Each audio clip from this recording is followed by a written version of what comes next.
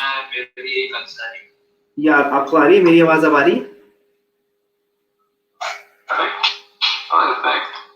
सब आ रहा है सब। मैं दरअसल यार आपने करवा दिया तो मैंने अकॉर्ड बिल्कुल आ रही।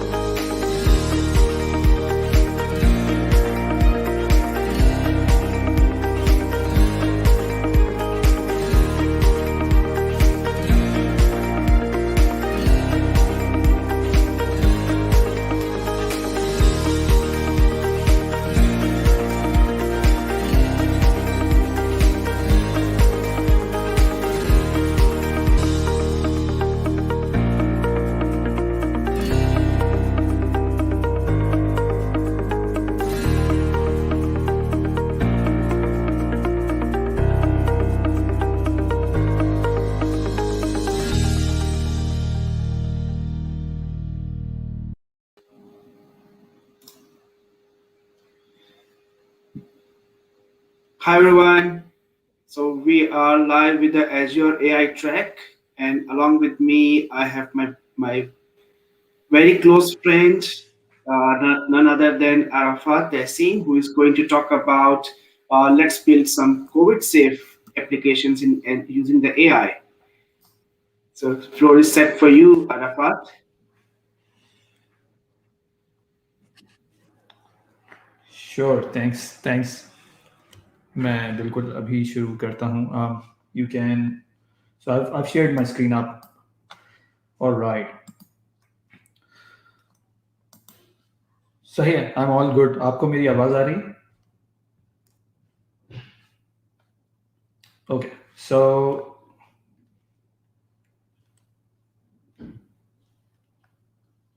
आप लोग कैन यू हियर मी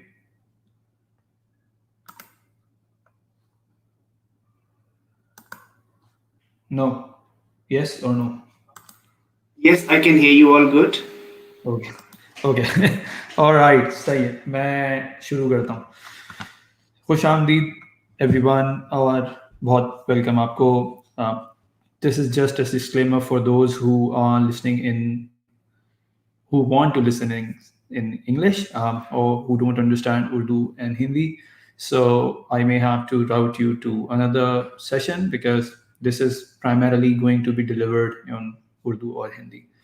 तो ये एक डिस्क्लेमर मुझे देना था बेसिकली पहले ताकि अगर कोई यहाँ ऐसे दोस्त आए हुए हैं जो इंग्लिश ही समझते हैं सिर्फ तो उनको शायद ये बात नहीं पता हो तो मैंने कहा मैं बता दूँ हम बात करेंगे जी कोविड सेफ एप्लीकेशंस आप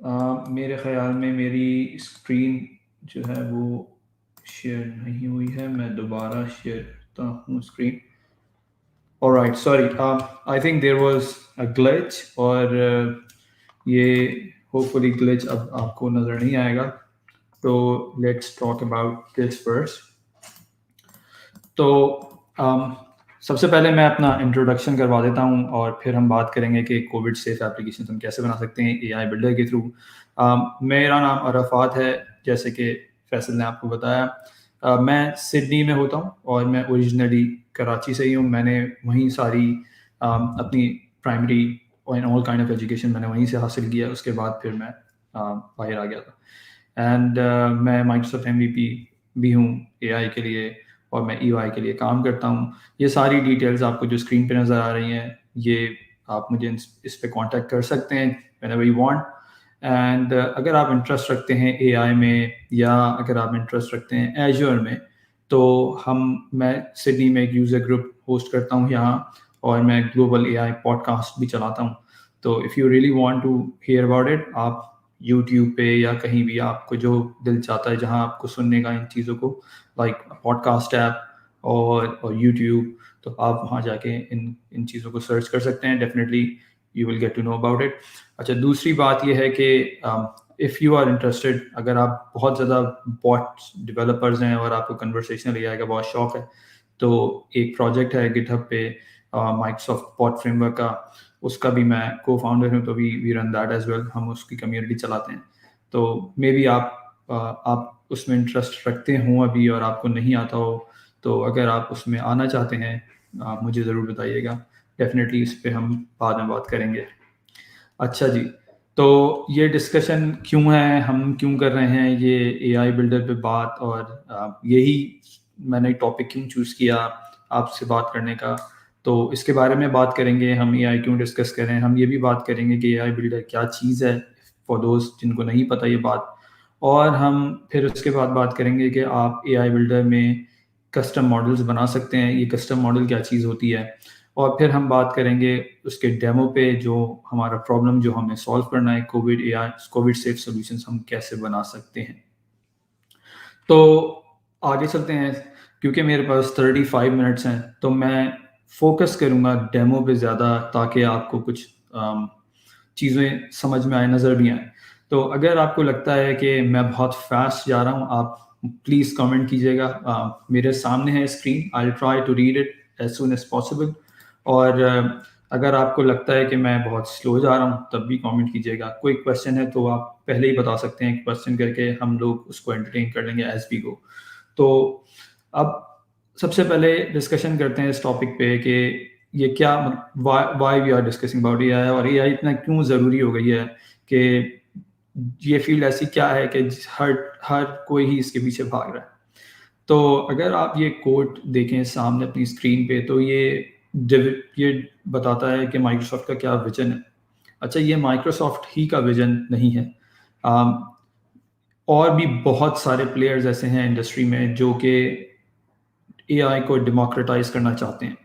माइक्रोसॉफ्ट बीइंग अ लीडर, और भी जो जैसे गूगल भी है, और भी बहुत सारे लीडर्स हैं, वो इसकी तरफ इसलिए ज़्यादा चाहते हैं सबको एआई को डेमोक्रेटाइज करना, ताकि ज़्यादा से ज़्यादा लोग जो हैं सॉल्यूशंस बना सकें और एआई कैपेबिलिटीज़ को जो है वो ऐड कर सकें, क्योंकि डेफिनेटली ये हेल्पफुल है और काफ़ी सॉल्यूशंस में लोगों को हेल्प आउट करती है। तो इस पे बात करेंगे और देखते हैं कि ये ऐसा क्यों हो रहा है, ये क्यों कह रहे हैं लोग। तो उन सब के लिए जो है सबसे पहले ये देखना होगा कि आखिर इसकी क्या वजह है, कि क्या रीज़न है जिसकी वजह से जो है ये इतनी ज़्यादा बात हो रही है। तो अगर आप देखें, एआई जो है वो 2030 तक इतनी ज़्यादा वैल्यू क्रिएट कर देगा और रिटेल सेक्टर में सबसे ज़्यादा इसकी वैल्यू होगी। और ये जो रिपोर्ट है, ये जो प्रेडिक्शंस हैं, ये जो फोरकास्टिंग जो मैं आपसे बात कर रहा हूँ, ये किसी ऐसे ब्लॉग की नहीं है जो, या कोई ऐसी रिपोर्ट नहीं है जिस पे जो है आप ये कह सकते हैं कि यार ये तो ऐसे ही इट इज़ एनीबडीज रिपोर्ट। ऐसी बात नहीं है, इसके पीछे एनालिसिस है और ये गार्टनर की रिपोर्ट है।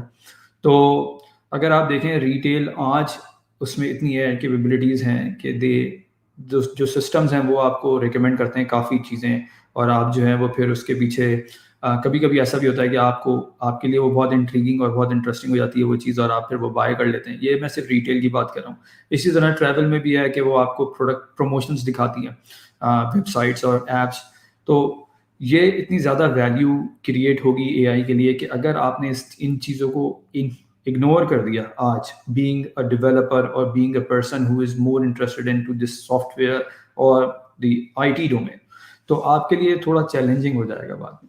और अगर आप एक और उसके नीचे जो स्टैटिस्टिक्स हैं उसको देखें कि 67% अभी जो मैनुअल काम हो रहा है, यानी जो ह्यूमन इंटरवेंशन है, वो 53% पे चले जाएगी, और 33% जो मैनुअल जो ऑटोमेटिक काम है वो 47% पे चला जाएगा। तो इसका मतलब यह है कि जो रेट ऑफ ऑटोमेशन है वो बहुत ज़्यादा जल्दी इंक्रीज हो जाएगा, और हम नियरली वहाँ हैं जहाँ की प्रेडिक्शंस होती जा रही हैं।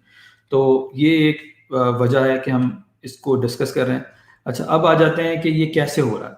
तो ये इस तरह से हो रहा है कि जितनी बड़े प्लेयर्स थे जिनका मैंने अभी नाम लिया था, गूगल हो गया, IBM, अमेजॉन, माइक्रोसॉफ्ट, ये सारे प्लेयर्स जो हैं ये बात कर रहे हैं एआई को डेमोक्रेटाइज करने की, और इसीलिए गार्टनर ने इनको अलाउ किया है, इंक्लूड किया है कि ये लीडर्स कहलाएं, और क्लाउड एआई डेवलपमेंट प्लेटफॉर्म्स में जो है ये इनको लीडर शुमार किया है। लेकिन लीडर्स के अलावा जो है, अगर आप देखें और भी प्लेयर्स हैं जो कि शायद आपने कभी उनका नाम भी नहीं सुना होगा, लेकिन वो भी इस तरफ आ रहे हैं। एंड सम आर विजनरीज, जो कुछ जो है वो बिल्कुल नीश प्लेयर्स हैं। तो इसका मतलब ये है कि प्लेटफॉर्म्स की तरफ क्लाउड एआई डेवलपमेंट प्लेटफॉर्म जो है वो बन रहे हैं और लोग जो है वो इस तरफ आ रहे हैं। अच्छा, अब क्लाउड एआई पे ही क्यों फोकस है, ये भी एक क्वेश्चन हो सकता है। तो इसलिए फोकस है क्योंकि एआई, ये जो डिस्कशन होती है कि आर्टिफिशियल इंटेलिजेंस, ये कोई आज की फील्ड या आज की डिस्कशन नहीं है, ये डिस्कशन काफ़ी पुरानी है।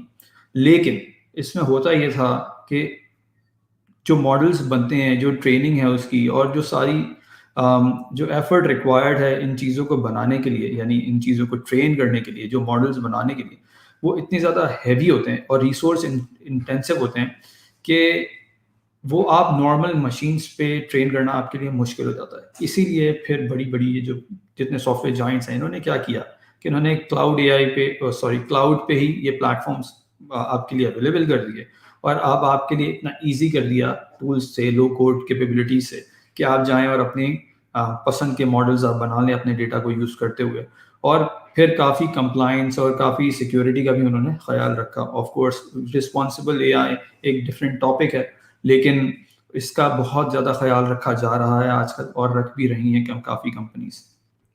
अच्छा जी, फिर हम आ जाते हैं आगे और हम देखते हैं कि लो कोड लैंडस्केप कैसे है। तो ये लो कोड भी की बात फिर कहाँ से आ गई? जैसा कि मैंने आपको लास्ट स्लाइड में बताया कि अगर आपको एक्सेलरेट करनी है डेवलपमेंट, तो आप ऐसे नहीं कर सकते कि आप बहुत प्रो डेवलपर स्टफ जो है वो मार्केट में लेकर आएँ और फिर आप सबको बोलें कि भाई आप जो है ना, जो बिजनेस लोग हैं वो भी आएँ और अब वो कोड करना सीखें। ये बहुत मुश्किल हो जाएगा। तो उसके लिए फिर क्या हुआ कि बिजनेसेस जो बड़ी ये Giants and software companies and startups and बहुत सारे जो विजनरी स्टार्टअप्स हैं, उन्होंने ये सोचा कि एक ऐसी ऐसी टूलिंग इम्प्लीमेंट की जाए जो कि इतनी ईजी हो कि anybody can create these applications. और definitely power platform is one of them. और आप देखते हैं कि पावर ऐप्स जो है वो इतना डिफ़िकल्ट चीज़ नहीं है किसी के लिए जो कि डेवलपर नहीं है, and they can create those application जो कि प्रोडक्शन में भी चलती हैं। तो इसी तरह एआई का भी लैंडस्केप है। एआई भी लो कोड कैपेबिलिटीज के साथ काफ़ी एप्लीकेशंस आ गई हैं। अब अगर आप अपनी स्क्रीन पे देखें और आप सिर्फ इस मैट्रिक्स को देखें जो मैंने शेयर किया है ऑन योर लेफ्ट साइड, आप देखेंगे कि काफ़ी ज़्यादा पावर टूल्स और एक्सेसिबिलिटी प्रोमोटर्स की तरफ हैं। एक्सपर्ट टूल्स में इतना ज़्यादा, यानी कॉम्प्लेक्स साइड पे इतना ज़्यादा कोई काम नहीं है जिसमें किसी लो कोड कैपेबिलिटी को बहुत ही कोई कॉम्प्लेक्सिटी के साथ चलाया जा रहा है। और आप देख सकते हैं कि काफ़ी कैपेबिलिटीज ऐसी हैं जिसमें बिल्कुल बिगनर लेवल रिक्वायर्ड है। और जो पिंक कलर के आपको आइकन्स नज़र आ रहे हैं वो सारे वो ऐसे हैं कि जो बिगनर भी क्रिएट कर सकता है मॉडल्स। और जिसमें एआई बिल्डर भी है और एज्योर की ऑटोमेटेड एमएल्स भी हैं और बहुत सारे डायलॉग फ्लो है। आप देखें गूगल का ये डायलॉग फ्लो है और बहुत सारे इस तरह के नाम आपको नज़र आ रहे होंगे। एक और गार्टनर की रिपोर्ट है कि 2023 तक इतनी ज़्यादा लो कोड प्लेटफॉर्म जो है उनकी डेवलपमेंट हो जाएगी कि कंपनीज जो है वो एक स्ट्रेटेजिक प्लान में अपनी स्ट्रेटेजिक प्लान में उसको इंक्लूड करेंगी। यानी इसका मतलब यह है कि काफ़ी कंपनीज जो हैं ये इन एप्लीकेशंस को अडॉप्ट करेंगी for their own users as well. और मैं यहाँ ऑस्ट्रेलिया में हूँ तो मैंने काफ़ी कंपनीज में देखा है ये इम्प्लीमेंट होते हुए, जो कि अपने लिए यानी इतना इजी करते हैं काम, इजीली बना लिया उन्होंने, ताकि जैसे मिसाल के तौर पे अटेंडेंस की रजिस्ट्रेशन है, या जैसे जो लोग हैं वो अटेंडेंस मैनेजमेंट कर रहे हैं, या जो लोग हैं वो इन्वेंट्री मैनेजमेंट कर रहे हैं, कुछ लोग जो हैं जो छोटे बिल्कुल स्मॉल बिजनेसेस हैं वो मैनेज कर रहे हैं अपने एक्सपेंसेस एंड ऑल दैट, और वो खुद ही बना रहे हैं ये ऐप्स और खुद ही बना रहे हैं ये सारी चीज़ें और काम कर रहे हैं। मूविंग ऑन, ये जो मैंने एक ग्राफ शेयर किया है नो कोड का, तो मैं एक दिन बैठा हुआ देख रहा था कि जब इतनी बात हो रही है तो लोग क्या वाकई में इसको सर्च कर रहे हैं। तो ये गूगल ट्रेंड है, आप भी जा सकते हैं ट्रेंड्स पे क्लिक करें गूगल पे और आप जाके जो भी उस पर सर्च टर्म लिखेंगे उसका ट्रेंड आ जाएगा। तो आप देखें ये ट्रेंड जो है ये यानी ये ऐसा ट्रेंड नहीं है कि जो नीचे जा रहा है, इनफैक्ट ये ऊपर ही इसकी प्रोजेक्शन है, विच इज़ वेरी गुड। तो ये एक इसका लैंडस्केप था जो डिस्कस करना ज़रूरी था, बताना इसका बैकग्राउंड के ये क्यों हम डिस्कस कर रहे हैं। अच्छा जी, उसके बाद हम आ जाते हैं कि माइक्रोसॉफ्ट के पास जो एआई स्टैक है उसमें क्या क्या ऑफरिंग्स हैं। क्या सिर्फ प्रो कोड पर्सन या मशीन लर्निंग एक्सपर्ट और डेटा साइंटिस्ट ही वो टूल्स से मॉडल्स बना सकता है, या कोई और भी ऐसी कैपेबिलिटीज अवेलेबल है मार्केट में? तो आप देख सकते हैं कि Azure ML, ML.NET और all the way to Win ML, इसमें मैंने इसको डिवाइड इस तरह से किया है कि नीचे अगर आप इसको ग्रीन में देखें तो आपको intermediate kind of levels of expertise चाहिए अगर आपको Azure ML सीखना है या उस पर मॉडल्स बनाने हैं। यानी अगर आपको बहुत सोफिस्टिकेटेड टाइप ऑफ मॉडल्स बनाने हैं तो आपके लिए ज़रूरी है कि आप Azure ML यूज़ करें, ML.NET यूज़ करें if you are a .NET developer.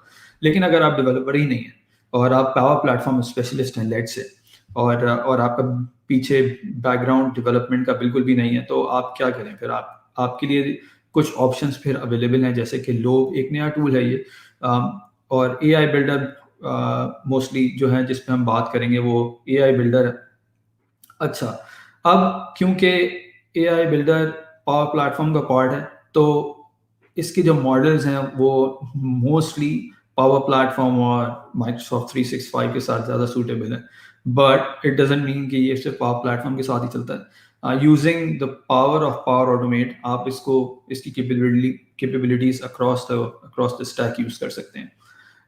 तो अब क्योंकि हम इन सारी चीज़ों को इस सब पे डिटेल्स में बात नहीं कर सकते इस वक्त, तो मैं सिर्फ AI बिल्डर पे बात करूँगा। तो before I go into that, मैं दोबारा इसको अपनी स्क्रीन को शेयर करता हूँ, शायद वरना आपको साउंड नहीं आएगा स्क्रीन का।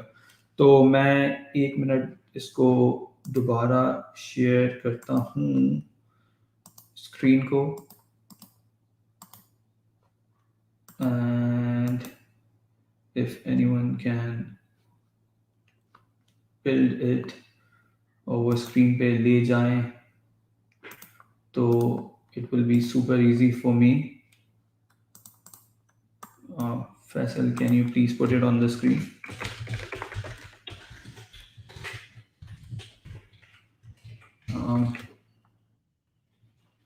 इतनी देर में if anybody has got any question तो please. Okay, so हम वापस आ गए और मैं अब आपको AI बिल्डर के बारे में बता देता हूँ। तो ये बेसिकली मैंने छोटी सी वीडियो रखी है ताकि मुझे नहीं बताना पड़े, और ये क्योंकि अवेलेबल है, माइक्रोसॉफ्ट ने ऑलरेडी बनाई हुई है, तो आई थिंक ये ज़्यादा बेहतर एक्सप्लेनेशन है। इसके बाद मैं फिर बात करता हूँ अपनी डेमो के बारे में। For those app makers to intuitively add AI to their application. With AI Builder, you can build an AI model to help you automatically identify and track your products using object detection. Train your AI solution and leverage the pre-built AI Builder modules to easily incorporate it into your applications. Allow any user of that application to harness the benefits of AI right from within their app. You can also use your existing business data to predict business outcomes.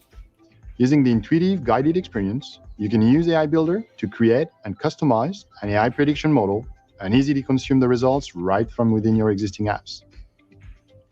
For example, you can make intelligent decisions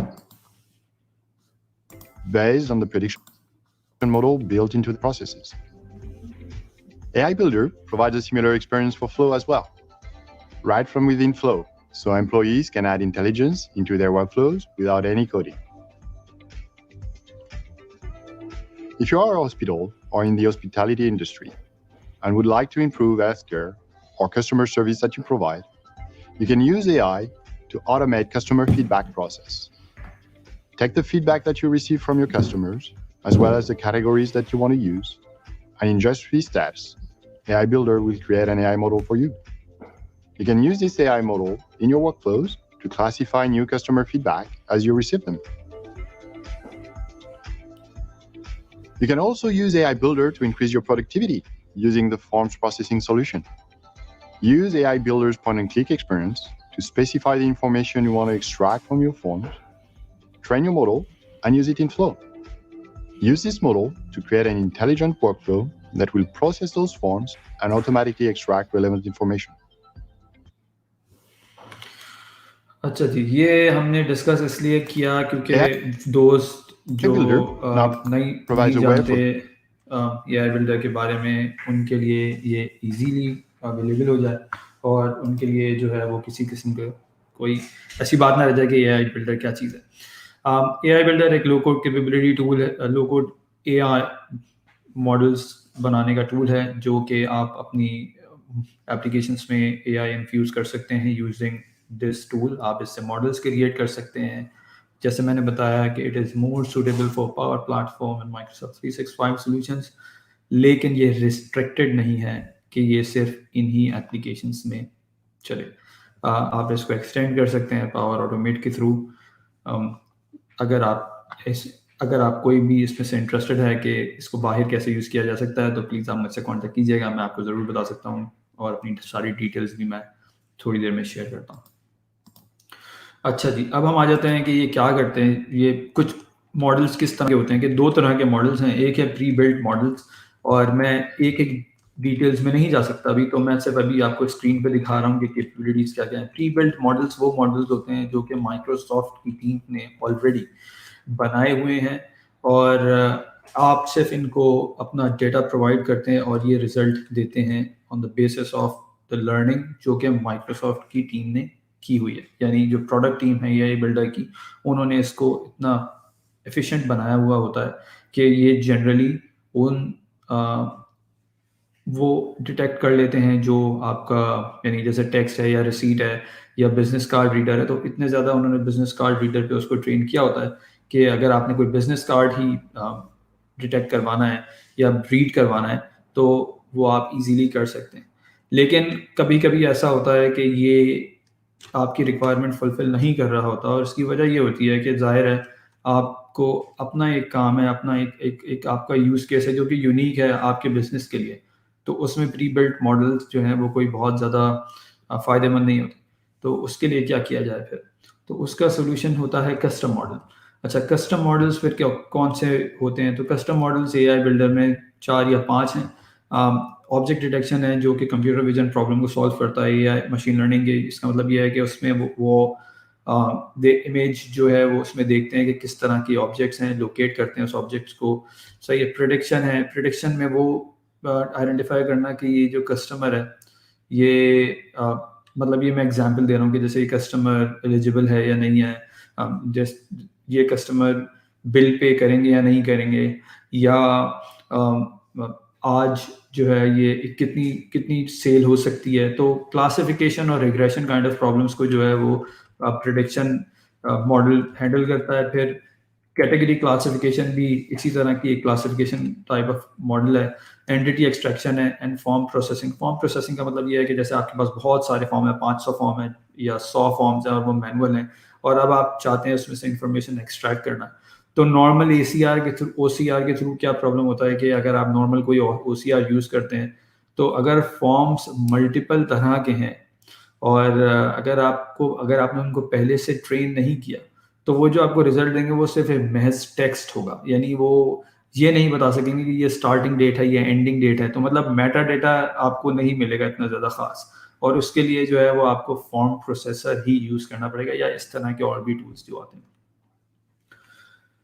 अच्छा, अली खान का question है, does that mean anyone can develop AI without having an object? Yes, anyone can develop AI app, और इसको use करते हुए बिल्कुल आप easily कोई भी एप्लीकेशन क्रिएट कर सकते हैं। कोई प्रॉब्लम नहीं होगा आपको, एज लॉन्ग एज आपको बेसिक्स पता होनी चाहिए कि आपका डेटा, अगर आप कस्टम मॉडल बना रहे हैं तो वो कैसे आपको बनाना है। तो उस पर हम बात करते हैं अभी। तो कस्टम मॉडल की जो है वो एक बहुत बेसिक सी साइकिल होती है, लेकिन उससे पहले मैं आपको एक सिर्फ ऑब्जेक्ट डिटेक्शन के बारे में बता देता हूँ, because this is what we are going to use.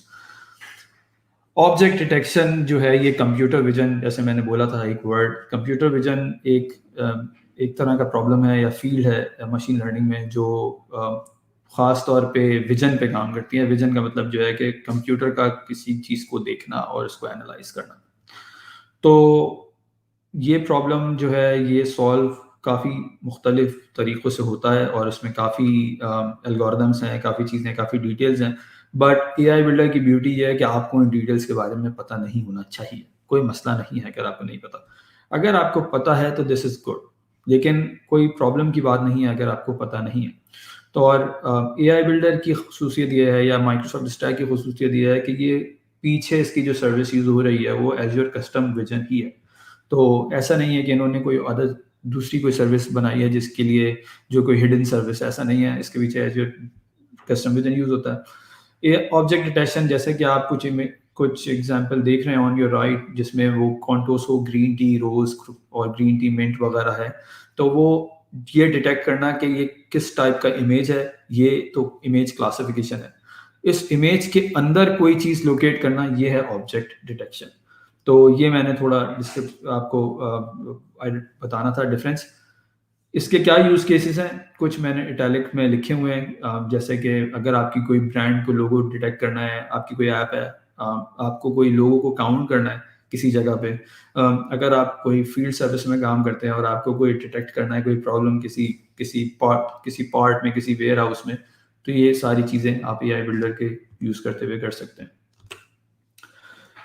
अच्छा जी, अब आ जाते हैं प्रोसेस की तरफ। तो जैसे कि अली खान ने क्वेश्चन किया था कि क्या विदाउट हैविंग एनी मैथ्स आप इसको यूज़ कर सकते हैं, आप इसको सीख सकते हैं, क्या ये इतना सिंपल है कि anybody can develop an AI model,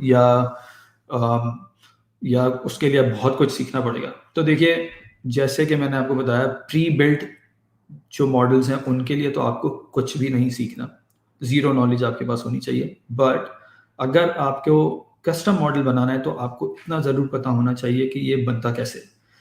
अच्छा, क्या ये बहुत मुश्किल बात है? तो ये मैंने आपके सामने एक प्रोसेस नज़र आ रहा होगा आपको सामने, ये 4 स्टेजेस का प्रोसेस है। इसमें आपने डेटा को प्रिपेयर करना है। आपका डेटा का मतलब ये है कि जैसे एक एग्जांपल ले लेते हैं, आपको प्रेडिक्ट करना है कि ये कस्टमर को मैं लोन दूं या ना दूं, या आपने प्रेडिक्ट करना है कि ये कस्टमर एलिजिबल है इस सर्टेन कैटेगरी के लिए या नहीं।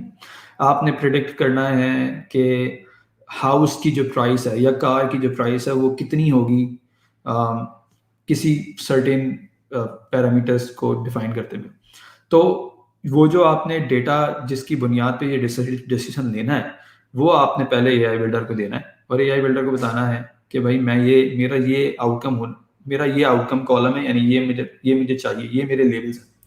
तो यानी इस लैंग्वेज में AI या मशीन लर्निंग लैंग्वेज में जो आउटपुट होता है उसको ये लेबल कहते हैं। अच्छा, उसके बाद जी आपने ट्रेन करना है उस डेटा पे, एक मॉडल क्रिएट होगा और वो मॉडल जो है वो आप उसको टेस्ट कर सकते हैं, पहले एवेलुएट कर सकते हैं कि जो मॉडल क्रिएट हुआ है क्या वो इतना सही है कि मैं उसको पब्लिश कर सकूं, यानी अपनी एप्लीकेशंस में यूज़ कर सकूं। अगर आप उसको पब्लिश कर भी देते हैं तो उसके बाद भी उसकी एवेल्युएशन कंटिन्यूस चलती रहती है। आप देख सकते हैं कि क्या ये प्रोडक्ट सही हो रहा है या प्रोडक्ट सही नहीं हो रहा। तो फिर आप उसके बाद उसको दोबारा ट्रेन कर सकते हैं विद एडिशनल डेटा, या आप उसको अनपब्लिश कर सकते हैं। तो ये सारे प्रोसेस हैं। अच्छा जी, अब ये बात हो गई सारी ख़त्म। अब हम आते हैं एक बहुत बड़े प्रॉब्लम पे, जो प्रॉब्लम है हमारा डिस्कस करने वाला आज।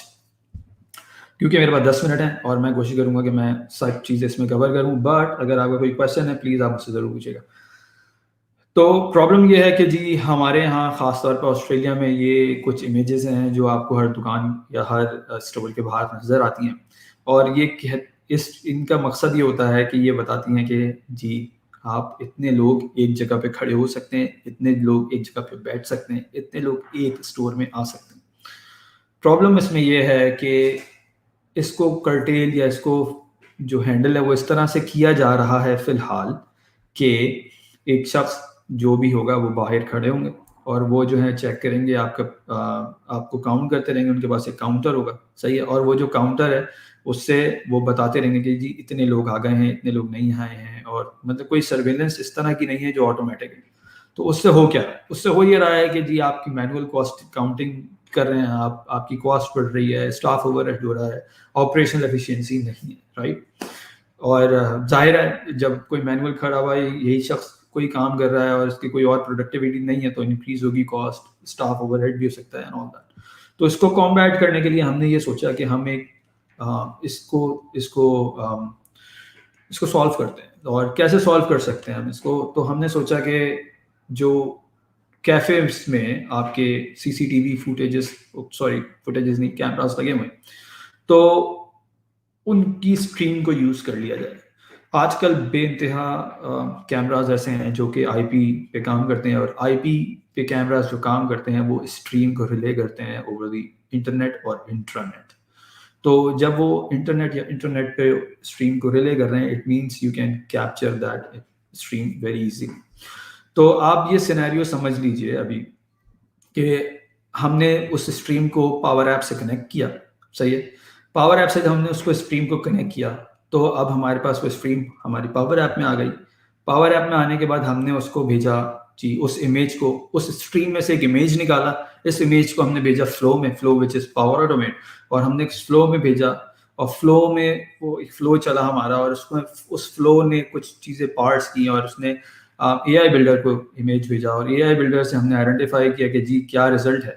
अगर तो वो रिजल्ट हमारे थ्रेशोल्ड जो कि हमने डिफाइन किया हुआ है उस स्टोर के लिए वो ज़्यादा है, तो वो फिर अलर्ट सेंड कर देगा उस मैनेजर को स्टोर के या जो भी रिस्पॉन्सिबल पर्सन है उनके लिए, सही है। और वो फिर बाद में ऐप पे भी भेज देंगे just for the sake of recording के भाई ये देखिए ये वाली इमेज जो है वो रिकॉर्ड हो गई, सही है। अब आपको आई होप समझ में आ गया होगा। अगर समझ में नहीं आया प्लीज़ क्वेश्चन में लिखें आप, और क्वेश्चन पोस्ट करें, मैं डेफिनेटली आपको और ज़्यादा एक्सप्लेन कर सकता हूँ। अब हम बात करते हैं जी डेमो पे। तो ये मैं स्क्रीन अपनी मिनिमाइज करता हूँ, मैं जाता हूँ जी यहाँ AI बिल्डर पे थोड़ी बात होगी, 2 मिनट AI बिल्डर पे मैं एक्सप्लेन करता हूँ, फिर मैं डेमो की तरफ जाता हूँ। देखें ये है AI बिल्डर। जब आप ट्रायल बनाते हैं, अगर आप नए हैं पावर एप्स पावर प्लेटफॉर्म में, तो आप डेवलपर लाइसेंस जो है जो कि पहले कम्युनिटी लाइसेंस था, डेवलपर प्लान सॉरी, तो आप वो ले सकते हैं और वो आपके लिए फ्री फॉर लाइफ होगा। आपके पास एक लाइसेंस एक यूज़र उसमें आप चला सकते हैं। तो मतलब इट्स वेरी गुड कैपेबिलिटी।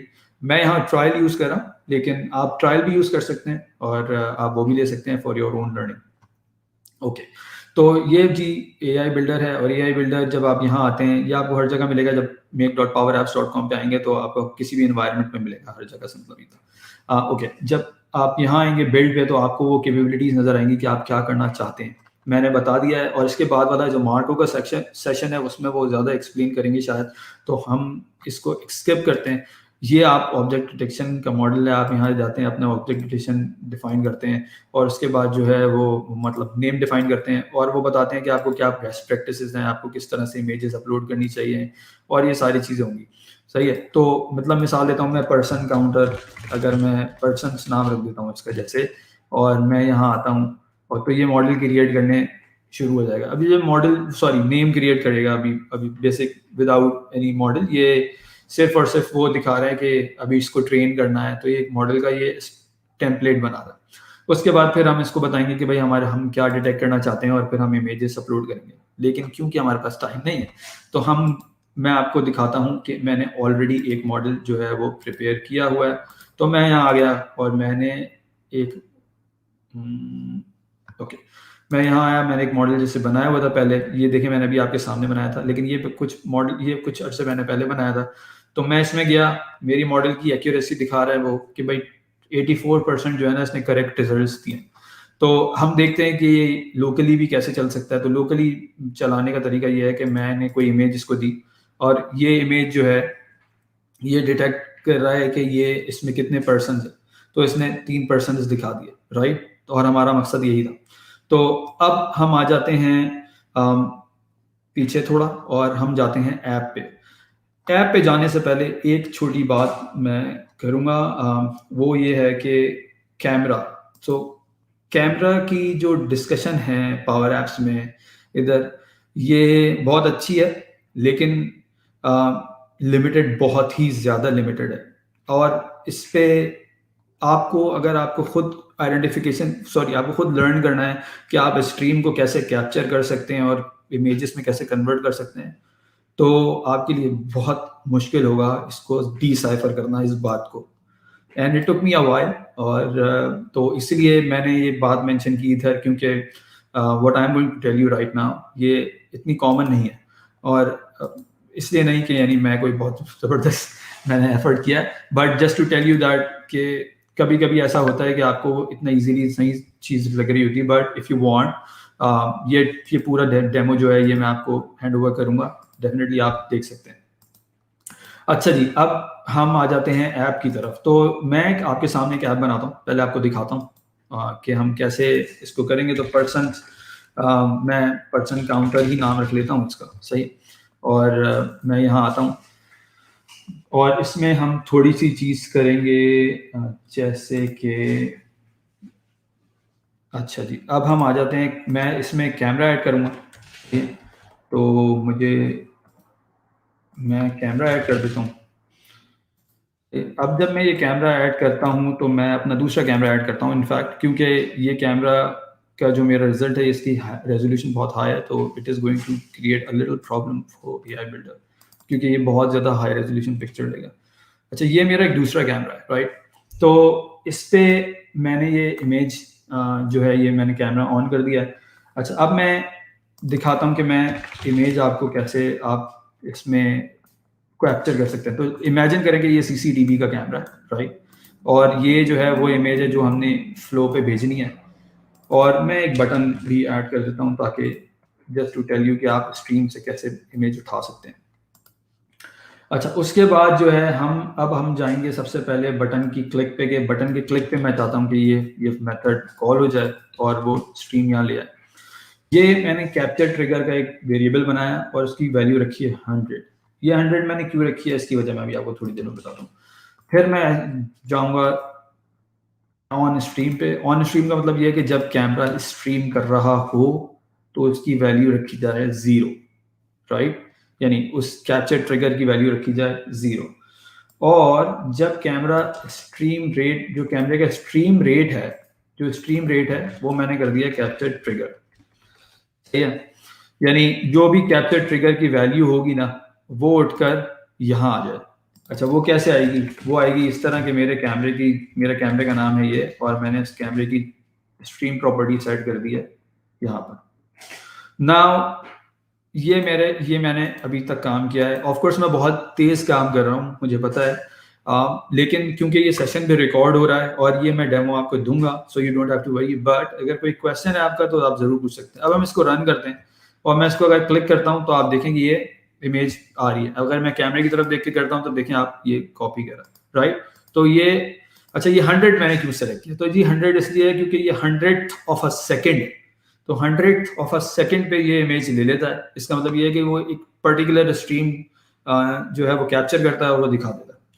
अब हम इसकी जगह टाइमर भी लगा सकते हैं। तो अगर मैं उठा के यहाँ लेट से मैं टाइमर ले आता हूँ और इंस्टेड ऑफ अ बटन मैं जी बोलता हूँ उसको कि हर 2 सेकंड के बाद तुमने पिक्चर लेनी है, तो ये जो काम मैंने बटन के ऑन सेलेक्ट पे किया हुआ है यही काम मैं टाइमर पे कर देता हूँ, राइट। और टाइमर पे कर देता हूँ, ये पता नहीं क्यों, ओके, रिपीट ऑटो पॉज नहीं।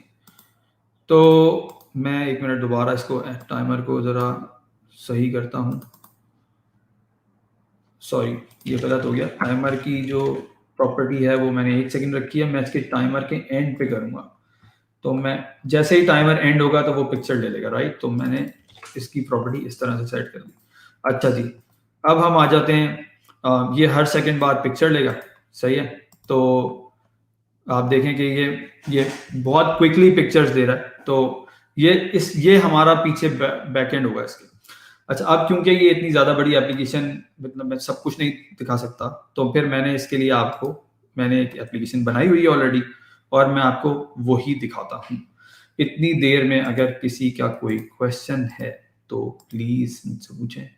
और मीनवाइल मैं एप्लीकेशन खोल रहा हूँ। अगर कोई क्वेश्चन है, क्योंकि मैं मल्टीपल स्क्रीन्स मैंने लगाई हुई। ओके, तो अच्छा, मीनवाइल हम फ्लो पे भी बात कर सकते हैं। तो जब तक जो है वो एप्लीकेशन ओपन हो रही है, उप्स,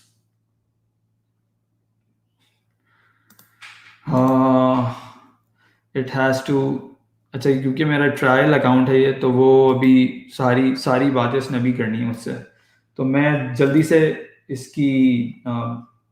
इसको ऑथेंटिकेट करता हूँ और फिर मैं आता हूँ यहाँ, कोशिश करता हूँ मैं कि ये खुल जाए किसी तरह, तो मैं आपको यहीं दिखा दूँ। If it can, sorry it is not opening. तो आप मुझे बस 1 मिनट दीजिए। मैं इट वॉज नेवर एक्सपेक्टेड कि ये मुझसे अभी करेगा लेकिन ओके। तो add account, scan QR code, okay, it has account, सही है। इतनी देर में किसी का कोई क्वेश्चन है तो प्लीज़ मुझे ज़रूर बताएं। Just give me one more minute and I am going to bring my app definitely over here. मैं basically authenticate कर रहा हूँ अपने आप, so it is going to take me 1 more minute.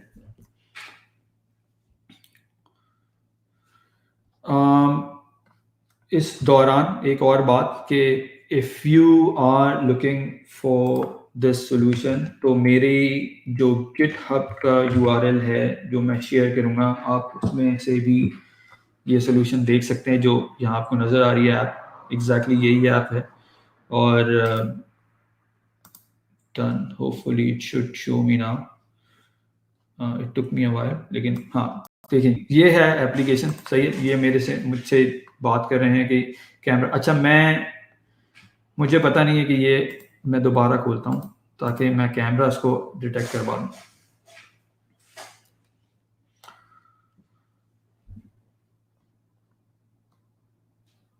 और जब तक हम फ्लो पे बात कर लेते हैं, होपफुली ये खुल जाती है। तो फ्लो पहले मैं दिखा देता हूँ आपको। देखें फ्लो मैंने इसमें सिंपल बेसिक फ्लो है, it has nothing to do with anything complex. और ये इमेजेस लेकर आते हैं। अच्छा ये काम हम पावर ऐप्स में क्यों नहीं कर रहे? पावर ऐप्स में हम इसलिए नहीं कर रहे क्योंकि पावर ऐप्स में एक कैपेबिलिटी नहीं है कि हम उसको मल्टीकॉम इमेज जो है वो पार्स करवा सकें अभी, क्योंकि अभी पावर ऐप्स में क्या है कि हमें अपलोड करना पड़ता है इमेज, जो कि हमारे पास हम नहीं कर सकते अभी। ये मैंने एप्लीकेशन पहले बनाई थी, तो ये क्या करती है, ये एग्जैक्टली वही करती है जो मैंने आपको बताया। और ये हर 10 सेकंड बाद जो है वो for the sake of demo ये हर 10 सेकंड बाद एक इमेज, अब क्योंकि ये चक्कर ऐसा हुआ है कि वो मुझसे ऑथेंटिकेशन बार बार पूछ रहा है। Otherwise what is it going to do कि ये फ्लो कॉल करेगा और फ्लो के बाद वो नंबर यहाँ लिखा हुआ आ जाएगा कि कितने लोगों को उसने डिटेक्ट किया। तो क्योंकि मैं अकेला हूँ इस रूम में और जाहिर है इसीलिए वो it is going to select one, but ऐसा हो सकता है कि अगर कोई दूसरा शख्स हो या तीसरा शख्स हो तो वो उनको भी डिटेक्ट करके यहाँ नंबर बता सके। तो this was a quick demo, I know, और इसमें जाहिर है थोड़ा टाइम भी लगा, but if you have got any concerns, any questions, तो आप मुझसे पूछ सकते हैं। Otherwise, I know that I've gone a little bit up, I think. तो मैं बस this is all of my discussion, और ये मेरी आखिरी स्लाइड है जिस पे आप देख सकते हैं कि definitely these are the details। तो अगर आप चाहते हैं कि आप लर्न करें इसके बारे में, आप जाएं, मैंने आज ही सब कुछ डाला है अपने गिटहब पे, तो आप जाके अपलोड किया और आप जाके डेफिनेटली डाउनलोड कर सकते हैं। Great, Arafat, बहुत ज़बरदस्त। I think so it's the best use of the AI. Thanks. No problem. During these challenging times, it's the best use of the AI. So good, very good. So with this one, like we have our next speaker, none other than Marco. So I'll just add Marco here. And over to you, Arafat. Hey, Marco. Thanks, Arafat. No problem. I think you are going to talk about AI Builder, so it's super good for you, Yes. for everybody to continue learning about this. And I did not touch a lot of topics on the details, so I think it would be great for you to, go on and explain. Perfect. Okay, I can share my screen and I start. If sure. it's So okay for you. Yeah. Okay. Yeah. So I'll be off my screen, I think, and definitely you can go on. So okay. I share.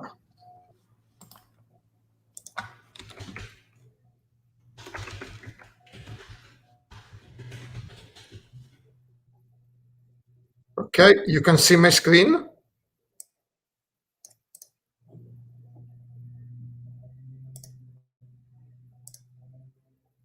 Okay, you can see my screen. Faisal, you are in mute. Yes, sorry, I can see your screen, Marco. Perfect. Then I can start if it's okay for you. Yes, please start. Thank you. Okay. Hi guys, good afternoon or good morning, depending on your time. Welcome to this session with title Artificial Intelligence Builder in Action. Before starting, I wanted to say that I'm proud to have the opportunity to propose this session in this event. Okay, you are welcome. who I am. My name is Mark Rock, and I'm a senior customer engineer in Microsoft Italy. I live in Milan. What I do, I work with SharePoint since 2008 as a developer. I started with SharePoint 2007, and I followed all SharePoint on-prem evolution from 2007, 10, 13, etc. And now I work with SharePoint Online. But today is not enough work with SharePoint, because SharePoint is connected with more modern workplace application present in Microsoft 365, such as OneDrive, for example, Stream, Forms, Microsoft List, etc. Obviously, like everyone who works in modern workplace today, it's not possible not to work with Microsoft Teams.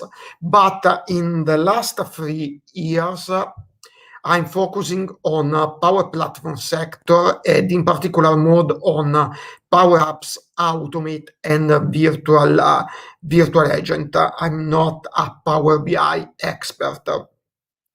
In this slide, in this session, you can find my mail and my social links, Twitter and LinkedIn. Feel free to contact me for every question and curiosity about Power Platform in general. Okay, the session agenda is very, very simple, because it's based on these simple points. An introduction about iBuilder, what is necessary to create, to have an efficient artificial intelligence in your environment. Then I propose you an overview about pre-build and custom model that you have in Microsoft Power Platform. Next, I'll show you a different mode to approach artificial intelligence using document automation toolkit that is in a preview in this period. And the end, I'll show you a slide regarding license and cost about iBuilder. Okay, first point, introduction to artificial intelligence builder. Artificial intelligence builder is a Microsoft Power Platform capability that provide artificial intelligence model to you that are designed to optimize your business process, enable your business to use artificial intelligence to automate a process and collect data in Power App and Power Automate. The most important feature in artificial intelligence builder in Power Platform, the opportunity to train and build no-code model.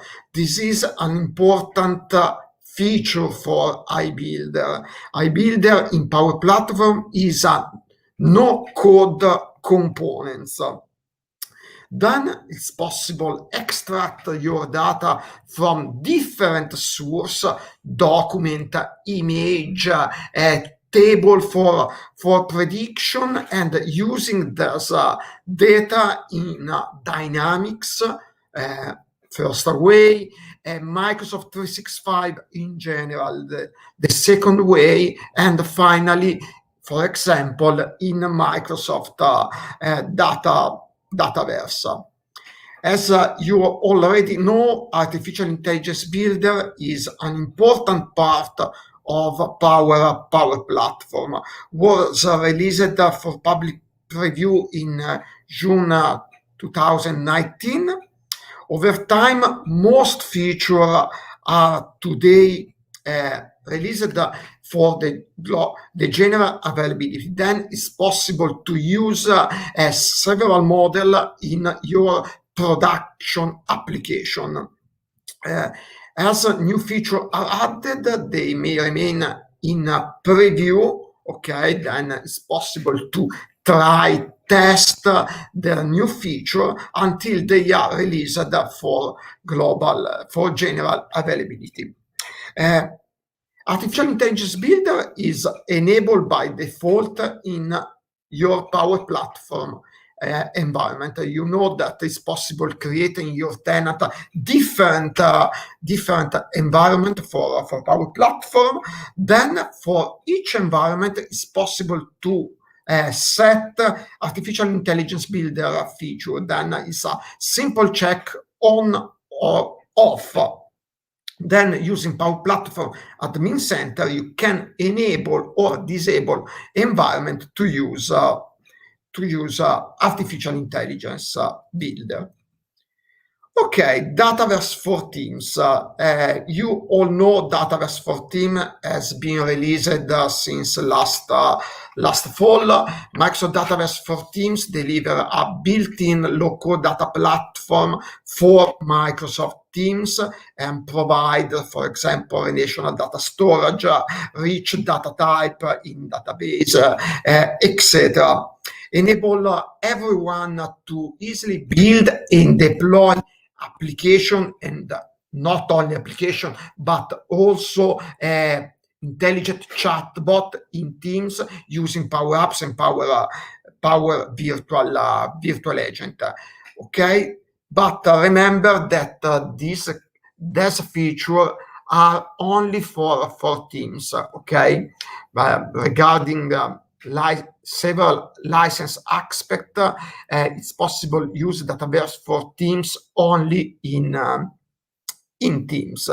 But remember that at the moment, okay, for this moment, it's not possible to use Artificial Intelligence Builder within Dataverse for Teams. Okay, but Artificial Intelligence Builder provide two kinds of Power Apps component depending on the model that you want to use. You have a component that use a pre-built model, okay, that training is not necessary, and today in Power App you can use, for example, as a pre-built model, the business card reader, okay, receipt processor that is in preview, test recognizer is another important component. You need to train the model, okay, if you want to use form processor and object detector. Okay, all Artificial Intelligence Builder components for Canvas app are available in Power App Studio. Okay, you can see the image in this slide and appear under Insert tab when you build your Canvas app. Then you need only to drag and drop this Artificial Intelligence Builder component as, for example, the label, text box, and other type of control that you have in Power App. Then it's very, very easy using Artificial Intelligence Builder component in your application. But not only in Power Apps today, it's possible to integrate Artificial Intelligence Builder into Power Automate. The number of models available is even higher. For example, for pre-build, remember, pre-build model, you have card reader, category classification, entity extraction, ID reader model that today is in preview, key phrase extraction model, language detection, etc. Okay, you have a very, very large list of pre-built model. Very, very, very interesting. I think that is today the ID reader model. You can use the identity document pre-built model to extract information, for example, from passport and US driver license that you have. The model will extract information such as the first name, last name, date of birth, gender, etc. Then, as for example, the business card reader identity document work in the same mode. Sorry. Regarding the custom artificial intelligence model that you build and train for Power Automate, you have category classification, entity extraction, form processing, etc. For category classification, for example, you have two possible options. The first is to use a pre-built model. The second is train a custom category classification model. What mean this? This means that for a set of model, you have two ways to use them. The first is use a sample pre-built, but for a specific, for example, specific needed, you can create the same model, for example, category classification, and train this model before use in Power Automate. But what is the goal of the introduction of artificial intelligence in Power App and Power Automate? Just as the goal of Power App and Power Automate was allow everyone to be able to create application and process in low code, no code mode. The same goal of artificial intelligence builder is to offer, for example, for citizen developer, the ability to create application that use artificial intelligence with no code. Before iBuilder, you need, for example, to create a Azure Cognitive Services infrastructure, and it's necessary to create a custom code to interface with cognitive services, and then integrate cognitive services and other artificial intelligence that you have in your application. With iBuilder today, it's possible for the citizen developer create application in no code, low code model. The lack of special configuration also make it much easier for IT administrator to work, as they don't have to worry about managing complex system related to artificial intelligence. But which are the scenario where can you use iBuilder for example? Are several. For example, to analyze the extract content from document, the content, and analyze image from your image, to analyze the text. For example, using text, you can extract several information about language, sentiment, etc. You can use iBuilder to translate content. Last but not least, it's possible for you use a prediction model. Prediction model, I think that is most important. Why? Because prediction model analyze pattern in historical data that you provide, learn then prediction model learn to associate those partner with outcome. What's mean then? This means that we use the power of artificial intelligence to detect learned patterns in new data and use them to predict the future outcome that you have. A typical use case is this. Your customer submit, for example, a web form or Microsoft form, understand which product would be a customer interested in. Then the prediction model analyzes this form and predict you if the customer is very, very interested to your product or not. Okay, then I'll show you the difference between custom versus pre-build model.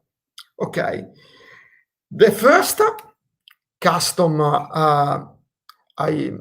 the pre-built artificial intelligence model are ready to be used within your application. No preliminary operation are necessary. Okay, this is the important difference. The second, on the other hand, require training before they can be used. To obtain a model as accurate as possible, it is necessary to have a precise training based on a consistent data. For example, using a large set of documents that you have. Invoice is a typical demo case. Which are a custom model? First is the prediction, I already described it before. Another is the form processing. Form processing lets you ready and save information from standard documents such invoice, tax document, contracts, etc. When you automate this process, you can save data, for example, in SharePoint list or document library as metadata, or Microsoft Dataverse is another way. For the form processing, you need only 5 documents to get started. After you train and publish your model, you can use this form processing in specific Microsoft Power Automate flow or in a Canvas app. Object detection is used, for example, in retail sector. It can help streamline inventory management, for example, by identifying the products on a store shelf. Entity extraction recognize specific data in text that you target based on your business need. For example, it's useful to identify a customer satisfaction in a phrase or in a alt text or alt document. It's possible to identify a different type of identity that you have. This model can help you transform unstructured data into structured data that's machine readable. This is important. For example, today SharePoint syntax, for example, works in the same way. Okay, it's possible in using SharePoint syntax. That is a different mode to use. For example, artificial intelligence in SharePoint. It's possible to have the same behavior as entity. entity extraction. Category classification is one of the fundamental natural language processing.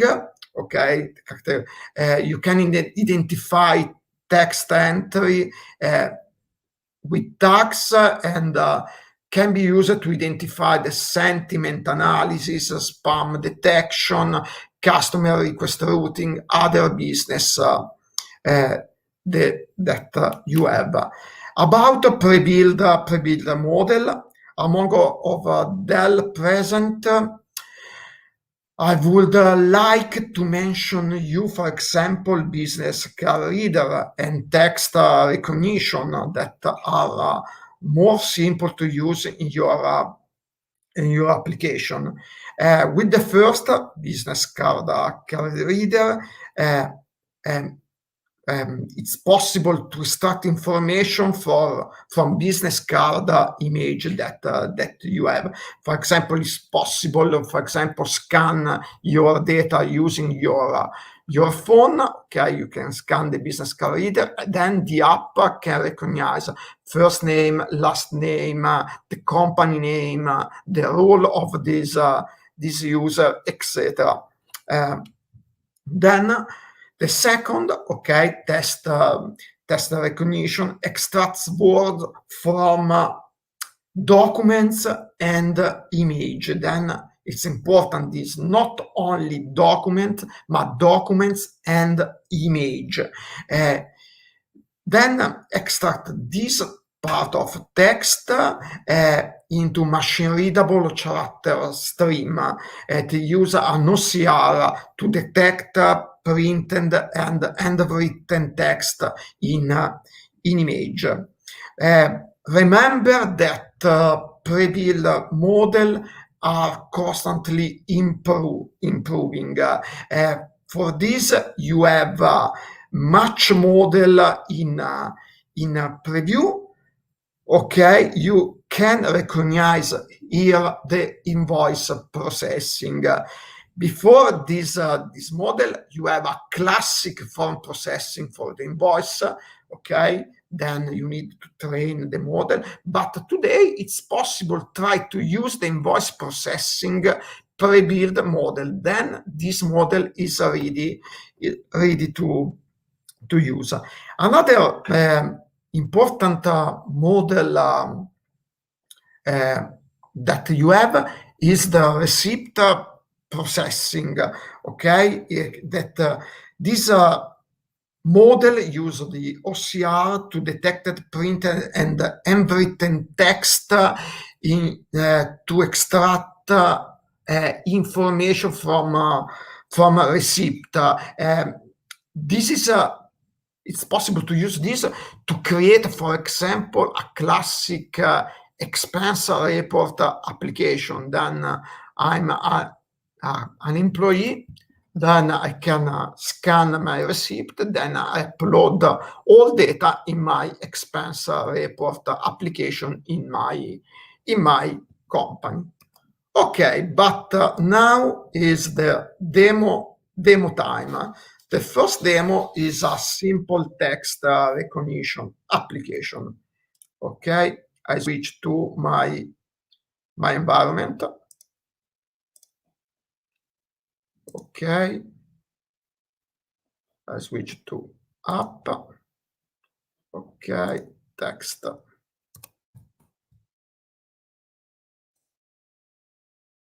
Okay, before I edit my application, it's a very simple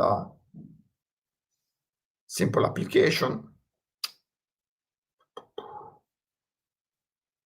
Why is too slow today? Okay. Under insert, I have iBuilder tab. Then I can select, for example, text recognizer. This is the control. Okay, I can set the property of this control. Then I add in my application a lot of a lot of label for save my data. Then, okay, I then to use test recognizer selected text. Okay, then in this control I select a particular text in my, for example, in my image, or I can use the entire all phrase, all text that I have in this image. For example, it's very easy to use this control. Then I start to use this application. I upload.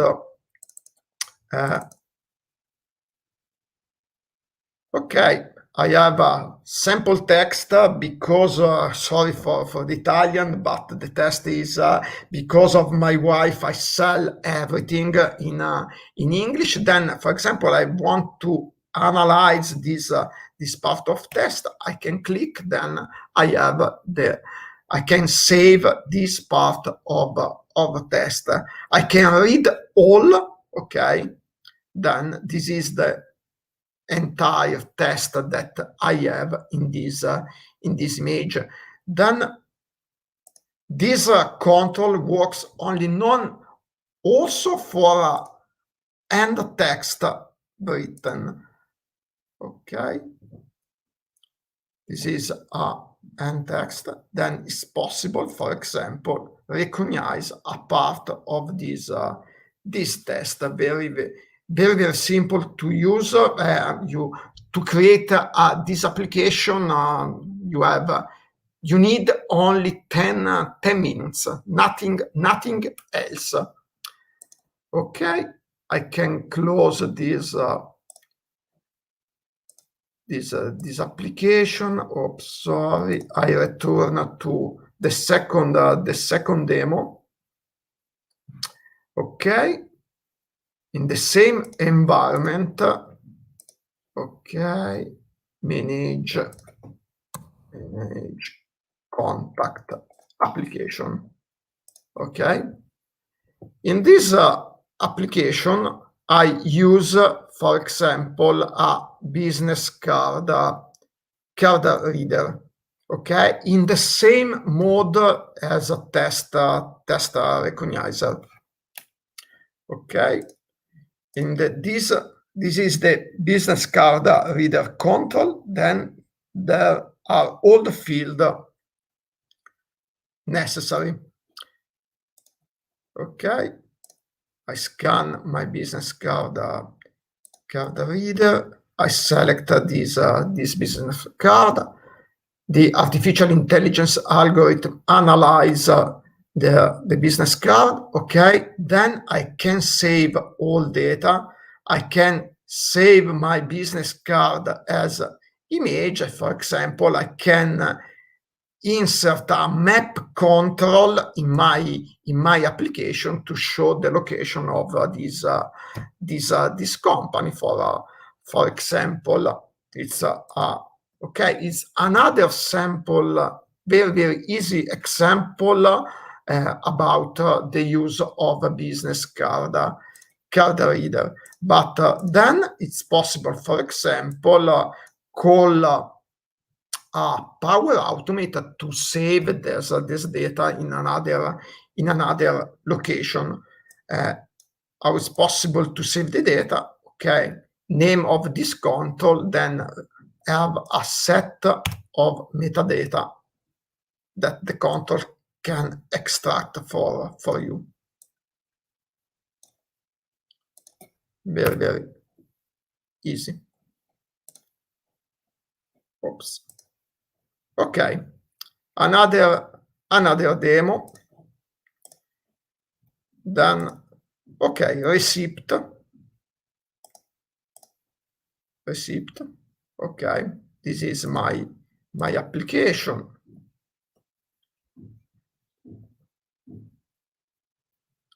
Okay, just a second to load my receipt application.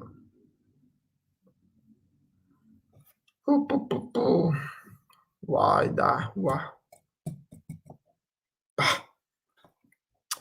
Okay, receipt application work in the same mode. I need only to change the control. Okay, I use the receipt and I save my data, receipt data in the same way. For example, in this case, the control recognizes also, for example, a date and time that you have in your receipt. Okay, I can scan receipt.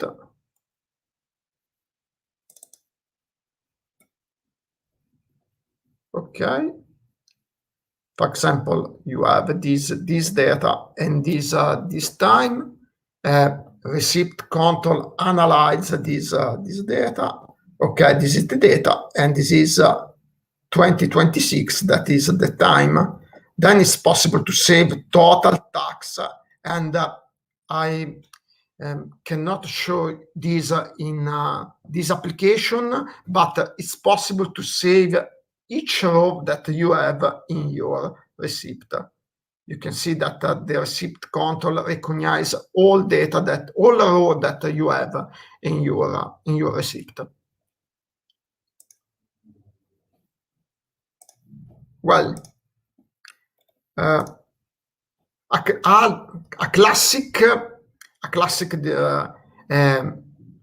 classic application is regarding the form processing model. Okay, the environment demo.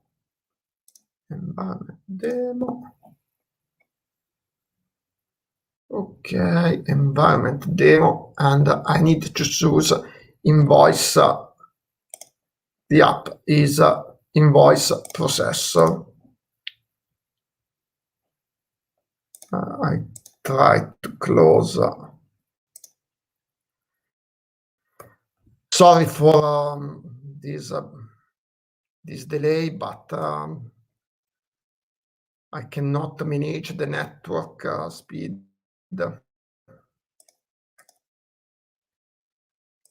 Okay. Oops.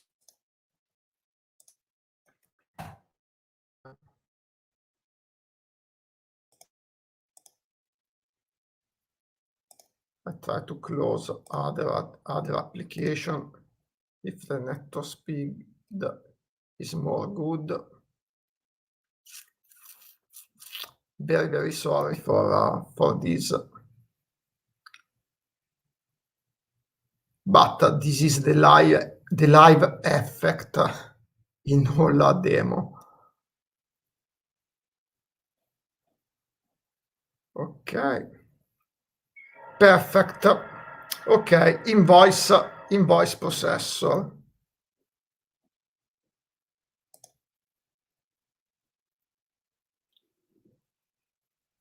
Load my Power Apps.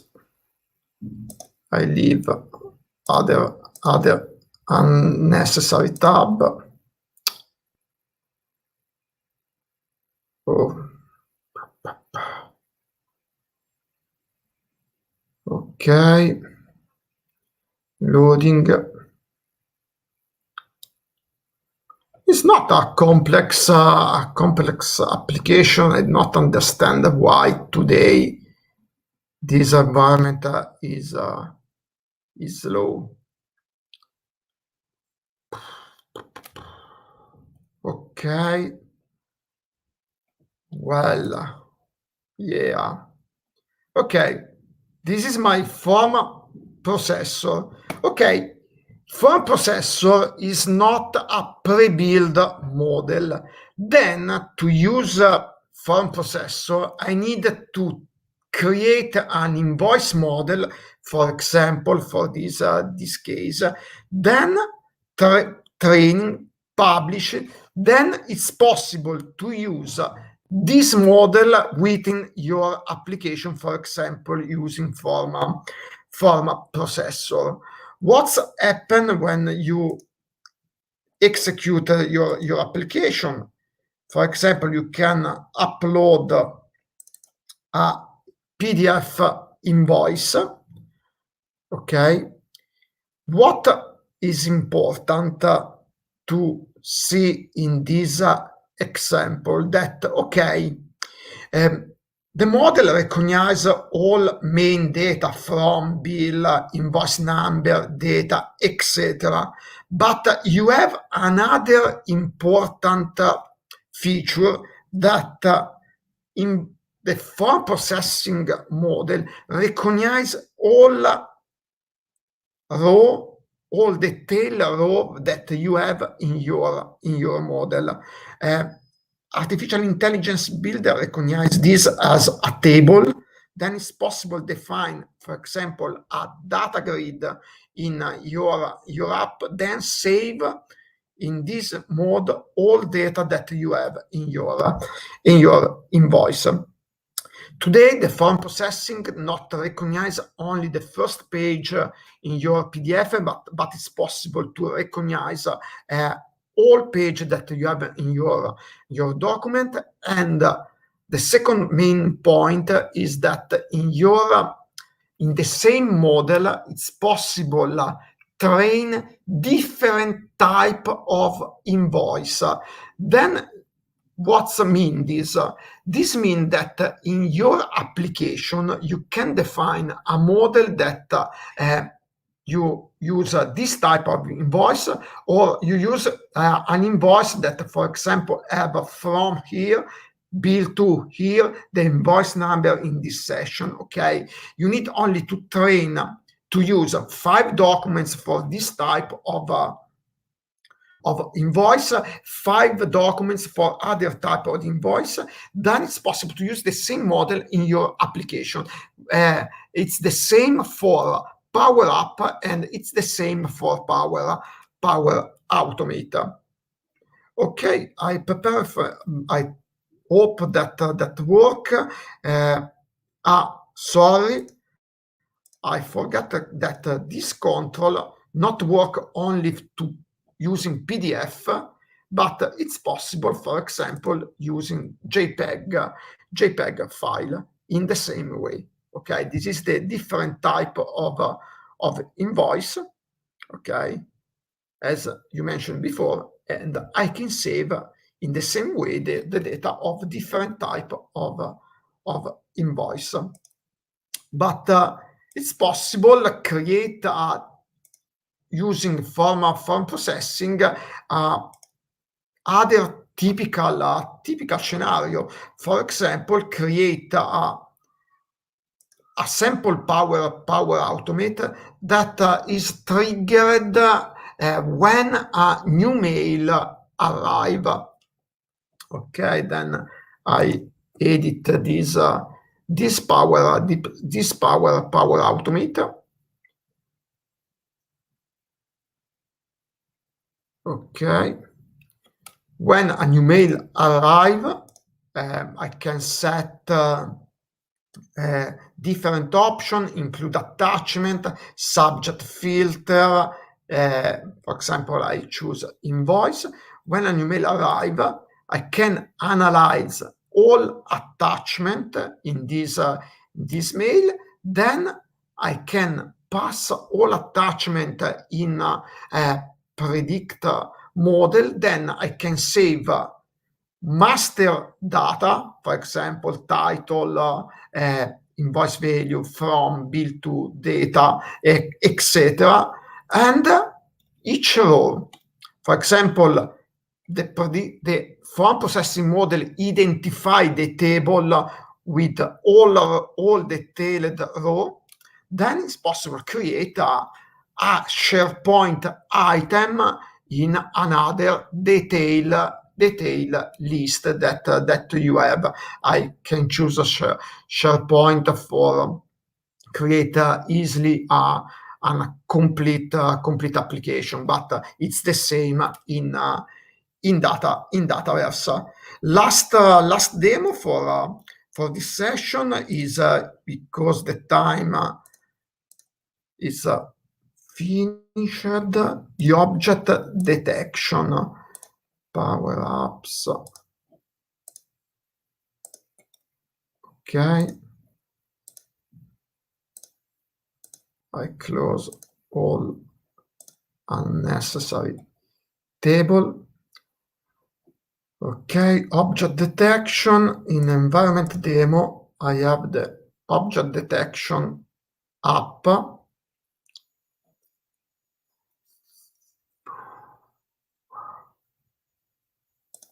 Need to change my environment demo app. Okay, this is the app. Object detection, edit. Is object detection, I think that is particularly important because it's possible to identify the exact number of the object that you have in each image that you pass in your application. Then it's possible to save a complete data. For example, this is my object detector. Is not a pre-built model, then I need to train a custom object model to identify a series of images. For example, object detection, I can upload this image. Then in this image, I have 3 different objects. Then it's possible to identify for each type of object the correct number. Okay, 1, 1, 1. Or if I use another image, okay, I hope that I don't have demo effect, only green team int have 1.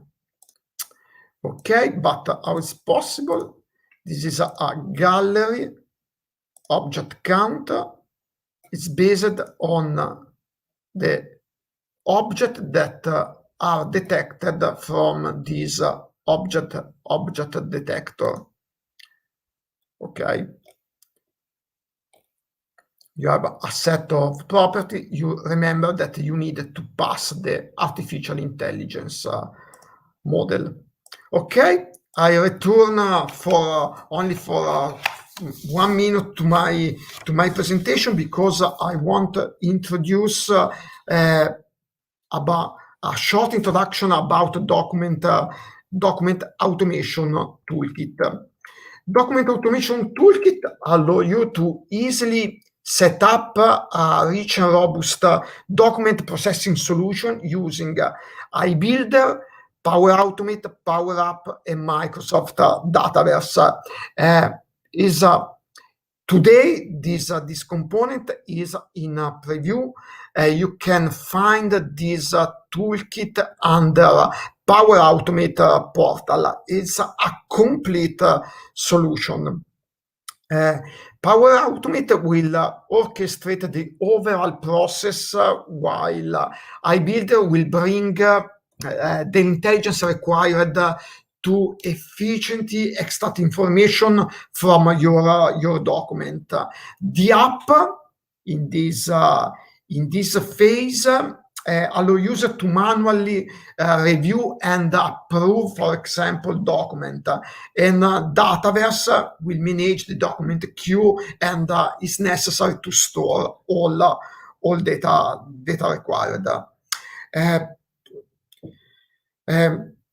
How the process starts with receive an email with an attachment, then is necessary a share class mailbox. There you have a Power Automate. It's a complete package that you have in under iBuilder. You can find document automation. Then it's possible configure all components that you have for the document automation. I switch only in this environment. When the configuration is complete, you can find all components under solution section in your environment. Okay, 1, 2, 3, 4. Okay, document automation base kit. those are all components necessary for this solution. I suggest you to try this complete process because enable you to create easily a complex scenario. Last slide, because I have finished my time. It's possible today test iBuilder using free trial. Remember that no Power Up plane contain iBuilder, only Power Automate per user with robotic process automation contain 500 credits for iBuilder. Today, we have a great feature that is iBuilder calculator, okay, that help you to estimate the required add-on capacity based on your estimated consumption. Because remember that to use iBuilder, you need to buy credits. It's not, you don't need to create a complex license, but you need to buy credits and assign these credits to a particular environment. Sorry for if I consume more time. I finish my presentation. Thanks to all attendees for their time, and I wish you a good conference for other fantastic sessions that follow this presentation. And then finally, I hope to meet all of you, not virtual, but physically in the next event. Thanks so much for your attention. Thank you so much, Marco. This is great. Like, we all have learned so much, like how we can easily get all the information from PDFs and the images. This is where all the digital transformation is just changing the world completely. So Today, it's very, very easy to create complex application, not complex application because the application is simple, but it's a simple application in a complex scenario. Then you have more simple application that compose with Power Automate, obviously, a complex scenario. I think that is a great improvement. Absolutely, this is 100% true, and you all just need to be creative. Everything is there, tools there, Microsoft technologies is actually evolving overnight. You just need to be creative how you can utilize all these technologies. As Arafat did show us today about how we can utilize AI to in this pandemic and challenging times, how we can keep this 8 meter or 6 meter distance between each other. So this is how the technology is evolving, and it's really great to see all these things happening and collaborating seamlessly. We create AI, we created flow there, we have a dataverse there, then we can get all the data from all the business applications there. Yes. So business application is a lower layer there, and on the top of we have all the Power Platform, we have the Azure AI now, and this is ongoing. This is great stuff. I completely agree with you. Absolutely. Thank you so much for your time, Marco. And thanks, guys. Thanks for all. Thanks to having me in this event, and I hope in the future to meet all of you physically. Absolutely. We all look forward to seeing you in person very soon. So I wish you a good luck and thank you. Take care. Contact me for everything in the future, for other event, for information about the Power Platform. Will be a pleasure for me to join with us. Absolutely. You are on top list for me now because I really enjoyed the demo, because this is where we always want to see things in practical happening. We all know there is a long books, papers. We can go back and read. Today is not necessary have a long book explanation. We need to create, to show to attendee how is possible, what is possible to do easily today. Yes, Absolutely. I totally understand. Thank you so much for your time and Bye. see you soon. Thank you. Bye Bye. bye. See you soon. Bye bye. Bye-bye. All right, guys. So we are going for a quick break here before Tasmika is going to join us after a few minutes. So let's stay tuned. We are coming back in 7 to 8 minutes.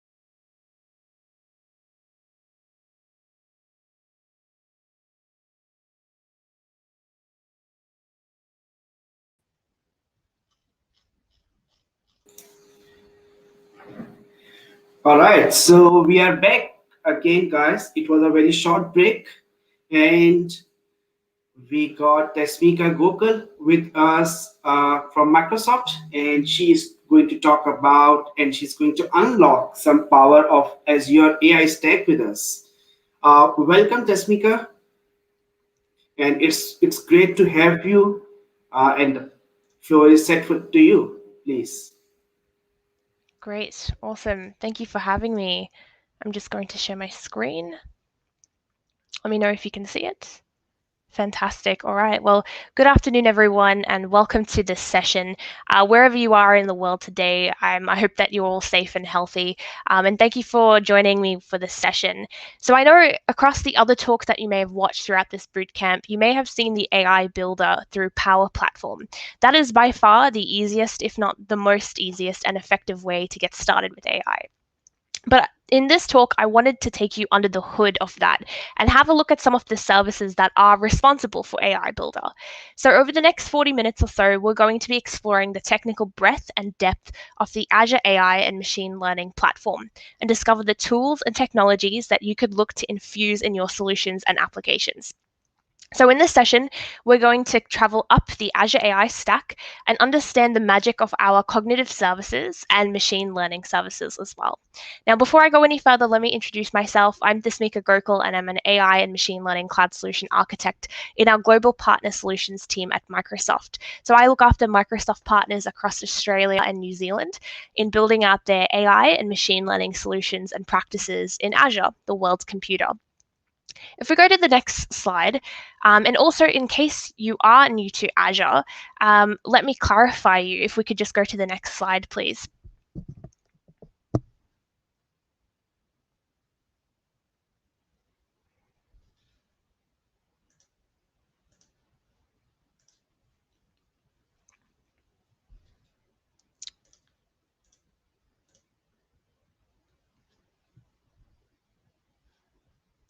Don't think I can control the deck on my side.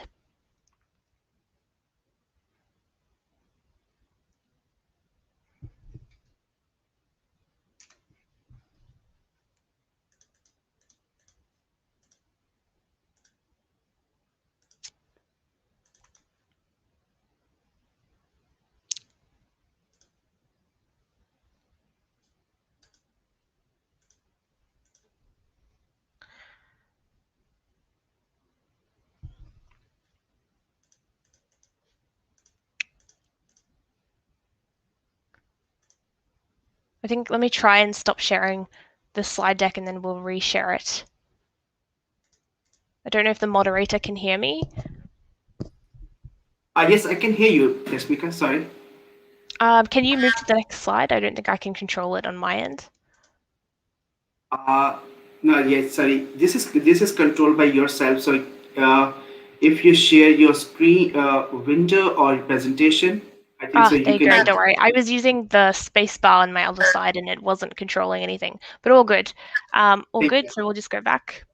So in case you are new to Azure, let me just clarify for you. So Azure is a cloud computing offering, which means that it can deliver computing services, including servers, databases, and then of course, artificial intelligence over the internet to offer you faster innovation, flexible resources, and economies of scale. So any shop, online store, or company that you know of or have heard of is likely using the cloud.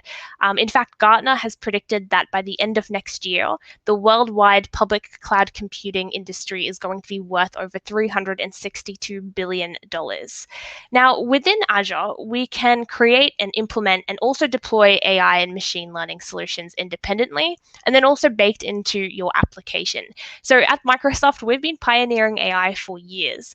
And in fact, if you've heard of it, the ResNet 152, one of the most deepest and effective neural networks for image classification and recognition, that's a Microsoft invention. It came all the way from our research teams in Redmond.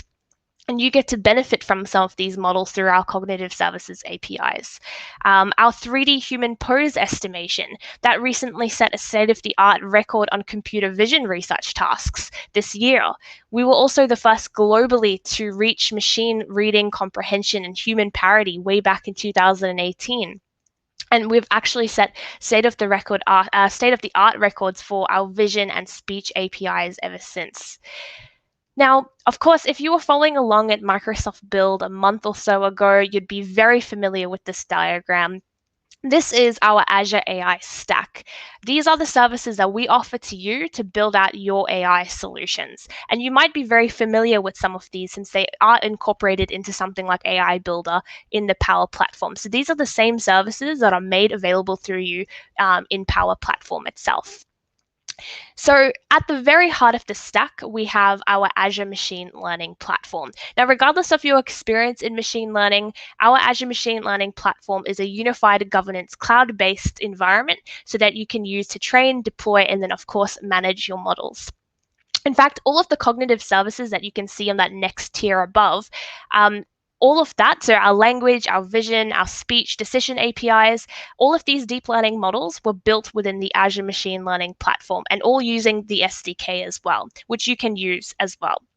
So our cognitive services, they help you automate decision-making processes by leveraging deep learning models trained on billions and billions of data points, delivered ready to use using the accessible API endpoints. So essentially, we've done the hard work for you, right? You don't need to spend additional capital, time, or resources in building out a deep learning model from scratch. So essentially, with a single API call, you can automate a business process, deliver unique value, and also accelerate decision-making in your application, both in cloud and then also on-prem, if you do have sensitive data, for example, by just using the Docker containers that we make available on something like Azure Kubernetes.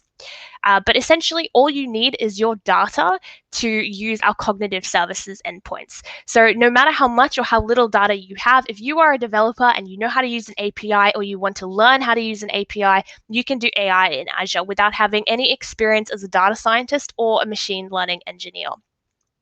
Now, that next level of abstraction is our recently rebranded Azure Applied AI Services. So each of these services are built on the ingenuity that comes from the Azure Cognitive Services, and they're built to solve common business use cases with specific types of data. So for example, form recognizer, of course, it's going to be invoices, it's going to be business cards, ID cards, etc. But essentially, you can automate and digitize physical copies of data with form recognizer as well. Or you could potentially assist users from different cultural backgrounds to learn a new language by leveraging Azure Immersive Reader. Or perhaps you could even index a lecture and automate a full transcript of a lesson with Azure Video Analyzer. But essentially, together, the three layers of the Azure AI stack, there is truly an unlimited capability of what can be achieved.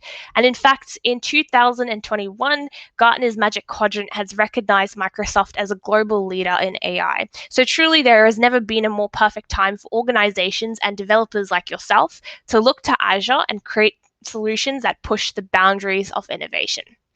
I wanted to focus on three areas in today's session, namely cognitive search, cognitive services, and machine learning. So you can see there the services that we're going to focus on today. So namely form recognizer, cognitive search, OCR, which is part of our vision APIs, and then also anomaly detector, which is part of the decision APIs. We're really going to uncover the models and how it works. And then, of course, we're going to spend some time understanding the Azure Machine Learning Platform, but focusing on some of the low-code, no-code solutions. So if you are coming from a Power Platform background, you can bake in the low-code, no-code solutions that come from the Azure Machine Learning Platform, and I suspect that you'll find some great familiarity in those tools. But essentially, let's start off with cognitive search. So with Azure Cognitive Search, that is easily one of the best places to get started if you are new to AI. You can do AI win your knowledge mining solution without even realizing that you're doing AI by essentially calling a single line in a YAML file. You can bake in our Azure Cognitive Services, so speech, decision, language, vision, you can bake that into the search experience for your user. Now, with cognitive search, we can implement something called knowledge mining and create a repository of central knowledge. But what are really the high-level steps when it does come down to knowledge mining in Azure, right? When you provision a search service, you're actually provisioning the bare bones of your own customizable search engine. And that's an incredible thing to think about, especially when you realize that there aren't any restrictions on the data source type. So at a high level, you can ingest data from a variety of different data sources like SharePoint, Azure Blob Storage, even SQL. And in that next process of that extraction, we push the data to something called a cognitive search index. Our index helps us map our input fields of our data to our output fields. So essentially how we take our data and make it searchable. We have control of how we create our index, but once we are happy with it, we can then define something called an indexer. So the indexer is where the magic happens, right? This is a crawler, so it goes line by line over our data to search for extractable, searchable text and metadata to populate our index. Keep in mind that's all done with a single click of a button. You don't need to write any code in order for this to happen. The indexer also contains the AI enrichment capabilities of the cognitive search APIs that we had discussed a little bit earlier on. So it takes the skill sets, it calls a cognitive service API, and then implements that on our data. So essentially, think of it as an indexer as a magnifying glass, but now we are making that magnifying glass even more powerful with the AI services that we're baking into it. Once the indexer has gone through our data, you consider that as a cracked document. And from there, you're able to make queries, which is done through Azure Portal or through REST API. That's typically done in Postman, for example. And any information that is extracted during that process, during the indexing process, is stored and made accessible in something called a knowledge store. So now that's all good, but really, how does Azure Cognitive Search really work, right? Let's dive into the micro and the macro processes of our search service. So at a micro level, you can see the diagram on your screen there. This is the inner workings of Azure Cognitive Search. How we search and how efficiently we search is dictated by something called a search unit. So search units, they're represented by partitions and replicas. So when I say partition, think storage. A partition is a physical layer, a storage layer, and it looks after all of the read and write operations that we make to the service. When I say replicas, think compute. So a replica is an instance of our search service, and it's typically done to load balance our search requests that are made by our users. Now, because we have two variables, namely partitions and replicas, that control how we search, we also know that our index, which influences the search result that a user sees, is going to be dictated by those same two variables, so storage and compute, partitions and replicas. In this diagram, you can see that our index is spanned across 4 search units, where we have 2 compute instances or replicas, and we also have 2 physical storage layers or partitions. But each of the 4 search units only stores half of the shards of an index. So what's happened here, we've taken our index and then we've actually split it into smaller bits called shards. And perhaps you know where I'm going with this, but there are numerous ways that you can optimize search as a result, depending on your preference and combination of replicas and partitions. So we understand that, how we search, how we crack our data, how we make that searchable is through an index. We know that we have to split the index out for efficiency and for essentially making it available to users. But how does it work when we actually send a search result, right? Let's zoom out a bit and have a look at the macro level and understand how cognitive search service works architecturally. So from this diagram, we know that our search service sits between an external data source and an application. There are 2 main brains almost to Azure Cognitive Search that I want you to think about here. Firstly, it's our indexing engine, and then it's our querying engine. So with indexing, we take our data, we load it into our search service, just like the same process that I had mentioned before, and we make it searchable, again, by cracking the document with an indexer. When we start to consider those cognitive services, it's our AI enrichment capabilities that inform the indexing process, which we just talked about. But we can also involve something called a custom skill template, which can call something like form recognizer, and we're gonna be discussing that in just a second. But essentially, the querying engine, it runs once our index has been populated with searchable text from our data. So essentially, when you search for something, so for example, a particular product, our client app sends the search request to our query engine, which breaks it down and then assigns a score to a relevant and matching document, all thanks to our index, which holds the data from the documents. Our application then handles the response of that and then returns something called a JSON document of our search results. So typically our search results, they return the URI of our request, the related documents, and it's all ranked in order of relevance and the number of matches made. That whole process takes a mere couple of seconds, if not milliseconds. And of course, as you can imagine, as we just discussed, that's going to be dictated by SKU, which influences the number and type of partitions and the replicas that were being used. So as you start to consider cognitive search for scale, there are a number of factors that can influence performance. And you can see that on the next slide, right? The main things that you should consider include the size of the index or the number of documents cracked, right? Naturally, as you have more data, you're going to have to build out a larger index to account for key fields, right? The next one is the type of queries that we're sending, which I think is quite fascinating, and it's a whole other topic in itself. But essentially, we want to make our queries as precise as possible. And that makes sense, right? The less specific our queries are, the more shards of our index that need to be called upon, meaning that it's going to take longer, it's going to be more computationally expensive to search for it, right? So next, you should also consider the schema of our index and how big our search service is going to be. So all of those points can be nicely summarized in that graph that you can also see on your slide there, right? So essentially, as you know, a number of partitions and replicas, they work together to minimize latency and then also increase the number of successful queries made per second. So as you can probably tell, there's a careful balance between replicas and partitions to really optimize the performance and avoid diminishing returns when it comes to queries per second. And you can see that on some of the flatter lines of the graph there, right? As the gradient becomes less steep, you can see that there hasn't been really a realized advantage there in scaling out the number of replicas for that X number of partitions, right? So it comes from experience to understand exactly how much more you need to scale out before you see those returns. But really optimizing cognitive search is, it's a different topic and perhaps another one for another day. But I think a lot of these ideas can be reinforced by this graph.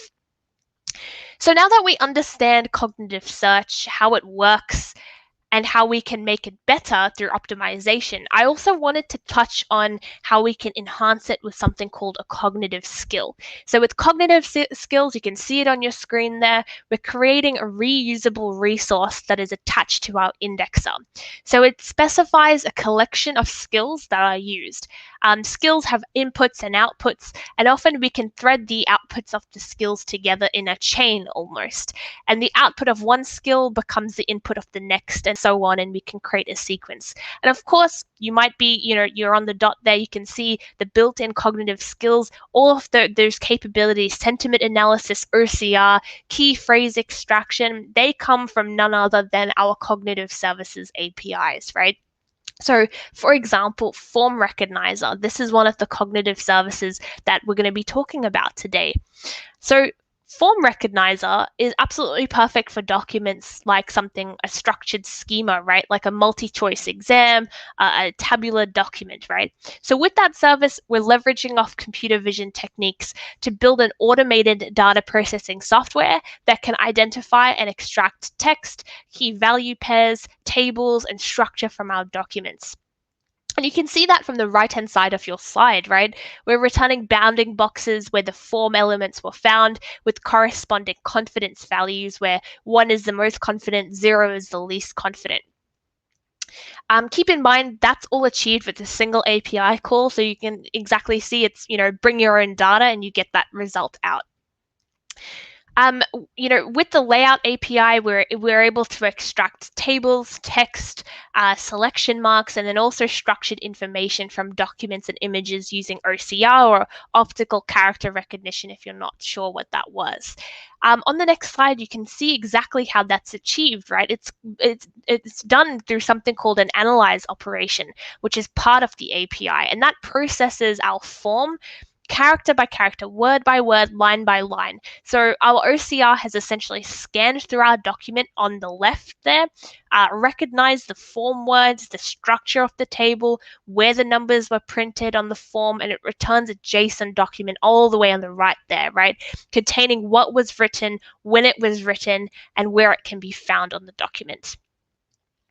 Now, for physical copies of data that often have a non-structured schema, something like an essay, mathematical calculations, it could even be, some text on a post-it note. Of course, you'd look to automate that completely by using something called the Read API from our computer vision service. So like Form Recognizer, OCR extracts the printed and handwritten text, digits, currency symbols from images and multi-page PDF documents by using pattern matching algorithms. So essentially, it's the same technology of OCR, but it's just baked into a different service, and it's more flexible to the types of data that you're sending. So the Read API, it takes our images, it takes our documents as inputs in the form of a post request, and it executes it asynchronously before returning a JSON object with the response and the analysis, and then of course the confidence scores to indicate how likely it's extracted the right data from the physical copy of data. And I think you can see that that's summarized quite nicely from the diagram. Now, if we were considering to bake in something like OCR or Form Recognizer into cognitive search to enhance the indexer capability, of course, that's not going to be possible if we don't have something like functions, specifically Azure Functions, right? That serves as the adhesive glue almost between cognitive search and Form Recognizer. So for those of you who don't know, or you're not too familiar with functions, that's no problem. Azure Functions is a serverless solution that can provide compute on demand, right? So we're able to react to application events in multiple ways using various languages and sending the results of what we see to other services that are listening, like Event Hub's Azure App Service, for example. So with functions, we're implementing our system's logic into blocks of code, which we aptly refer to as a function, to return an output. And these functions can be run anytime you need to respond to an event or a growing number of requests in your application. And of course, serverless solutions have great demand, specifically, for example, like an online website, it's going to be scaled depending on how much of demand you see. So you can kind of map that sort of thinking to how Azure Functions work. But essentially, as the number of requests increase for a particular service, Functions meets the demand by scaling out the number of resources and instances for however long is required.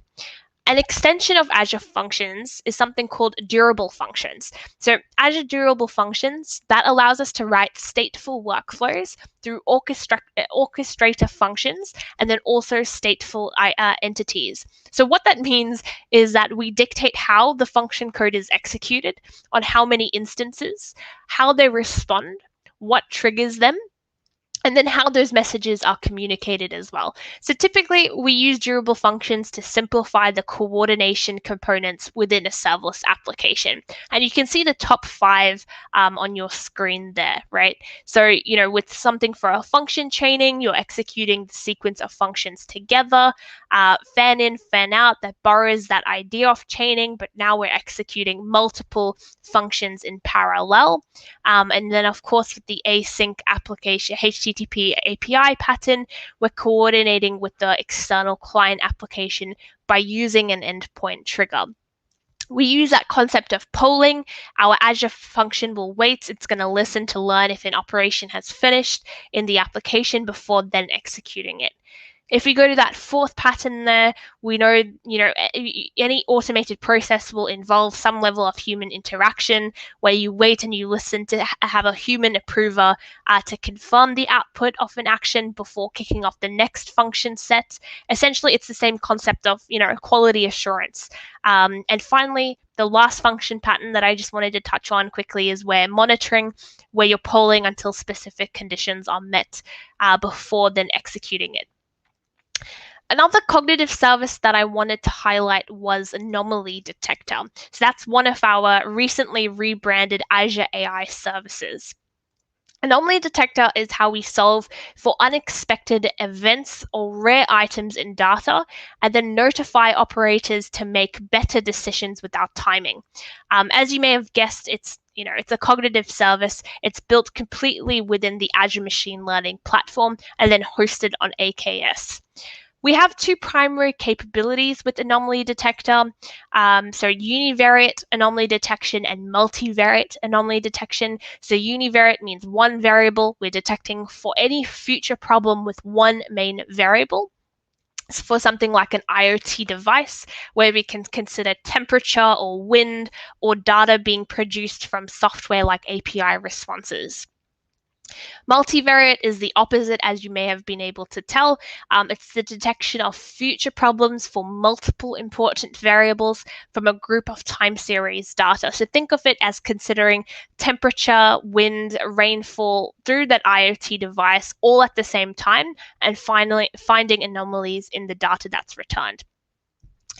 If we dive a bit deeper, the univariate detector adapts to our data by automatically identifying and applying best fitting models to our data.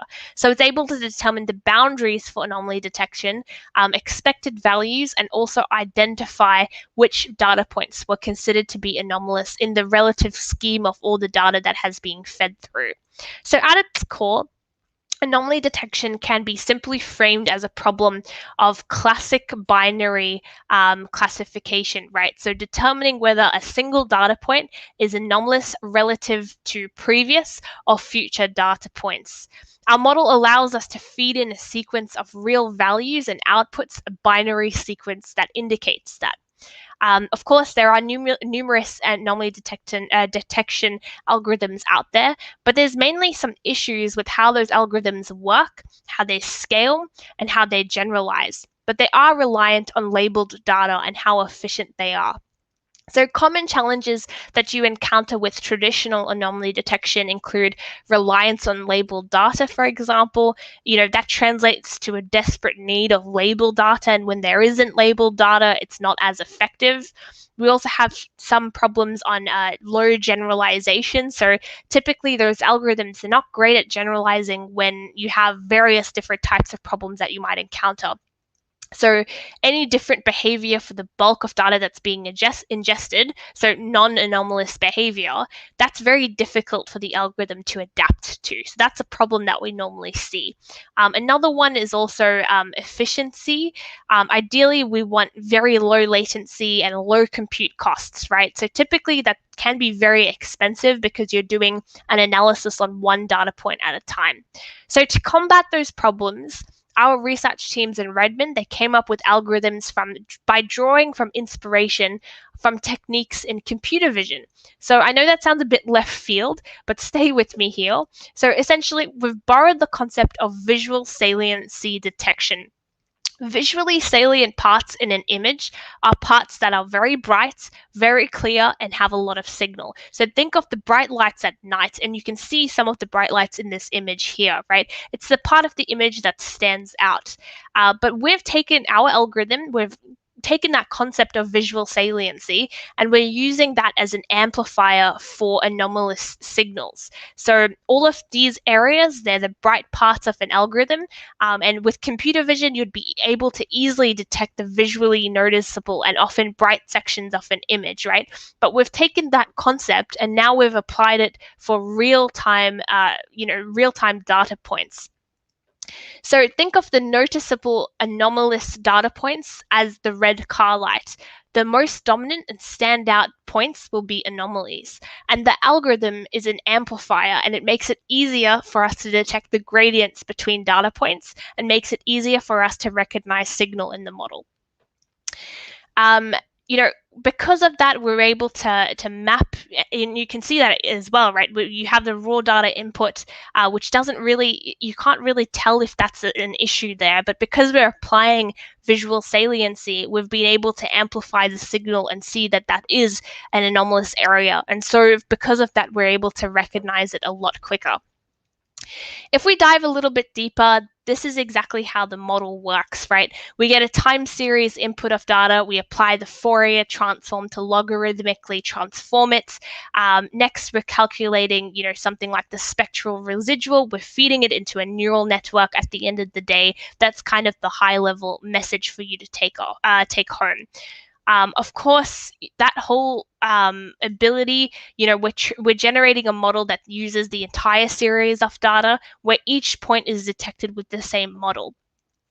If we had a look at the multivariate model, we're essentially detecting for system-level anomalies in an entire group of data. So with univariate, we're looking at all of the individual data points. With multivariate, we're scanning over multiple variables to check if there's a problem there, right? So here, there is a need for you to train your own model. You know, that, again, you would need to understand some of the different features and the signal within your data set itself. But essentially, under the hood, multivariate detection, we're using something called graph attention network. It's just like a normal neural network itself, but we have two specific layers there. It's the feature-orientated layer, and you can see also the time-orientated layer. So what that means is the feature-orientated part, it captures the relationships between multiple features in our data, and the time-orientated part captures how that changes over time. So the dependencies along the temporal dimension, right? After that, we're training some additional models on top of that before we're able to input and get a probability score. So these were actually models that were tested on NASA spacecrafts, which is pretty cool to think about that, right? If we have another look behind the scenes for this model, this is how the model is actually run. It's our pipeline has some three major components there. It's data ingestion, it's an experimentation platform, and then of course also online compute. And you can see that from the diagram exactly, that data ingestion, it's done through Azure storage and then feeding it to the model itself. If you wanted to spin up Azure, like the anomaly detector API, this is an example model architecture that you'd have to do. So essentially all you need, just like all of the cognitive services that we have, all you need is an endpoint and an associated key. So every time you hit the API, your time series data is sent over HTTPS, right? So typically the data is, all you need is 2 columns, and you need to capture the data from a normal system so that the model can learn what is anomalous versus what isn't.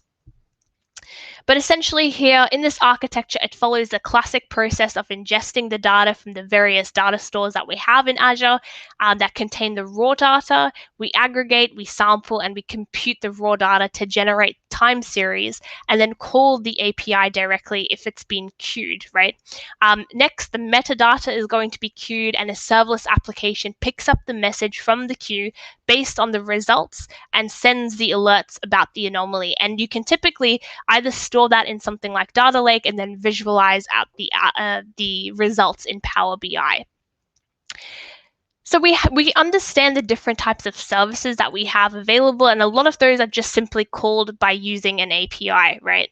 But when it does come down to deploying and operationalizing multiple models at scale, building a custom machine learning model is going to serve you well. So don't get me wrong, cognitive services, they're great. They fulfill around 70 to 80% of all use cases.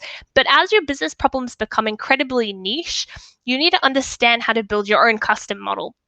And that's exactly where the Azure Machine Learning platform comes into it. So with this platform, it's a cloud-based environment that you can use to train, deploy, and automate your models itself. So that can be anything from classical machine learning to deep learning, supervised and unsupervised techniques. So with the platform, we can train our model on a local machine and then scale out to the cloud to train your models on a cluster of virtual machines with multinodal scaling. The platform itself focuses on accessibility. Whether you just heard of machine learning or you're a master's student, you have some experience, or perhaps you're an industry veteran, you can do machine learning in Azure because of the different services that we make available, like AutoML, Azure Machine Learning Designer, and then of course a code-first approach. If you are new to data science, you could look to implement AutoML or Azure Machine Learning Designer solutions. So with AutoML, it automates the iterative processes of the machine learning development life cycle, like parameter tuning, model selection, and then also building out reporting functions for your metrics.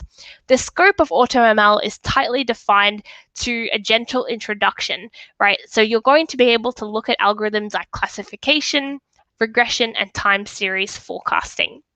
So essentially, we've done the hard work for you. All you need is your data. You just select the model type and you specify your exit criteria. And from there, the model will automatically figure out different types of models that are suitable for your data and return the results there. So essentially, the service is able to do an automated selection of the models that are picked, and that's achieved by the service spinning up a multiple model pipeline that implements different combinations of your algorithm and your hyperparameters based on the settings that you have initially configured. So the service iterates through the different combinations there, and it will actually, from there, it will rank the results by score for your chosen metric. So the higher the score, the better the model is considered to be a fit for your data.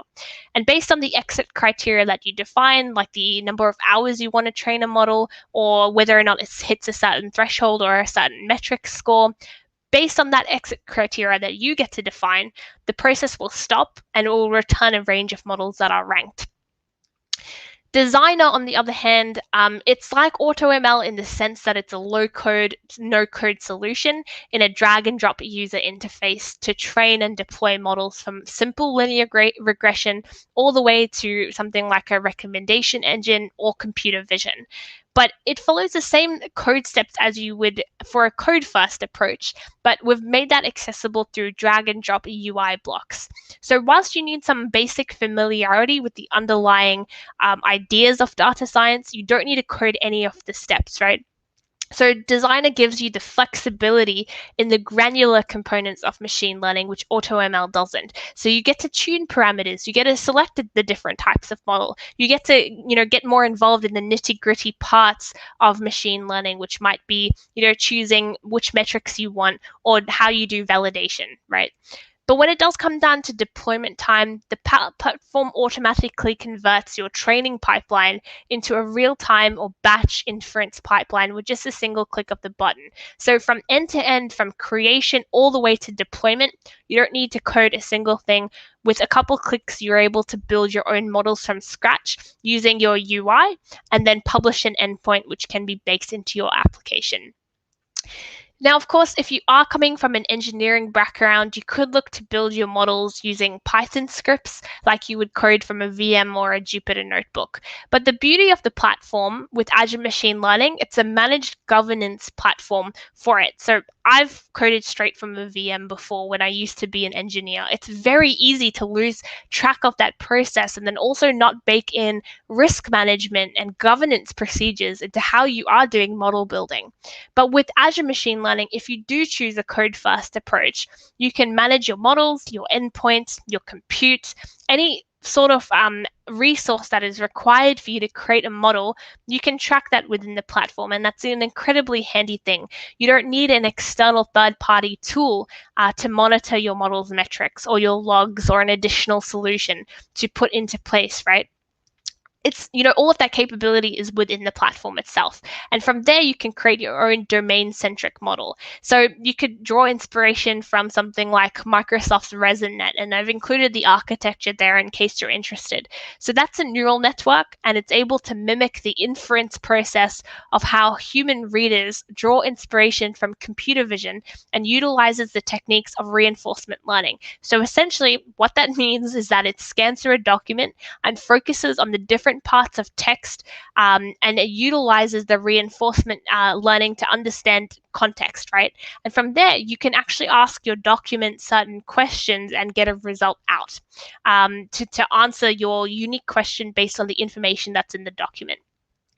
But essentially, regardless of what you choose to build, Azure Machine Learning is your best bet to create seamless and easily deployable models, right? But as you do consider the deployment aspect, you also need to consider how you manage deployment.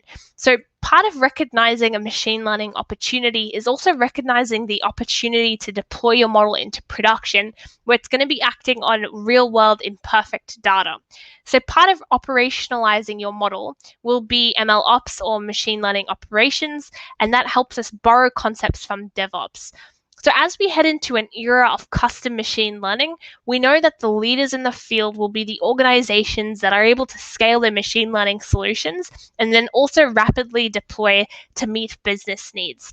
With the integrations between Azure DevOps and Azure Machine Learning, we can create CI/CD pipelines and implement continuous delivery and continuous testing. So we're going to experiment and deploy models more quickly and refine the quality assurance process. We can collaborate, we can build, and we can also implement A/B testing and quality control, as well as automatically retrain the model itself. We have multiple different repos and solutions there, but essentially it's as easy as a couple clicks to integrate Azure Machine Learning with Azure DevOps. We have a different couple repositories that we've done the hard work for you. Again, we've written all the code, we've written the YAML pipelines. All you really need to do is bring your own data and bring your own code where you change a couple of files and off you go, right? You've created your own model and you can deploy it at scale within Azure Machine Learning. So to recap, we've explored quite a lot in this session, right? We've explored cognitive search and the outwards integrations that it has with cognitive services like Form Recognizer and Azure Functions. We've had a look at the OCR techniques, which pretty much have the same built-in computer vision techniques from Form Recognizer. We've also had the look at how Anomaly Detector draws inspiration from computer vision, and we explored the details of how that works. And then finally, we had a look at the Azure Machine Learning platform. So as you build out your solutions, know that Azure AI is going to cater for your skill level, the exposure, and your use case. But all you need to bring is your data, your imagination, and your creativity in how you want to make that possible. Thank you.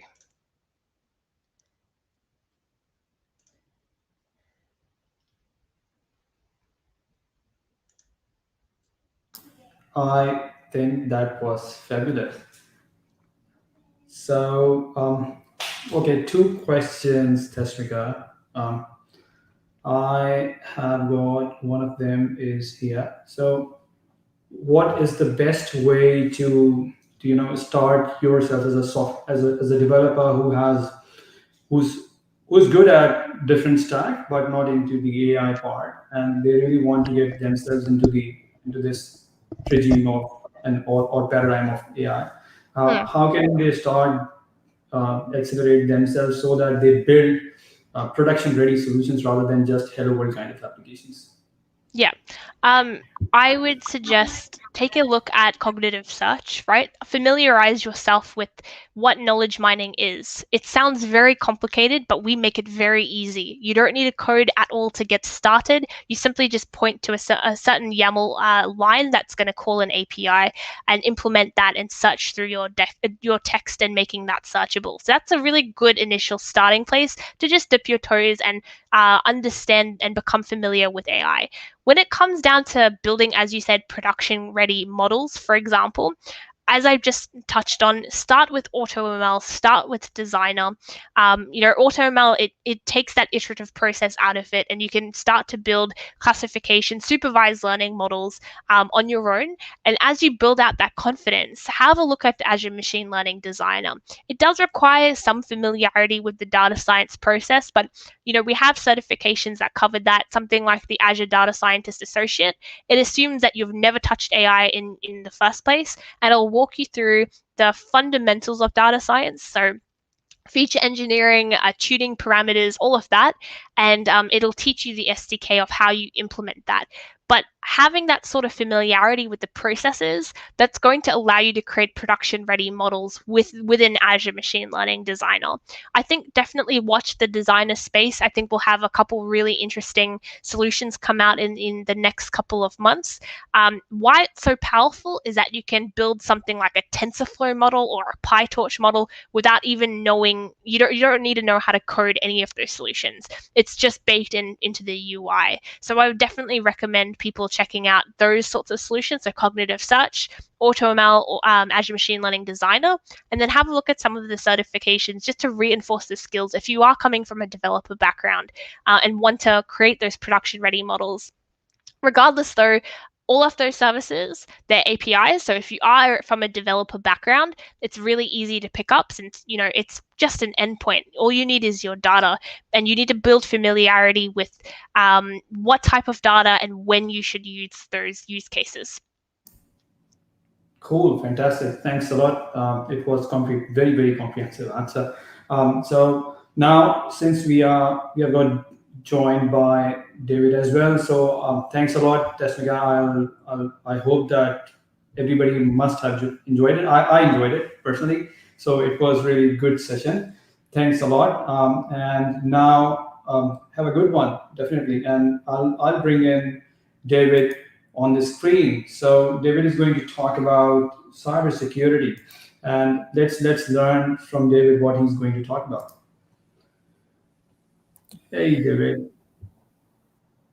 I am going to talk about cybersecurity, yeah, but fundamentally what I want to talk about is SAFe, the Scaled Agile Framework, and how SAFe enables cybersecurity. So I'm sharing my screen now.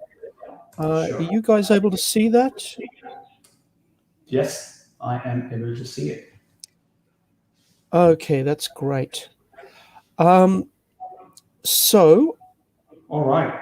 I think you're good to go, David, unless you have any questions. No, I'm good to go. I'm happy to go. Just checking. Can you still see my screen okay? I can. Yes, I can. Okay, well, let's kick off then. All right, thanks. So, hi, everybody, and welcome. And thanks for asking me in. My name's David Clark. I'll be talking about an introduction to the Scaled Agile Framework, and I'll use a worked example using cybersecurity. Okay, so I'm qualified in two areas, and you might guess they are Agile and security. In Agile, I'm certified as a Scrum Master, a product owner. I'm certified to implement the Scaled Professional Scrum, and most relevant to this talk, I'm certified as an SPC, that is a SAFe Program Consultant. I've been certified since the first days of SAFe. I was certified in the SPC 1 framework and in every framework since then. In security, I've got a wide range of certifications, including a CompTIA Security Plus and an ISACA Certified Information Security Manager, or CISM. So with that as background, I'll get started. So talking about SAFe, the Scaled Agile Framework. It is sometimes considered to be the PMBOK of Scaled Agile. PMBOK, for those who are not familiar, is the Program Manager's Book of Knowledge. So it's a huge book, Project Manager's Book of Knowledge, which project managers will pull the relevant stuff out of.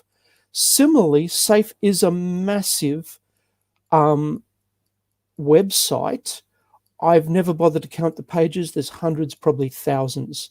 So every icon you see on that diagram there would be clickable, and every icon will have multiple pages behind it. So hundreds, if not thousands of pages. Safe works in layers. So it's got between 2 and 4 layers, depending on how you want to structure it. Team and program would be the minimum. Team, program, large solution, and portfolio would be the maximum. It's done that way to ensure that teams can act as if they're just Scrum teams. They don't need to care about all the complexity associated with a large enterprise. So with that quick introduction, I'm going to do a worked example to help you understand, A, what problem is SAFE trying to solve? How does it solve it? When would you not use it? Why would you use it? Questions like that. I'm going to use cybersecurity as a worked example. So why am I using cybersecurity? First, because I'm well qualified in that area. Second, because cybersecurity is quite topical at the moment. A lot of stuff in the news about cybersecurity. And secondly, because security is difficult in an agile environment. We go into the project starting to code almost from day one. Now, at that stage, we don't know all of the design. We don't know all of the implementation details. And that means a lot of the non-functional requirements, including security, aren't fully known. So if I was doing a waterfall project, this would be no problem. We'd do a design phase. At the end of the design phase, we'd do an implementation and look at how we were going to implement. Then we'd sort out the security, the other non-functional requirements, how fast does it need to respond. All of those questions would be defined before a single developer opened a single IDE. In an agile environment, we would have been coding for 3 months by that point. But that means that we start coding not knowing what our security requirements are going to be. About partway through the project, bang, suddenly the security requirements emerge. They come from outside of the project team frequently as a result of some work we've done. And they come well after we've established our backlog, done our estimations, and so on. So how does it get to the team? How is it generated? How does it get to the team? How does SAFE help a team incorporate work such as NFRs that originate outside of the team and outside of the start of the project? That's one of the questions that I want to ask. So after that massive introduction, let's talk about what we want to learn in this session. So question number 1, what problem is SAFE intending to solve? Question number 2, when should I not use SAFE? And question number 3, how does SAFE enable a team to incorporate security or any other work which may originate outside of the project and after the project has started? In other words, how does SAFE enable agility in a large, cumbersome enterprise? So I know that this talk should take no more than 25 minutes. So if you guys want to jump in with questions, don't be ashamed. Don't be worried about jumping in and interrupting me. Don't be afraid. It's all good. Okay, so let's move on from there. Okay, cyber attacks have changed recently, and you guys have probably noticed that. I was trained in cybersecurity, so I certainly know how I used to do it. In the old days, our black hat hackers and our white hat hackers were lone wolves. I would use Nmap or some similar tool to map out the network. I'd scan the network. After a while, I'd know what operating systems were on the network, what ports and services were open. I'd know a heck of a lot about that network by using Nmap or a similar tool. Then I'd go and I'd use Metasploit or some similar tool to start attacking the known weaknesses. And that's still possible. Lone wolf hackers still exist. They're still a threat, but that's not the main game anymore. And we've seen this in the news. These days, what we're looking at are teams that have specialist team members in them. They're attacking our supply chains. They're looking at our partners. They're looking at our dependencies. They're doing all sorts of tricky stuff. Most recently, they've been using malware to attack us using trusted partners. So it's been supply chain attacks. And we can all think of instances where companies that we trust, companies that we use to monitor our servers or whatever, have been used to insert malware into their customer base. And that has been disastrous. And then from there's been ransomware. It's all been a disaster. So that's the new evolving threat. Specialist teams attacking supply chains and partners. That's what we need to watch out for. So let's create a scenario. Okay, let's imagine that we are working for the Sunshine Electricity Corporation, and it's an electrical utility company, and it lives in Sunshine Land. And the people of Sunshine Land may have heard that Darkland, their sworn enemies, have decided to mount a cyber attack against them, and they intend to attack Sunshine Land's electricity grid. So how do we, remember we work for the Sunshine Electricity Corporation, how do we protect our corporation and our country's electricity grid from Darkland's cyber attacks? So first let's look at the Sunshine Electricity Corporation. Let's figure out how would Darkland attack us. So Sunshine Land is amazing. They use distributed photovoltaic systems, in other words, distributed solar systems, and a distributed battery system. How do we do that? Well, we as a corporation have put a photovoltaic system on top of every roof in the whole country. Every household has a smart meter, and we use those smart meters to balance the grid. We also use those smart meters to track output from every house. I know this is possible because I was on a team once who did it. So they notify any household if their output drops, and they advise them that, hey, your photovoltaic panels, your solar panels, they're likely to be dirty, or maybe there's shade moving across. And in fact, our system can tell whether it's shade or whether it's dirty, because shade is cyclic, whereas dirty is just dirty. The other thing our system does is if an output drops suddenly, then the household is told, hey, you may have a ground fault. That is dangerous. And we are going to take your system offline automatically to make everybody safe. And you go and you get that ground fault fixed. It's dangerous. So the smart meters aren't just being used to balance the grid. They're being used at the household level. Now, similarly, the battery system is the same. We've given everybody an electric vehicle. Our car batteries are then grid connected to form a virtual battery system, and it's controlled by a smart meter also. So this virtual system is used to smooth out any spikes or troughs in the load. For example, when everybody comes home at the end of work, they plug in their electric vehicle, then they go to the air conditioner and turn it on. They go to the TV, they turn it on. There's going to be a surge around 6:30 in the evening, but that's okay. That's when the electric vehicles are plugged in. Those vehicles typically have about 60 watt hours of storage. They've only used a little bit of it because they only drove to work and back, or to the train station and back. In the next few hours, they might draw 2 watt hours. So, 2 kilowatt hours of energy. So it's not a particularly big stressor for these systems. These grid batteries, which are fitted into the electrical vehicles, are capable of so much more. So that's how we're going to stabilize the grid. To enable this, we have to have a lot of teams. Now, some of these teams are vendors. For example, we as a corporation don't go out and we don't put solar systems on the top of every house.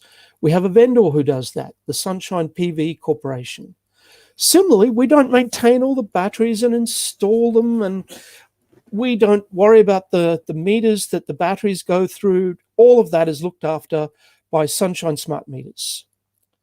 But the mobile phone-based advisory systems that tell the households how their photovoltaic systems are going and advise them if there's a problem or tell them how much money they're making by using them. All of those are done by our people. So we've got a digital team. They use a .NET and a SQL backend, and they are responsible for both the photovoltaic advisory system and the battery advisory system. As a backend, we've got a CRM team, and they're using a legacy system. They're using a legacy SAP system that handles all the backend customer details.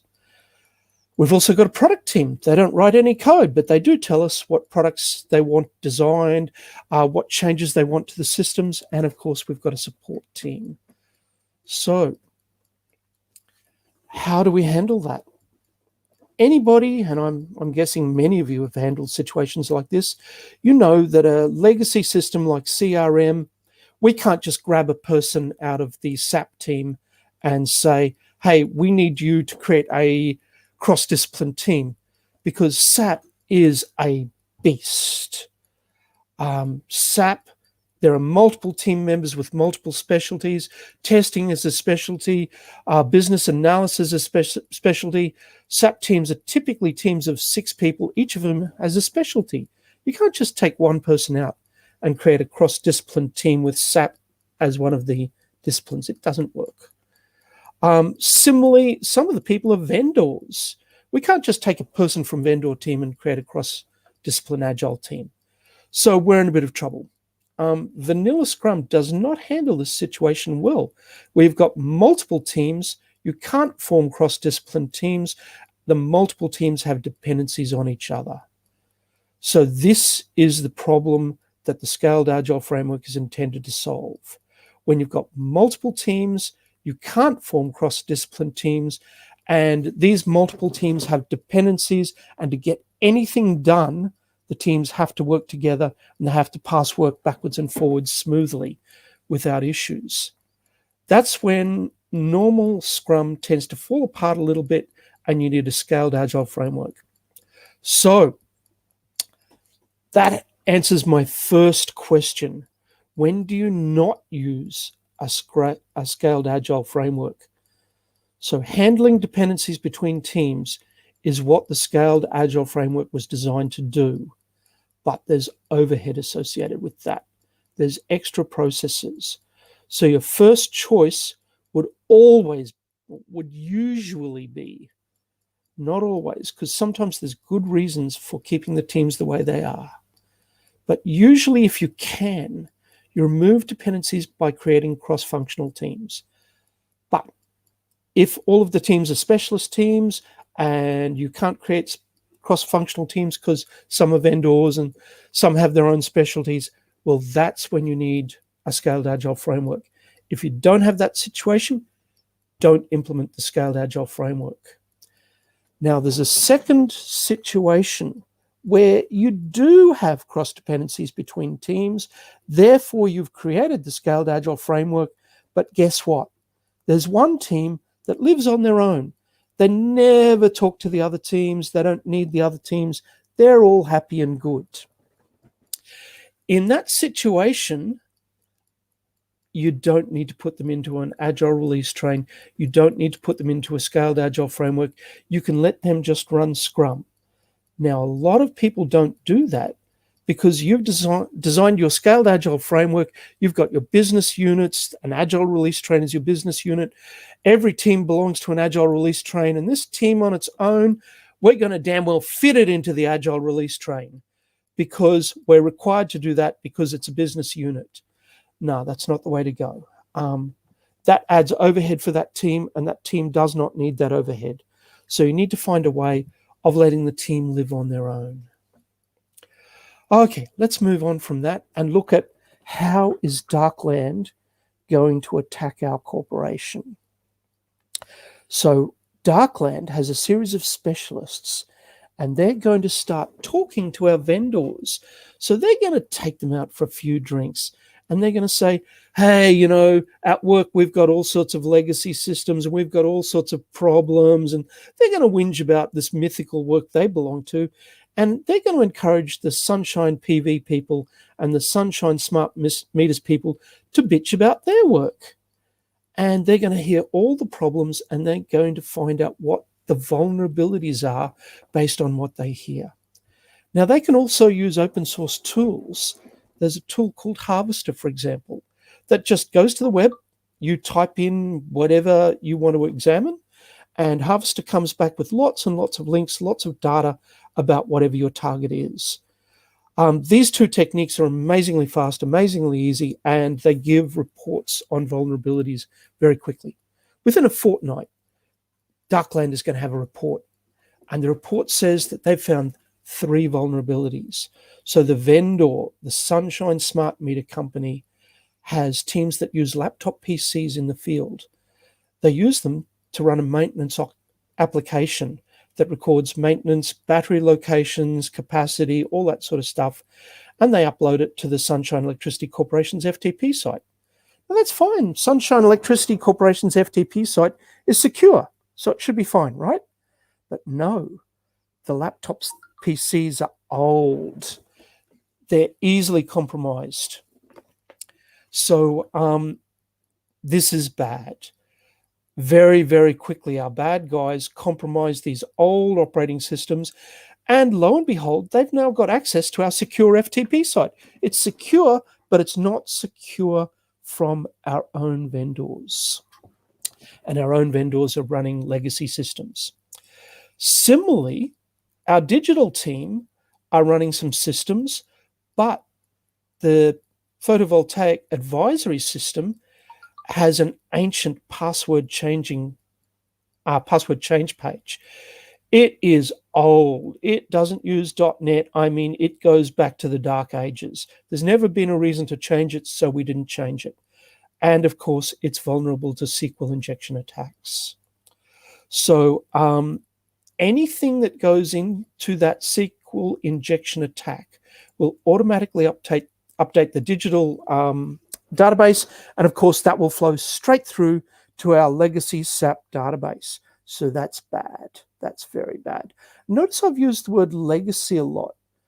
A question we should ask ourselves is, supposing we were using the .NET Core or ASP.NET with a SQL backend and D365 as our CRM, could we run a SQL injection attack? And I'm guessing you guys know the answer to that. The answer is no. Secure by design. I am not aware of any way that I could run a SQL injection attack on that stack. It's only when you've got legacy that you've got problems. Now, there's a third vulnerability, and it's an interesting one. It's a physical vulnerability. And again, I know it works because it's been done. If you simply take a transformer and knock it out of business, and then go to the next transformer and knock it out of business, and go to the next transformer and knock it out of business, you can create a cascading collapse in the grid. The grid will have to close itself down to protect itself. So our bad guys have found 3 vulnerabilities. What's their plan? So how are they going to knock out the transformers first? Well, that's easy. The way that it was done is a bad guy took a sound suppressed rifle and shot the transformer. Turns out that if you shoot a transformer, it goes down. It's something you can do quite safely, at least for the guy doing the shooting. So they've decided they'll take a couple of people from their special forces, knock out a couple of transformers. Meanwhile, the SQL injection attack will be used to tell the system that all the PV systems have just dropped to 0 output. We know what that will do. That will mean that the system thinks there's dangerous ground faults, and it'll automatically take everything offline. This will destabilize the grid, of course. Meanwhile, our virtual battery system, we know, is going to be used to stabilize the perturbations. But we're going to update the FTP site and change the addresses of all the battery systems. And that way, when they try to correct the perturbations, batteries will come on place in the wrong areas, won't come on place in the right areas, and the cascading collapse will continue. It'll actually make it worse. So that's our plan. Now, back to the scaled agile framework. how can the Scaled Agile framework help this situation? So the first thing the Scaled Agile framework looks at is funding. SAFE funding is agile. That means that SAFE funds teams. It doesn't fund projects. And that's really something to wrap your head around. What SAFE says is it says, we're going to take a team and we're going to keep them together. And we're just going to keep feeding them small pieces of information or small pieces of work in a continuous stream. Now, those pieces may add up to a project, but we haven't funded a project. We're just funding tiny, tiny pieces of work and saying there is a business case for this piece of work, go ahead and do it. And each piece must have a business case. So that means that if we change our mind about something, we don't have to stop a project. We can just say, hey guys, stop. And that's the end of it. Keeping the teams together is really interesting. I guess all of you guys have worked in teams and you get put together in a team and there's a little bit of argy-bargy and people say, oh, you're not doing it the right way and so on. Gradually you form into a team and then the team really hits its groove and it's great. And you deliver the project and the team gets broken up. And you get put in another team and there's argy-bargy. Well, imagine that doesn't happen. Imagine the team stays together and it hits its groove and it just keeps hitting its groove and you just keep being fed work. That's how SAFE works. It's a bucket of fun. So this agile funding means that very rapid changes in priorities can be enabled. So when the executives in charge of the Sunshine Electricity Corporation find out that they're going to be the target of a cyber attack, they don't need to cancel all the projects everywhere. They just need to say, guys, finish what you're doing. 2 weeks from now, you're finished. Right, let's start this new priority.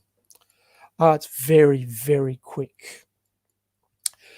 Interestingly, vendors are also part of the team. So SAFE has a series of synchronizing events, and one of the big ones is called PI planning. So at the beginning of every 12-week planning period, we have PI planning where everybody is brought together, including the vendors. Now, if cybersecurity has been made a priority, then there'll be funds made available immediately, and they can go straight to the vendors. That needs to be enabled by agile contracts. Anybody who's ever worked on a contract knows that contracts aren't easy. So imagine an agile contract. An agile contract says, you're going to do some work for us, vendor, and we don't exactly know what that work is, but we're going to tell you later, and you're going to be held to it. That contract is hard to write. I've spent, on occasions, 3 months working on agile contracts. But at the end of the day, if you've got your agile contract right, then during PI planning, the architects can come along to the vendors and say exactly the same words as our bad guys said. Hey guys, we know that we've got all sorts of problems. We're sure you guys have problems too. Tell us your pain, tell us your problems. And since it's the team members there, not management, the team members are going to say, yeah, we've got these legacy operating systems. They're so out of date. And from there, we can start doing something about it. As part of the Agile contract, we can work out a way of fixing that problem. So I've talked about synchronization events. It's interesting that the synchronization events more or less mirror what we do in Scrum. So let's look at the inner circle here, or the inner oval, and go to the left-hand side. You can see iteration planning. Everybody who's ever done Scrum knows that iteration planning is pretty much the first thing we do at the beginning of a sprint. We figure out what we're going to do during this sprint or during this iteration. It's generally about 2 hours, and the process is the product owner says to us, here's the work I want you guys to do, and we look at it and we size it, and we go back to the product owner and we say, yeah, sorry, it won't fit into 2 weeks, but here's what we can do. And the product owner talks about it, there's a little bit of replanning, and then we decide what we can do in that 2 week period. Okay, that's iteration planning. Now let's go to PI planning, which is just to the left of iteration planning. That's the scaled up version in Scaled Scrum, or in the Scaled Agile framework in this case. PI planning plans a 10 or a 12-week period. Now, PI planning is where your vendors come in and your architects come in, and your architects talk to your vendors and say, hey, we got a problem, you got problems, let's talk. And we figure out our dependencies, we figure out our plan. PI planning takes 2 days. So I mentioned there's overheads associated with scaling Agile. You don't want a team coming into PI planning if they've got no dependencies, because they're about to waste 2 days. Now, working around the circle, excuse me, there is daily stand-ups as part of Scrum. There's Scrum of Scrums in the scaled up version, and the product owner sync in the scaled up version. As part of Scrum, we do iteration reviews. As part of the Scaled Agile framework, we do systems demo. So again, all the way around the circle, you'll find for every Scrum activity, there is at least one Scaled Agile activity, and it mirrors it at scale. So that's how the Scaled Agile framework works at a higher level. It simply mirrors what would happen in Scrum. So it's a philosophical approach based on Scrum.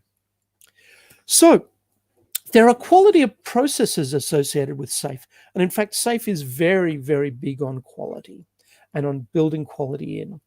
So when we go to PI planning, as I mentioned, the architects will go in and they'll talk to our vendors and to everybody else. The interesting thing about SAFe is that the architects have an equal place at the table. So when business sits down, I know as an ex-architect myself, I used to always whinge, oh, business don't give us the time and money we need to build the robustness we need.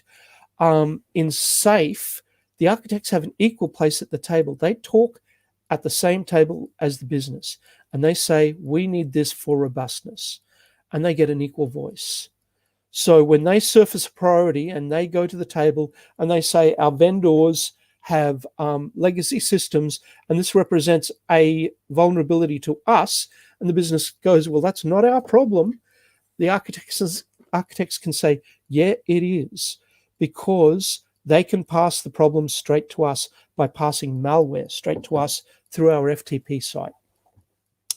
So architects get the voice they need as part of the quality processes. DevOps is another huge area. DevOps supports quality processes.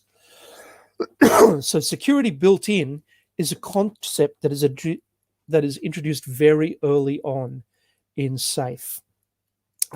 And it starts at the outset, and it starts with DevOps and planning. Now, my fourth point here, and I'll come back to the other points in a minute, but my fourth point is to learn more, you could go to this article, which I provided you.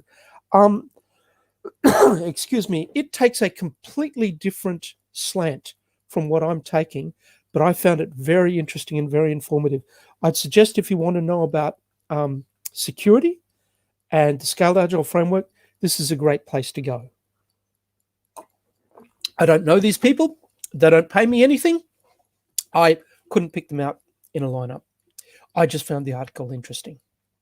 Okay, so let's talk more about security built in. Here's SAFe's DevOps model. So on the top right-hand corner, you've got the beginning, the planning stage. In SAFe, it's called continuous exploration. It's where the architects start doing threat modeling. Now, the architects are obviously doing a lot of other things, but from a security point of view, they're doing threat modeling. Going down or rotating clockwise, excuse me, into the build phase, we're looking at having IDE plugins that do code reviews, static code testing, static code analysis, third-party scans, fuzz testing, and of course, we do code signing during build. So going around clockwise to the next area, we do, of course, penetration testing.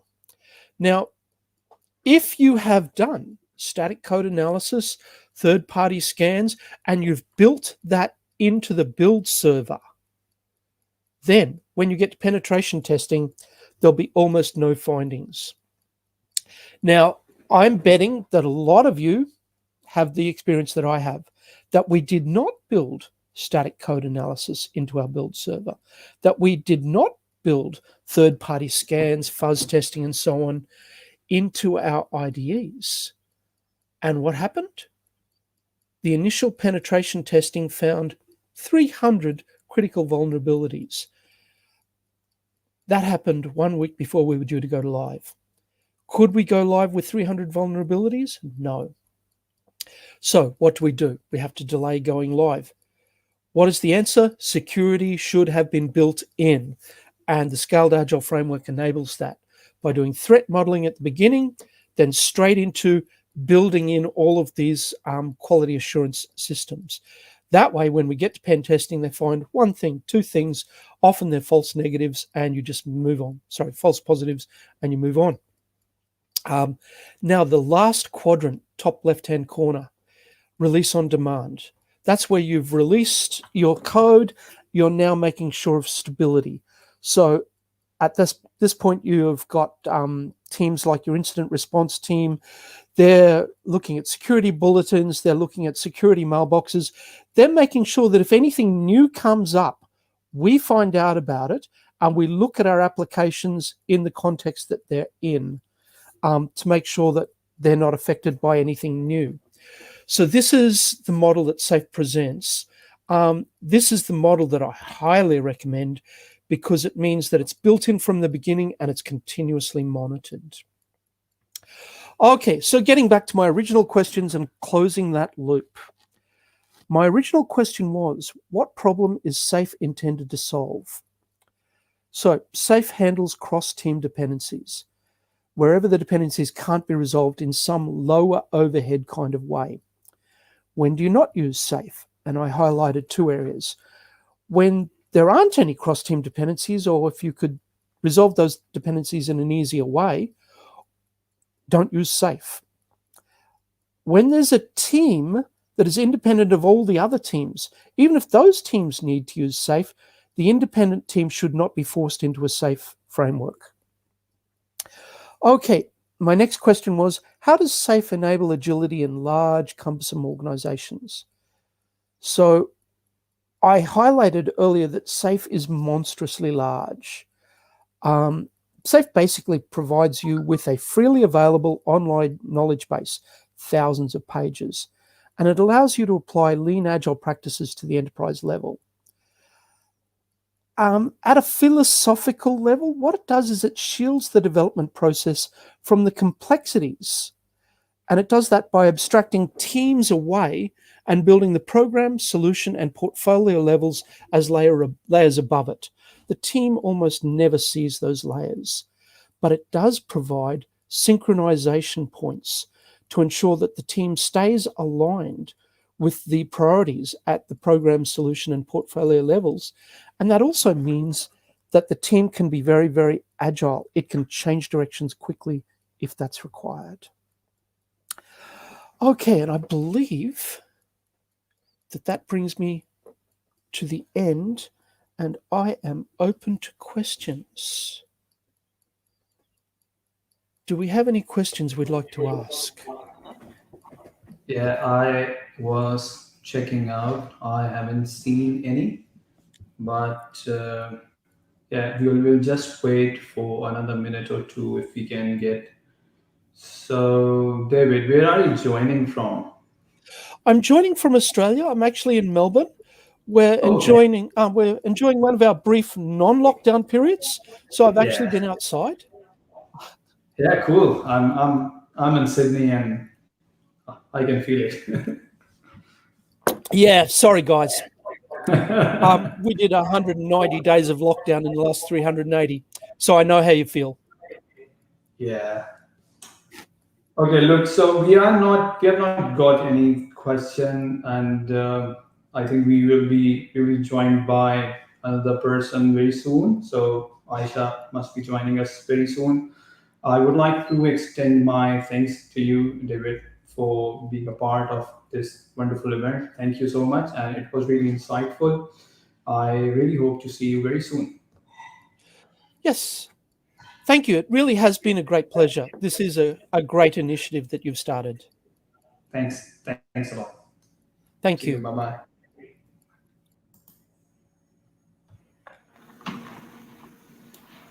Hey, Arafat.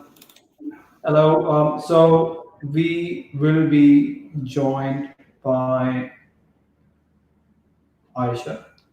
Is it? Yes. You're right. Yes, that's correct. So I just wanted to add my thanks to David. Like it was a really good session. It was very insightful. Yeah. Like my background is actually from business applications, but that was mind blowing. It was really great. All right. So I'm just quickly checking with Aisha. So why don't we listen to some music here from Pakistani background? So let's enjoy some Pakistani music.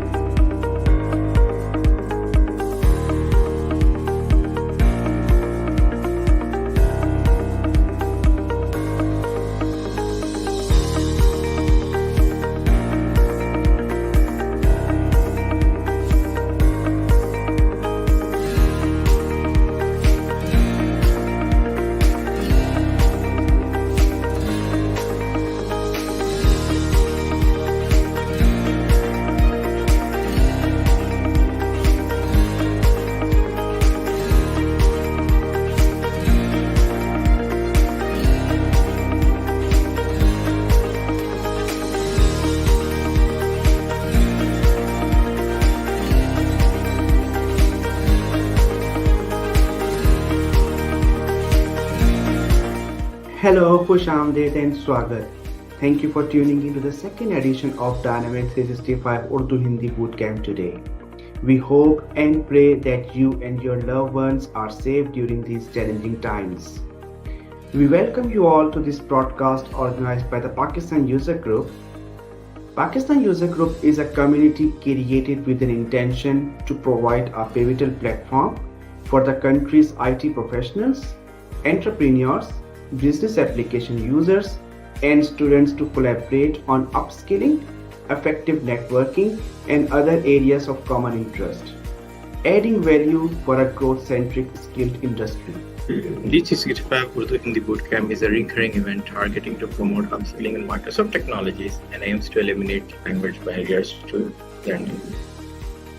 The event hosts a diverse array of industry-leading speakers covering the greatest and the latest of Microsoft product and platforms such as Dynamics 365 ERP applications, customer engagement, Microsoft Power Platform, Azure, artificial intelligence, and beyond.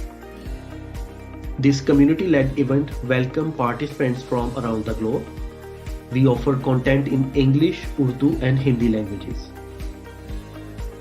This year, Bootcamp will be a 3-day event with 70 plus speakers participating from more than 10 different countries across the globe. Bootcamp session will cover a range of Microsoft products. Our speakers and share their key knowledge and experience on a variety of topics. This will be a great learning opportunity for IT professionals, client application users, and our students who are ready to embark their career journeys in Microsoft technologies.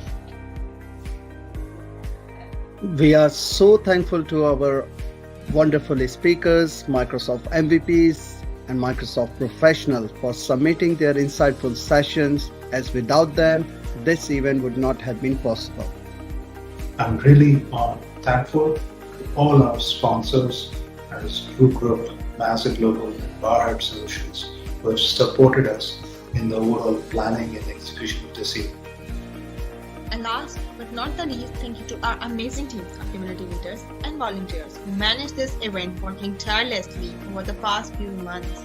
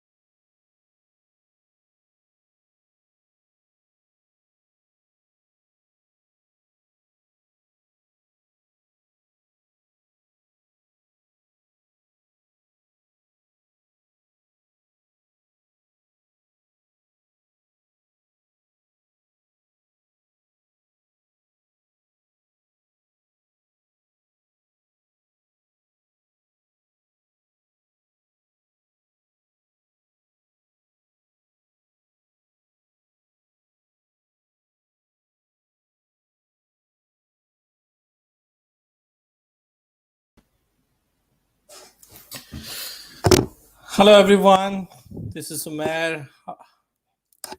I hope I'm live now. All right, good. So thank you very much for having me here. I'm very excited for this session. And let me get into it now. All right, so are you able to see my screen? Yes. All right.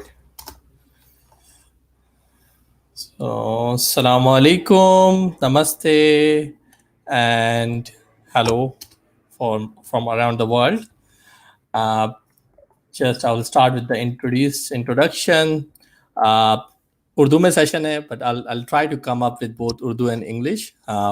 So मेरा नाम उमैर है, मैं जो है वो software solution architect हूँ एक not for profit organisation में, और मैं जो है वो मेरा प्रीवियस एक्सपीरियंस ज़्यादातर इंटीग्रेशन डेवलपर का है, और ज़्यादातर मैं इंटरप्राइज स्केल इंटीग्रेशन करता रहा हूँ पाकिस्तान में और दूसरे कंट्रीज़ में भी.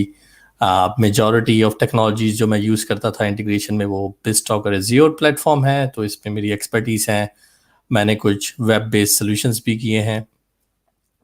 और पिछले 4 साल में जब मैं ऑस्ट्रेलिया आया तो मेरा ऑन एंड ऑफ डायनेमिक्स और पावर प्लेटफॉर्म पे काम करने का मौका मिला, और पिछले 1 साल से मैं जो है वो फुल टाइम डायनेमिक्स और पावर प्लेटफॉर्म पे काम कर रहा हूँ, और सेल्स और कस्टमर एंगेजमेंट सॉल्यूशंस जो है वो डिज़ाइन भी करता हूँ और डेवलप भी करता हूँ. तो ये मेरा एक्सपीरियंस है. इतना ज़्यादा मेरा पावर प्लेटफॉर्म पे एक्सपीरियंस नहीं है, लेकिन जो है वो just sharing my learning with all of you guys and hope it will be helpful for you. मेरा बैकग्राउंड कराची पाकिस्तान से है. मैंने वहाँ पे बैचलर वहीं से कंप्लीट किया. मेरी वहाँ पे फर्स्ट जॉब वहीं से स्टार्ट हुई, और फिर मैं सऊदी अरब चला गया. सऊदी अरब में मैंने तकरीबन 8 से 10 साल सऊदी अरब में काम किया, और फिर मैं 4 साल से ऑस्ट्रेलिया में हूँ, Australia Sydney. Let's get into it. If there's a question, you can ask in the chat. I hope. All right. So the topic जो मैंने choose किया interactive dashboard का. So basically, I'm very excited about data because मेरा experience data integration का है. तो I wanted to share the comparison कि power platform के ऊपर हम किस तरीके से जो है वो डिफरेंट रिपोर्टिंग्स हम यूज़ कर सकते हैं. और जस्ट आपको एक कंपैरिजन में मेरी अपनी लर्निंग जो मैंने अंडरस्टैंड किया है कि डिफरेंट तरह के डैशबोर्ड्स और रिपोर्टिंग्स में क्या डिफरेंट फीचर्स हैं और क्या कंसीडरेशंस हमें लेनी चाहिए जब हम इस तरह के डैशबोर्ड्स बना रहे हो. तो डैशबोर्ड आप कोई भी सेल्स का या कस्टमर सर्विस का या कस्टमर एंगेजमेंट का सोल्यूशन देखें, dashboard is an important component of your solution. Solution is incomplete without dashboard. That's the first page user land into it. So dashboard has is a very important component जिसको हमें जो ignore नहीं करनी चाहिए और उस पे फोकस होना चाहिए हमारा. Obviously you all must be aware इस डैशबोर्ड मॉनिटरिंग के लिए अगर कोई हायर मैनेजमेंट है और टियर 2 है जो मैनेजर्स हैं या लो लेवल मैनेजर्स हैं, वो अपनी मॉनिटरिंग के लिए यूज़ करते हैं. हाई लेवल मैनेजमेंट प्लानिंग के लिए यूज़ करते हैं. मिड लेवल मैनेजमेंट अकाउंटेबिलिटी के लिए यूज़ कर रहे होते हैं, और डिफरेंट टाइप ऑफ रिपोर्टिंग और डिसीजन मेकिंग के लिए डैशबोर्ड इस्तेमाल होते हैं.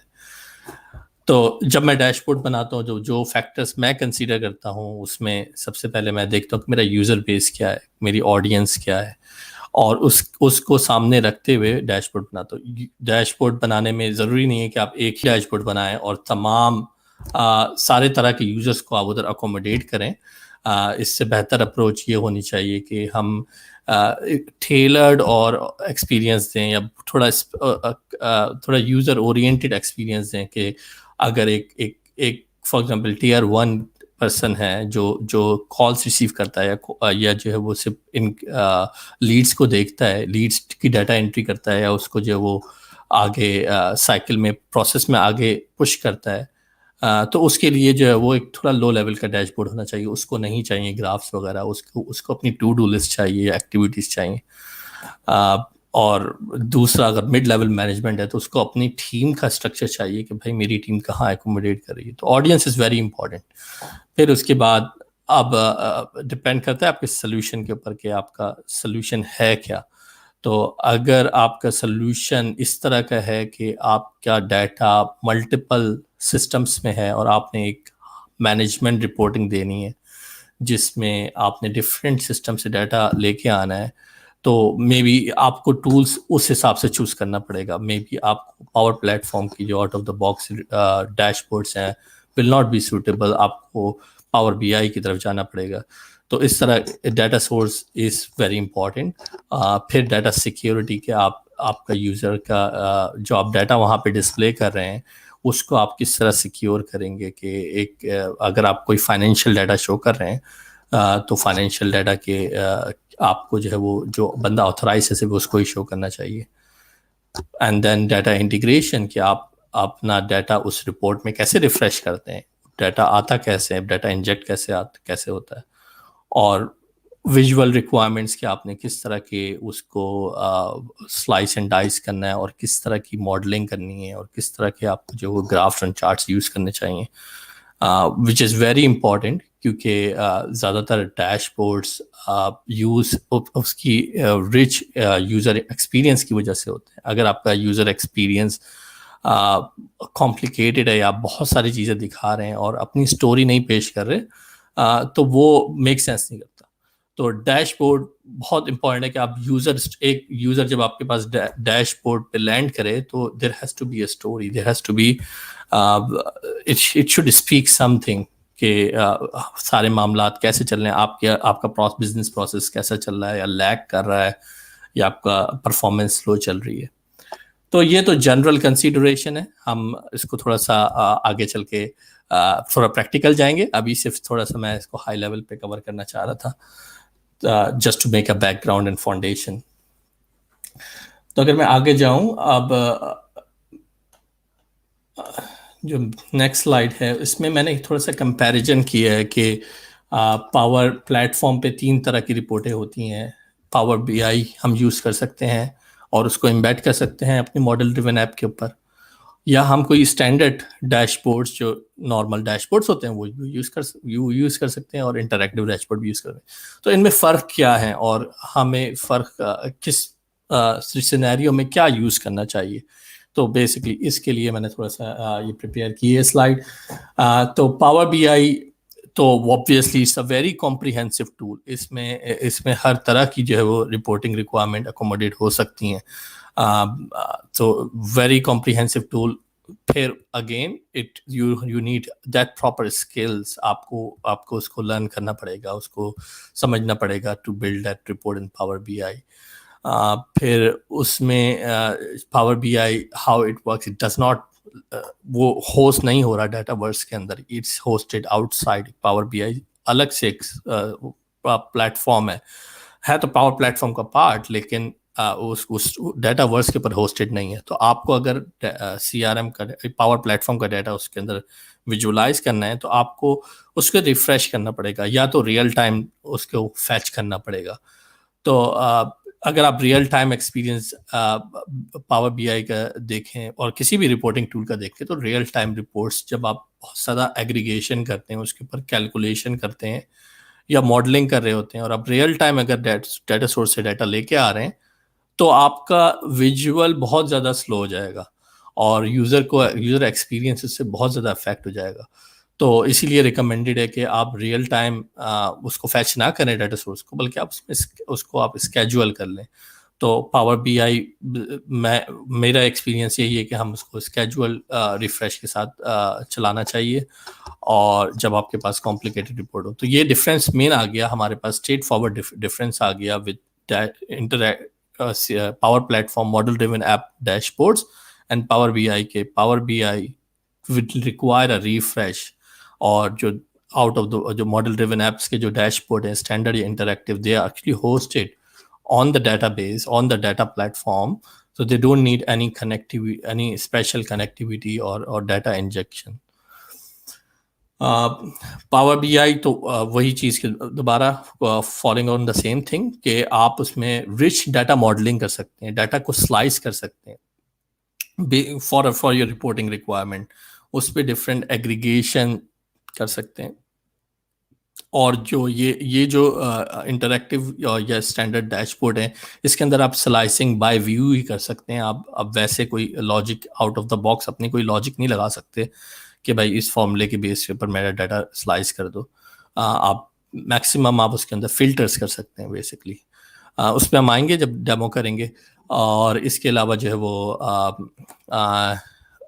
डाटा पावर और मेन डिफरेंस कि power BI multiple data sources से डाटा लेके आके आपको विजुअलाइजेशन करवा सकता है। इंटरैक्टिव डैशबोर्ड या स्टैंडर्ड डैशबोर्ड ये काम नहीं कर सकता। इसके लिए आपको या वर्चुअल एंटिटी यूज़ करनी पड़ेगी अगर आपने किसी और सिस्टम का डाटा लाना है, या आपको जो है वो एक कस्टम एंटिटी में डाटा लैंड करना पड़ेगा just to fulfil your reporting requirement. फिर जो है वो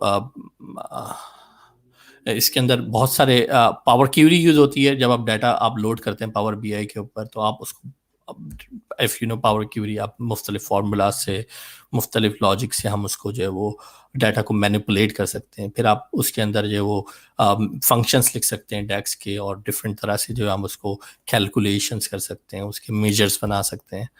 और लेकिन अब इसमें प्रॉस एंड कॉन्स की बात आ जाती है कि अगर आप पावर BI की रिपोर्ट अब होस्ट भी कर रहे हैं अपने CRM के डैशबोर्ड के ऊपर, पावर BI की एज एन एम्बेडेड रिपोर्ट, लेकिन उसका एक्सपीरियंस डिसजॉइंटेड होगा। अगर आपको यूज़र ने वहाँ पे चार्ट पे क्लिक होके CRM का फॉर्म खोलना है, तो it's not possible from power BI।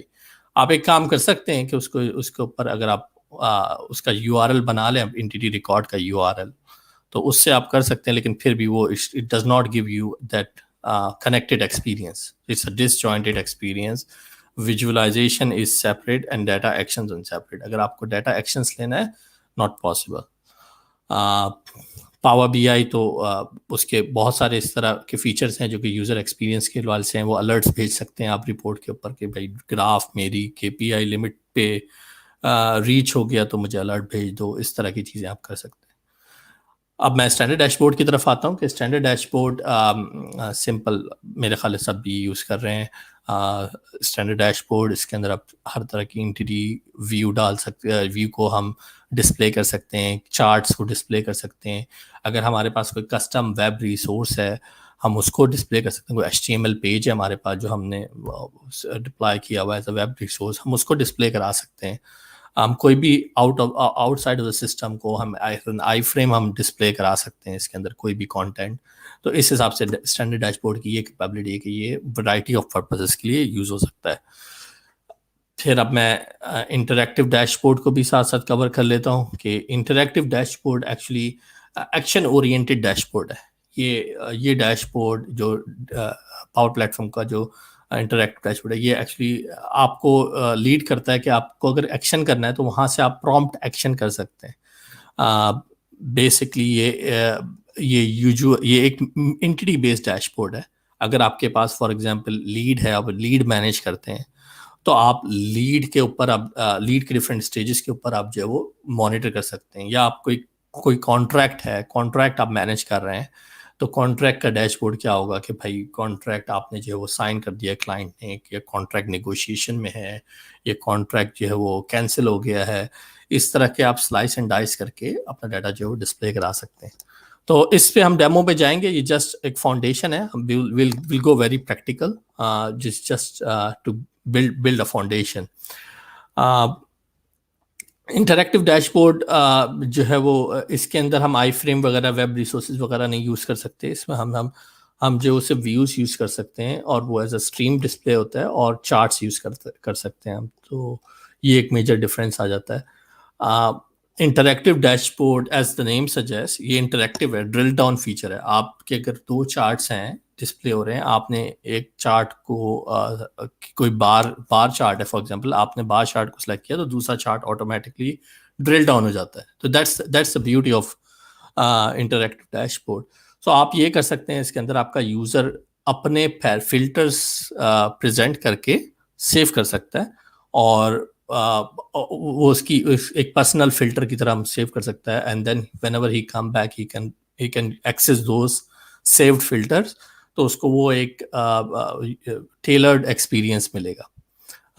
जैसे कि मैं अगर एग्जांपल दूं कि एक फॉर एग्जांपल आपकी डिफरेंट टीम्स है और आपने एक चार्ट के ऊपर एक टीम्स जो कॉन्ट्रैक्ट उस टीम को असाइंड है वो डिस्प्ले किया हुआ है। तो अगर आप टीम, फॉर एग्जांपल मैं एक साउथ टीम को देखता हूँ और मैं साउथ टीम पे फिल्टर करके सेव कर सकता हूँ, और नेक्स्ट टाइम जब भी मैं आऊँ I don't worry about other regions, I just want south region data. तो मैं उसको ऐसे फिल्टर को बड़े अच्छी तरह यूज कर सकता हूँ। तो अब हम डेमो के लिए आते हैं। अभी तक थ्योरी थी, practical just to build a foundation. अब हम थोड़ा सा डेमो देख लेते हैं इन्हीं तीनों चीज़ों का, ताकि हम जो है वो इसको मजीद समझ सकें। Power B I again it's a type of, it's an interactive dashboard, interactive experience. So मैं अब आप लोगों को मेरी स्क्रीन नज़र आ रही होगी। ये मैंने एक बेसिक मैंने अभी बनाया है, लेकिन मैं आपके डेमो के लिए एक नया जो है वो रिपोर्ट बनाता हूँ। और सॉरी, मेरे पास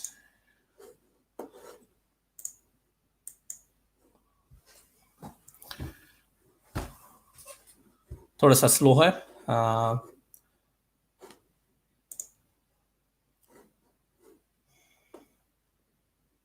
तो मैंने पावर बी आई डेस्कटॉप कहते हैं इसको, मैंने power B I desktop launch किया है, और मुझे जो है वो फॉर एग्जांपल अपने पावर प्लेटफॉर्म से कुछ डाटा डिस्प्ले करना है, कोई डैशबोर्ड बनानी है, तो मैं सेव किए बगैर डायरेक्टली पहले जो है वो डाटा गेट कर सकता हूँ। मैं इसी फीचर पे जाता हूँ और जब मैं गेट डाटा पे क्लिक करूँगा तो I can choose my data source. तो इधर मेरे पास ऑप्शन आ गया। ऐसा देख रहे हैं कि आप बहुत सारे टाइप ऑफ डाटा सोर्सेज यहाँ पे हैं, तो मैं पावर प्लेटफॉर्म का डाटा सोर्सेज यूज करता हूँ।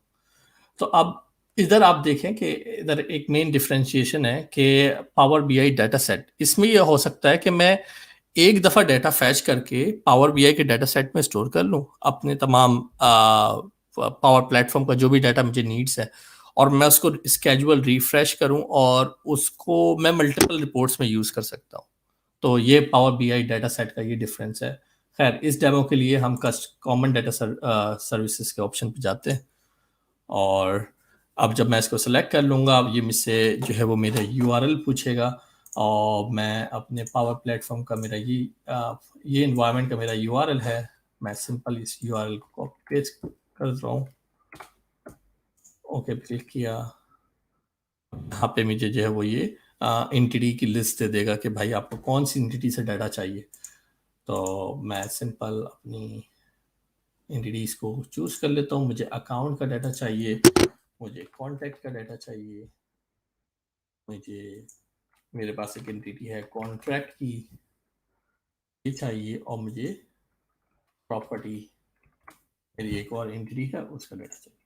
तो मैंने इस डेमो के लिए कुछ सैम्पल डाटा प्रिपेयर किया है, कुछ सैम्पल एंटिटी बनाई है, और मैं उसको यूज़ कर रहा। तो मैंने जब मैं लोड पे क्लिक किया तो ये पावर बीआई पे एक पावर क्यूई चलाएगा खुद से, और वहाँ से जो है वो कुछ डाटा फिल्टर करके लेके आ जाएगा यहाँ पे। और फिर मैं क्या कर सकता हूँ यहाँ पे मैं उस कुछ रिलेशनशिप ये खुद से आइडेंटिफाई कर लेगा if it is possible to do it based on the data, या मैं जो है वो उसके ऊपर रिलेशनशिप्स डिफाइन कर दूंगा जब ये डाटा लोड होता है। तो अगर मैं यहाँ पे जाऊँ तो आप देखेंगे यहाँ पे कि सारे डाटा यहाँ पे आ गया है। तो मेरे पास मेरे अकाउंट आ गया, मेरा कॉन्टैक्ट आ गया, मेरा प्रॉपर्टी आ गया।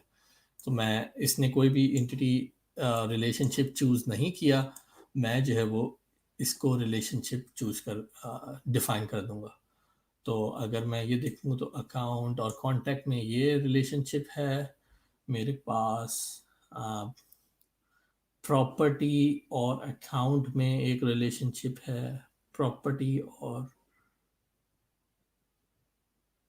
कॉन्ट्रैक्ट में रिलेशनशिप है। तो ये वन टू मैनी, ये खुद से आइडेंटिफाई कर लेगा कि ये वन टू मैनी है या मैनी टू मैनी है। और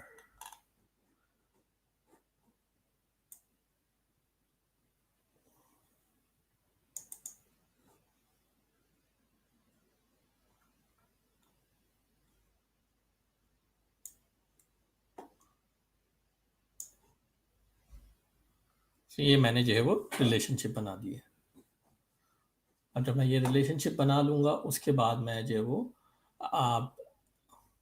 इसके अलावा मैं जो एक और चीज़ आपको दिखाता हूँ कि ये इस मोड में जब मैं जाता हूँ तो यहाँ पे एक्चुअली मेरी पावर क्यूरी है, तो यहाँ पे मैं जो है वो कॉलम ऐड एंड डिलीट कर सकता हूँ। इसने डिफ़ॉल्ट सारे कॉलम चूज़ कर लिए हैं, लेकिन मैं जो है वो इधर मुख्तलिफ सम एक्शंस कर सकता हूँ कि मैं डाटा सॉर्ट कर सकता हूँ, कोई नया कॉलम बना सकता हूँ बेस्ड ऑन माई कैलकुलेशन, और मुख्तलिफ चीज़ें मैं यहाँ पे कर सकता हूँ।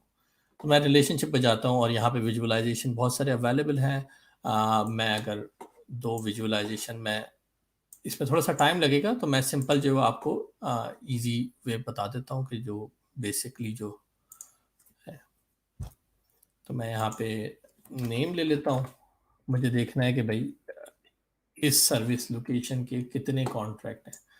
सो एक एक्सेस पे मेरे पास नेम आ गया, और मेरे पास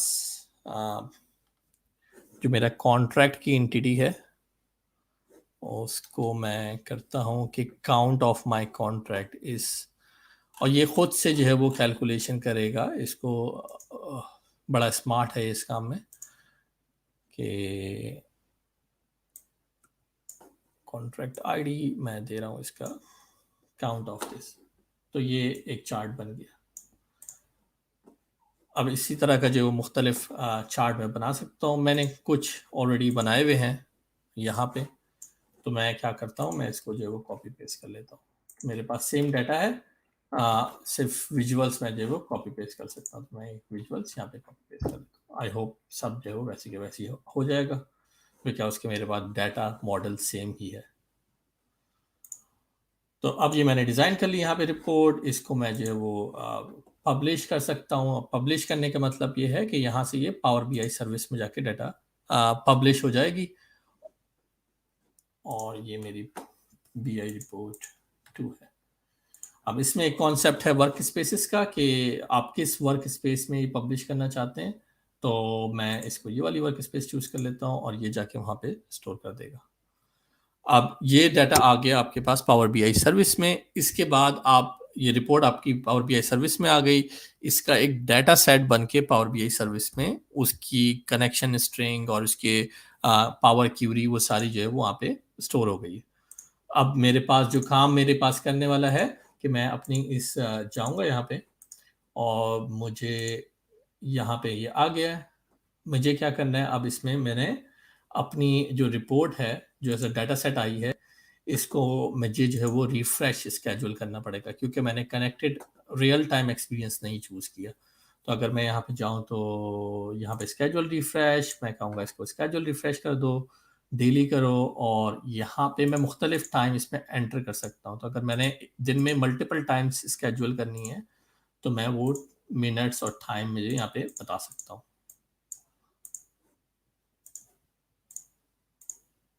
तो ये इस टाइम पे रिफ्रेश हो जाएगी। तो यही अब डिफरेंस है कि ये जो है वो कनेक्टेड नहीं है, ये स्केड्यूल्ड है।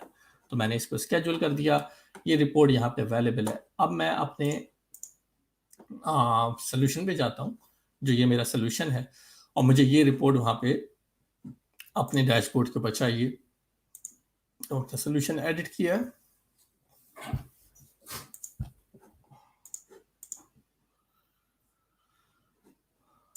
नो ये ऐप है, मैं सोल्यूशन में जा, और यहाँ पे मैंने new dashboard power BI embedded, यहाँ पे मैंने कहा कि बीआई रिपोर्ट 2, और यहाँ पे 2 ऑप्शंस है। पावर बीआई में डैशबोर्ड्स भी बनते हैं जहाँ पे हम मुख्तलिफ रिपोर्ट से एक जगह डाटा कलेक्ट विजुअल्स कलेक्ट कर सकते हैं। हम रिपोर्ट ही जाते हैं, डैशबोर्ड नहीं यूज़ करेंगे। इन्वायरमेंट इसलिए कि डिप्लॉयमेंट आसानी के लिए कि अगर आपके डिफरेंट इन्वायरमेंट है तो आप डिफरेंट इन्वायरमेंट चूज़ करें। तो मैं जो है वो बग़ैर इन्वायरमेंट के साथ करता हूँ, और मेरी रिपोर्ट पड़ी हुई है इधर। अभी मैंने होस्ट की है वो, आई होप वो आ गई हो। I think it's loading. और इस तरह मैं जो है वो इसको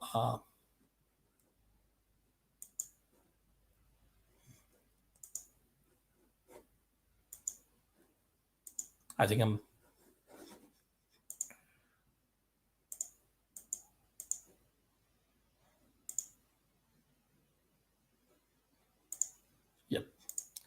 सो ये रिपोर्ट यहाँ पे आ गई और हम ऐप में जाके अब जो वो इसको ये एज अ डैशबोर्ड यहाँ पे आ गई है।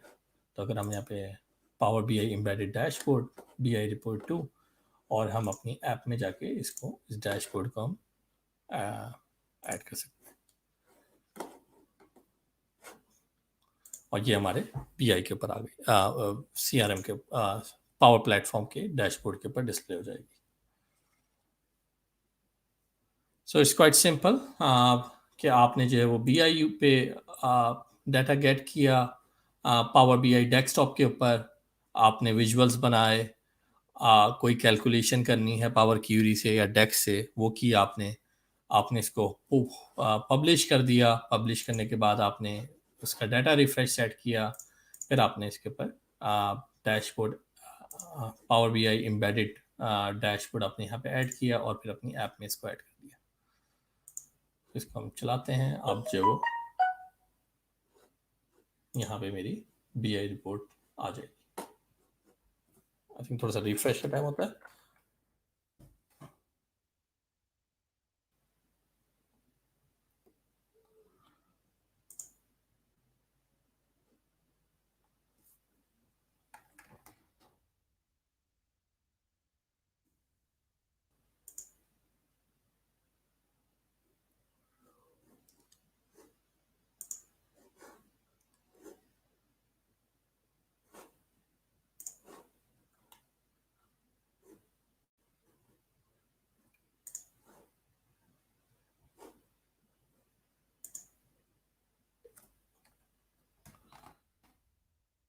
It took a time to refresh, थोड़ी देर में आ जाएगी, मेरे ख्याल है अब आ गई है।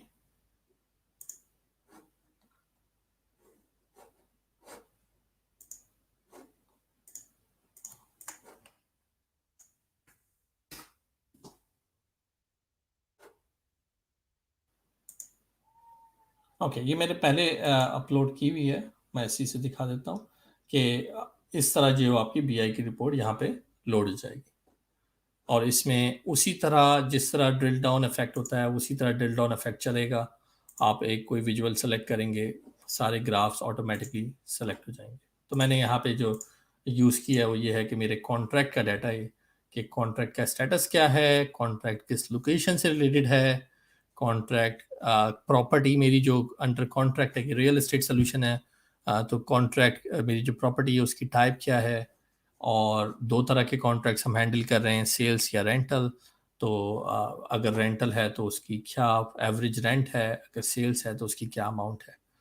तो आप देख सकते हैं यहाँ पे एक्सपीरियंस जो है वो बिल्कुल रियल ड्रिल डाउन इफेक्ट है, लेकिन जो है वो इफ़ आई वांट कि भाई ये जो वन है ये कौन सा कॉन्ट्रैक्ट है, मैं देख तो सकता हूँ इसको शो एज टेबल करके डाटा देख सकता हूँ अगर मैंने उसको ऐसे किया हुआ है, लेकिन जो है वो मैं इसको रिकॉर्ड्स को ओपन नहीं कर सकता। तो ये थोड़ा सा डिसजॉइंटेड सा एक्सपीरियंस है। और दूसरा ये है कि कोई भी यूज़र इसको यूज़ करेगा तो इसको जो है वो लाइसेंस चाहिए BI का। तो ये इसके प्रोस एंड कॉन्स है। तो आगे चलते हैं, ये BI का पावर BI का डेमो हो गया। अब एक स्टैंडर्ड डैशबोर्ड को भी हम देख लेते हैं क्विकली। स्टैंडर्ड डैशबोर्ड मैं जो है वो अपना क्लासिकल सोल्यूशन एक्सप्लोरर यूज़ करूँगा क्योंकि वो भी वहीं पे लेके आएगा मुझे। तो स्टैंडर्ड डैशबोर्ड बेसिकली आप मुख्तलिफ चीज़ें कर सकते हैं उसके ऊपर। कोई भी आप व्यू अपना ऐड कर सकते हैं, कोई भी चार्ट ऐड कर सकते हैं, कोई भी हम आई फ्रेम, कोई भी एक्सटर्नल सिस्टम है उसको हमने power plate model driven app के अंदर दिखाना है वो UI, तो वो हम ऐड कर सकते हैं। या हम हमारी कोई कस्टम HTML रिसोर्स है हम वो भी ऐड कर सकते हैं। तो I think it's a little bit sluggish. I hope we will be able to cover that quickly. तो एक्सपीरियंस देख लेते हैं हम। ये स्टैंडर्ड डैशबोर्ड है। स्टैंडर्ड डैशबोर्ड का एक्सपीरियंस ये है कि मैंने यहाँ पे व्यू डाला हुआ है ये मेरा चार्ट है, डिफरेंट चार्ट्स हैं, लेकिन अगर मैं यहाँ पे क्लिक करता हूँ तो ये कोई इंटरैक्टिव एक्सपीरियंस नहीं है, कोई ड्रिल डाउन नहीं हो रहा दूसरा चार्ट, इसका एक्सपीरियंस इतना अच्छा सूटेबल नहीं है। ये मेरी जो व्यू इस चार्ट की बेस के ऊपर सेलेक्ट ड्रिल डाउन नहीं होता, लेकिन ऑन अदर साइड मैं इसके ऊपर मुख्तलिफ चीज़ें ऐड कर सकता हूँ, नॉट ओनली चार्ट्स और व्यूज़, मैं मुख्तलिफ चीज़ें यहाँ पे ऐड कर सकता हूँ।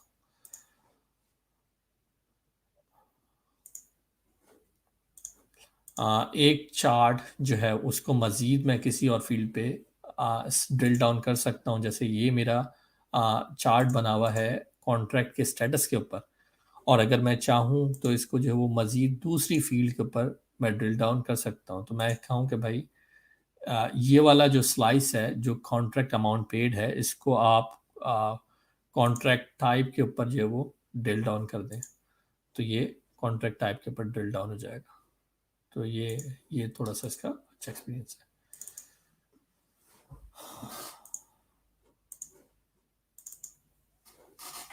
मेरा इंटरनेट बहुत स्लो चल रहा है।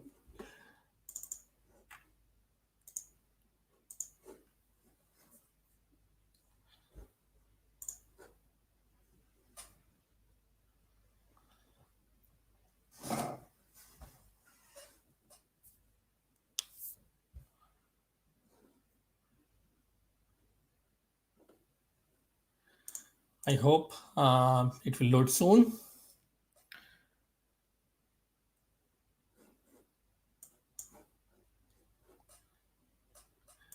अच्छा, जब तक ये लोड हो रहा है मज़ीद बात कर लेते हैं। तो ये स्टैंडर्ड डैशबोर्ड मैंने आपको बताया। अच्छा, जो मोर इंटरैक्टिव डैशबोर्ड है उसमें जैसे हम बात कर रहे थे कि वो थोड़ा इंटरैक्टिव एक्सपीरियंस होता है। तो इंटरैक्टिव डैशबोर्ड बेसिकली दो तरह के इंटरैक्टिव डैशबोर्ड्स होते हैं। एक कहलाते हैं मल्टी स्ट्रीम डैशबोर्ड और दूसरा कहलाते हैं सिंगल स्ट्रीम डैशबोर्ड।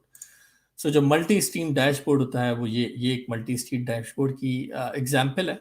अगर आप इसमें देखें कि इसमें मुख्तलिफ स्ट्रीम्स आ रही हैं, इसको हम स्ट्रीम्स कहते हैं। मैंने कॉन्ट्रैक्ट के ऊपर ये बनाई हुई है, तो ये एक एंटिटी के ऊपर बनी हुई है, और मैंने डिफरेंट व्यूज़ की बेस के ऊपर ये स्ट्रीम बनाए हुए हैं। तो मेरे पास एक व्यू है जिसका नाम है कॉन्ट्रैक्ट सेंड टू कस्टमर, और ये उस व्यू की रिप्रेजेंटेशन दे रही है एज अ स्ट्रीम। और फिर आप यहाँ पे देखें कि एक टाइम कंपोनेंट है जिसके ऊपर ये पूरा ग्राफ जो वो पूरा डैशबोर्ड फिल्टर हुआ है। तो मैंने क्रिएटेड ऑन की बेस के ऊपर इस पूरे ग्राफ को, पूरे डैशबोर्ड को फिल्टर किया हुआ। तो ये बेसिकली एक डिस्टिंक्शन है इंटरैक्टिव डैशबोर्ड्स की, कि it is always on one entity, main entity, and on a time line. तो हमें दो चीज़ें चाहिए इसको बनाने के लिए, एक तो एंटिटी और टाइम लाइन। तो ये इस तरह का जो व्यू है ये यूजुअली टियर 1 टाइप के यूजर्स के लिए होता है, जो जैसे कोई केस मैनेजमेंट कर रहे हैं, जिनको केस रिजॉल्व करना है और उनको अपना पाइपलाइन देखना है कि कहाँ पे है हमारा काम, वर्कलोड कहाँ पे है या बॉटलनेक कहाँ पे आ रही है। तो इस ग्राफ के थ्रू वो जो है वो अपना वर्कलोड विजुअलाइज कर सकते हैं। तो ये तो स्ट्रीम्स हैं। अब यहाँ पे आप ऊपर देखें तो आपके पास मुख्तलिफ ऑप्शंस आ रहे हैं, show visual filter, show global filter और शो टाइल व्यू। तो एक मैनेजर है तो उसके लिए इतनी डिटेल में नहीं जाना, वो ये can switch to the tile view and just see the counts, उसको स्ट्रीम व्यू की ज़रूरत नहीं है। हालांकि एक जो यूज़र है उसको डिटेल देखनी हो सकती है। अब यहाँ पे एक और ऑप्शन है show visual filters. This is the interactive dashboard experience, कि मैं इस विजुअल्स की बेस के ऊपर अपना सारा डाटा जो है वो फिल्टर कर सकता हूँ। जैसे कि अगर मैंने कॉन्ट्रैक्ट टाइप के ऊपर ड्रिल डाउन करना है, तो मैं अगर यहाँ पे क्लिक करूँ तो मेरा तमाम पूरा डैशबोर्ड जो है वो ऑटोमेटिकली फिल्टर डाउन हो गया। हम देखेंगे कि बनाते कैसे हैं, अभी हम यूजेबिलिटी को देख रहे हैं। और सिमिलरली अगर आप यहाँ पे क्लिक करें, मैंने बैंक्सटाउन सेलेक्ट किया एज अ सर्विस लोकेशन, तो मुझे सारा डाटा बैंक्सटाउन की बेस के ऊपर फिल्टर हो गया। तो ये इसकी इंटरैक्टिविटी है कि हम किसी भी चीज़ के ऊपर, किसी भी चार्ट के ऊपर हम फिल्टर कर सकते हैं। और फिर जो दूसरी चीज़ है कि इसके ऊपर एक ऑप्शन है शो ग्लोबल फिल्टर। तो ये तो मैंने ग्राफ के ऊपर फिल्टर किया, मैं जो है वो इसको किसी फील्ड के ऊपर भी फिल्टर कर सकता हूँ। तो ये कुछ फील्ड्स आप सेट कर सकते हैं कि आपको इंटरैक्टिव डैशबोर्ड में जो डिस्प्ले होंगी एज अ फिल्टर, वो हम डिस्कस करेंगे कैसे करते हैं। तो अगर मैं यहाँ पे डिवेलिंग टाइप डालूं और इसको फिल्टर करूं तो ये ऑटोमेटिकली फिल्टर हो गया। और इस ग्लोबल फिल्टर को जो मैंने यहाँ पे फिल्टर किया है, इसको मैं सेव भी कर सकता हूँ कि माय वीकली फिल्टर, और जब इसको मैं सेव करूंगा तो ये मेरा यहाँ पे आ गया। अब मैं जब भी इसको डैशबोर्ड खोलता हूँ तो मैं इसको क्लिक करके इस पे लैंड हो सकता हूँ अपने फिल्टर की तरफ। तो जैसे कि एक मैनेजर है, उसको डेली अगर देखनी है कोई चीज, वो he can put a filter and he just come up over here and see that. तो हम जाते हैं वापस। आई होप ये सोल्यूशन लोड हो गया होगा और हम दोनों चीजें कवर करते हैं अब, मल्टी स्ट्रीम डैशबोर्ड भी और अपना स्टैंडर्ड डैशबोर्ड भी। तो मैं जाता हूँ डैशबोर्ड्स की तरफ और मैं कहता हूँ एक न्यू डैशबोर्ड।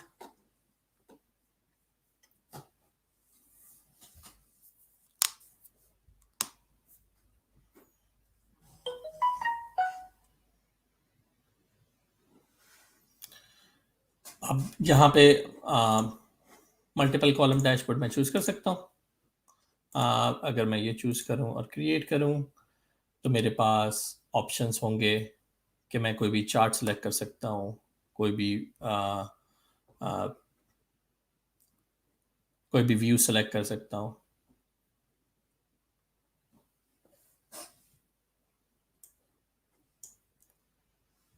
Very slow.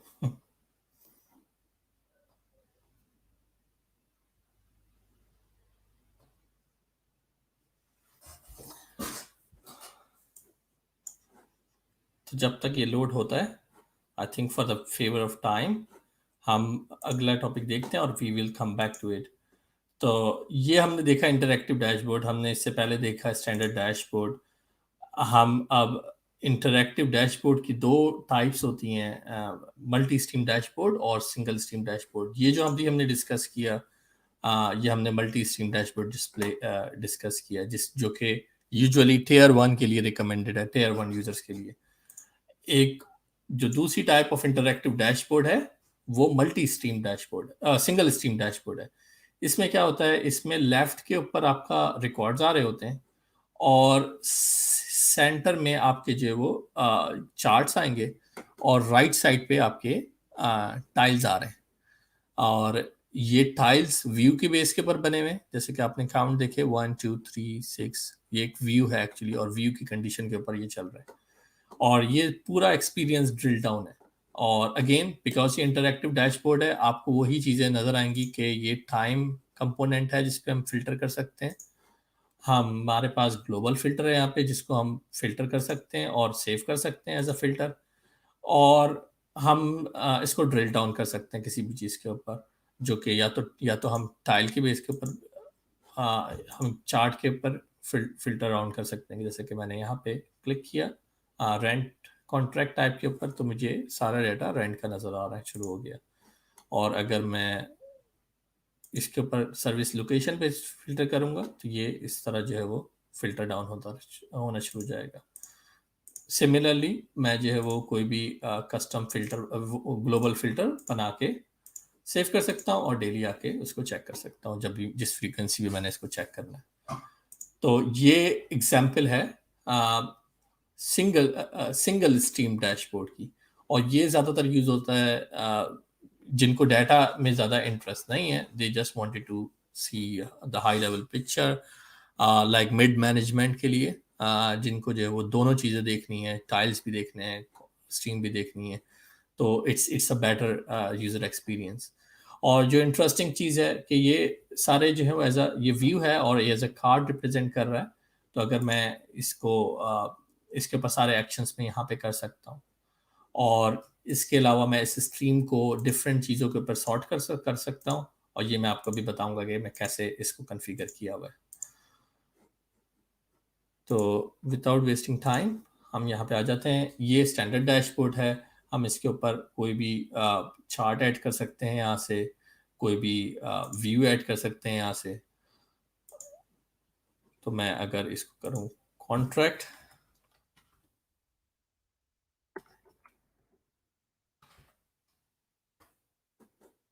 और मेरे पास सारे व्यूज हैं, मैं व्यू ऐड कर दूं, कोई चार्ट में ऐड कर सकता हूं, और मैंने कुछ चार्ट्स बनाए हुए हैं इंटीजीज के, तो मैं वो चार्ट यहाँ पे ऐड कर सकता हूँ। तो दिस इज स्टैंडर्ड डैशबोर्ड। मैं इसको क्लोज करता हूँ और मैं आपको मल्टी स्ट्रीम डैशबोर्ड को थोड़ा सा डेमो करा देता हूँ। So this is multi stream dashboard. Multi stream dashboard के ऊपर मैं इसको डिलीट करके आपको दिखा देता हूँ ताकि थोड़ा सा फास्ट काम हो जाएगा, हमारे पास टाइम कम है।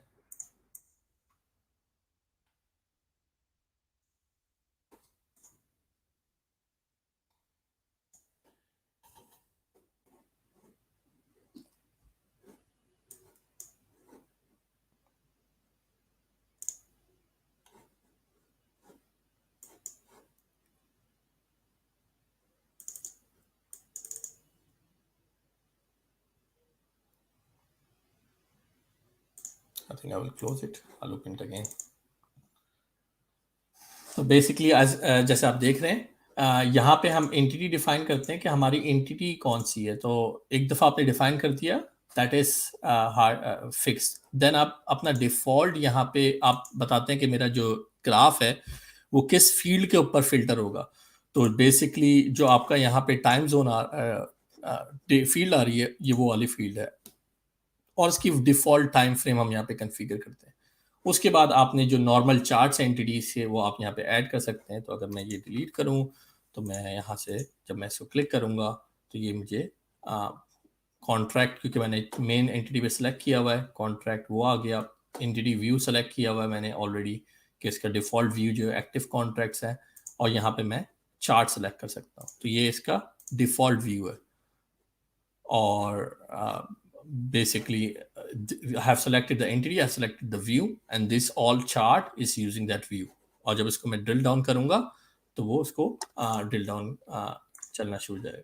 इसके अलावा मैं यहाँ पे स्ट्रीम्स ऐड कर सकता हूँ, और स्ट्रीम बेसिकली व्यूज है। तो मैंने यहाँ पे जो है वो मुख्तलिफ तरह के व्यूज बनाए हुए कि डिपॉजिट रिसीव्ड, मैं दूसरा व्यू भी ऐड कर सकता हूँ, कॉन्ट्रैक्ट सेंड टू कस्टमर, और कॉन्ट्रैक्ट साइंड बाय कस्टमर। सो इस तरह के मैंने स्ट्रीम सेट किए। So it's quite simple.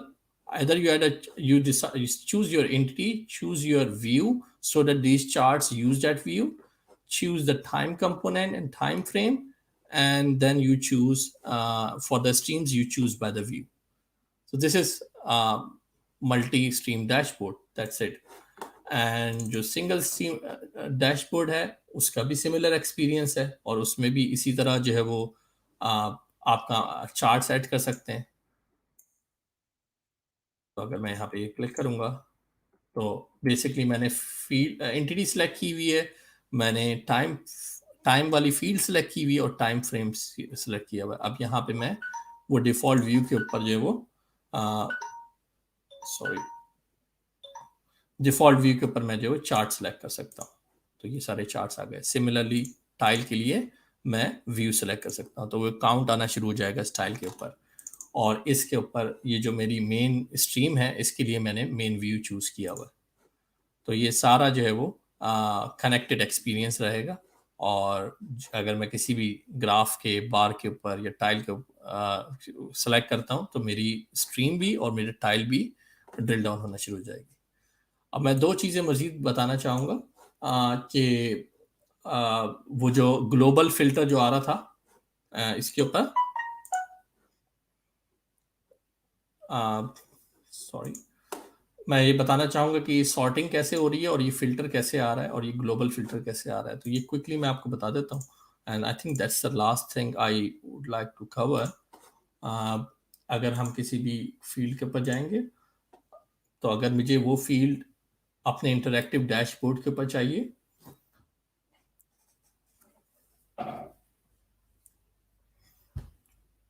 तो उस फील्ड के ऊपर दो चेक बॉक्सेस होंगे कि शो इन, तो अगर फॉर एग्जाम्पल मैं ड्वेलिंग टाइप के ऊपर जाऊं जो मैंने अभी सॉर्टिंग के लिए भी और फिल्टर के लिए भी यूज की हुई है।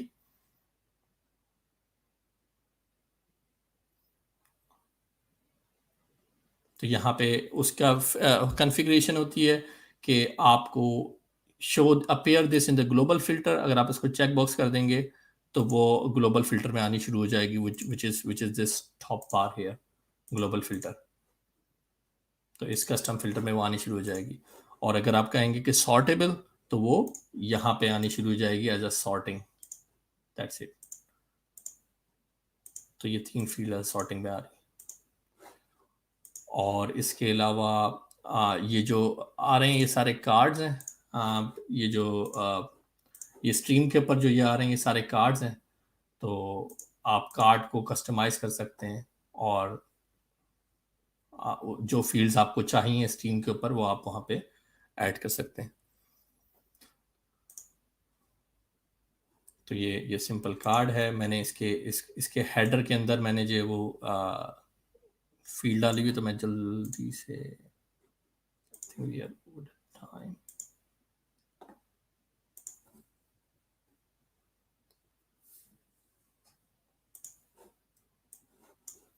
तो बेसिकली कार्ड के 3 कंपोनेंट होते हैं कार्ड फॉर्म के अंदर।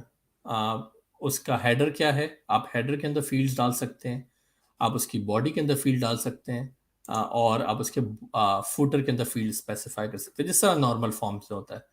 तो मैंने जो है वो यहाँ पे कुछ फील्ड्स यहाँ पे स्पेसिफाई की हुई। और इसकी स्पेशल चीज़ ये है कि इसके साइड पे जो बार आ रही है, आप फील्ड के ऊपर कलर सेलेक्ट कर सकते हैं। तो अगर आपने फॉर एग्जांपल ये कार्ड के ऊपर एक फील्ड आप डाल सकते हैं कि इसके ऊपर कलर किस चीज़ का आएगा, तो ये कलर कोडेड भी हो सकते हैं ये कार्ड्स। जिस तरह के मैं अगर इधर स्टेटस डाल दूं रेड, लो, मीडियम, हाई, और तो हाई को मैं कलर दे दूं रेड, मीडियम को येलो दे दूं और लो को ग्रीन दे दूं, तो ये ऑटोमेटिकली यहाँ पे कलर कोडेड शो हो जाएगा। तो कलर स्ट्रिप जो है, और ये आप फील्ड के ऊपर डिफाइन कर सकते हैं कि कौन सी ऑप्शन सेट की, कौन सी फील्ड के ऊपर क्या कलर डिस्प्ले होगा। और ये इसके हेडर, फुटर और बॉडी है। आई थिंक हमारा टाइम 5 मिनट्स रहता है अभी।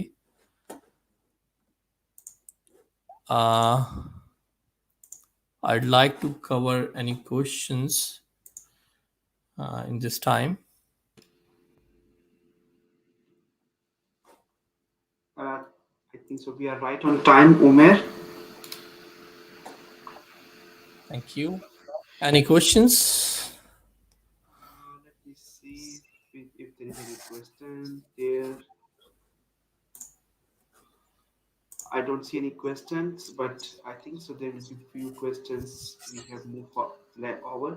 But absolutely, this is a great session. Absolutely full of all interactive things there, and pleasure to have you there, Umer.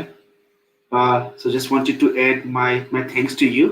That's why I requested Arafat. I'll come back to you.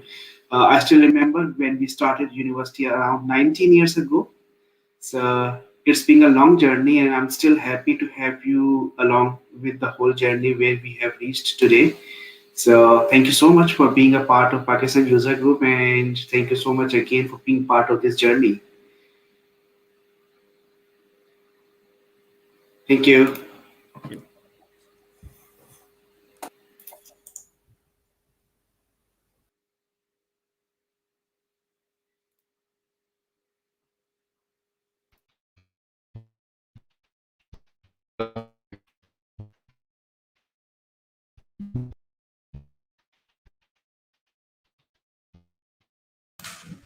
Can you hear me?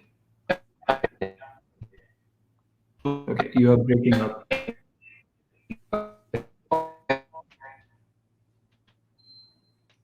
You are breaking up.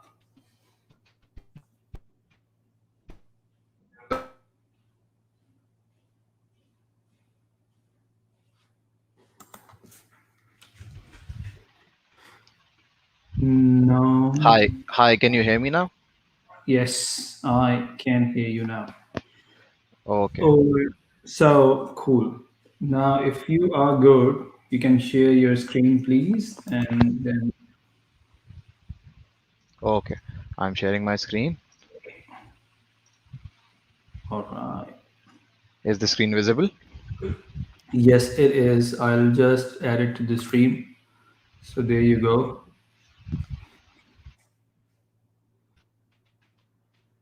Cool. Okay, all the best. I will go off the screen and then you can move on.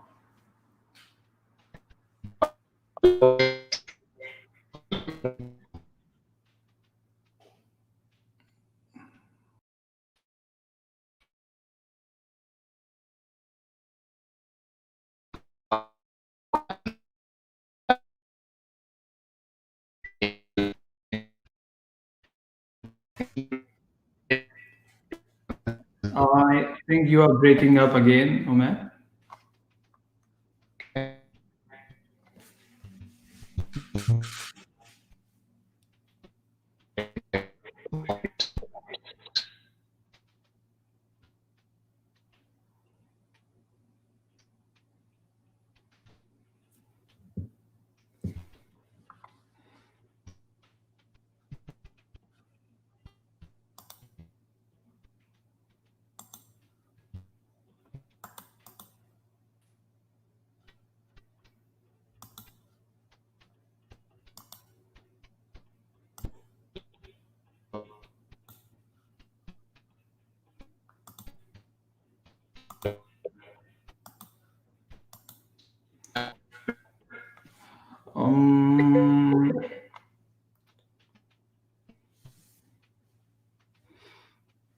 Unfortunately, it is still not working.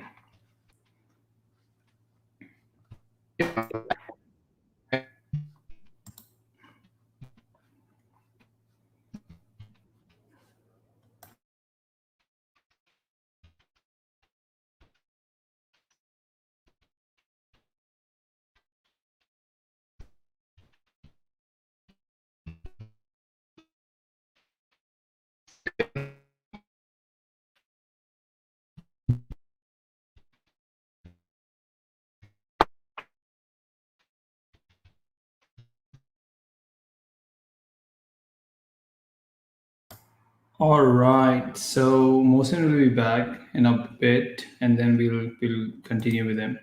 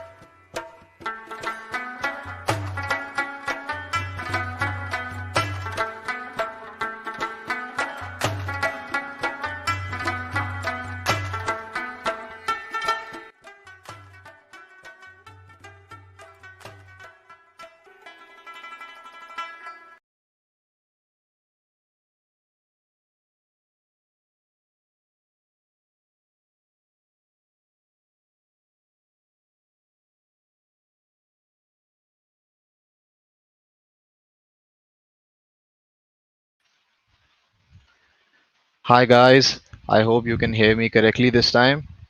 So we'll be starting our session, which is Power Platform and Application Lifecycle Management. So let me share my screen and let's get along our ALM journey.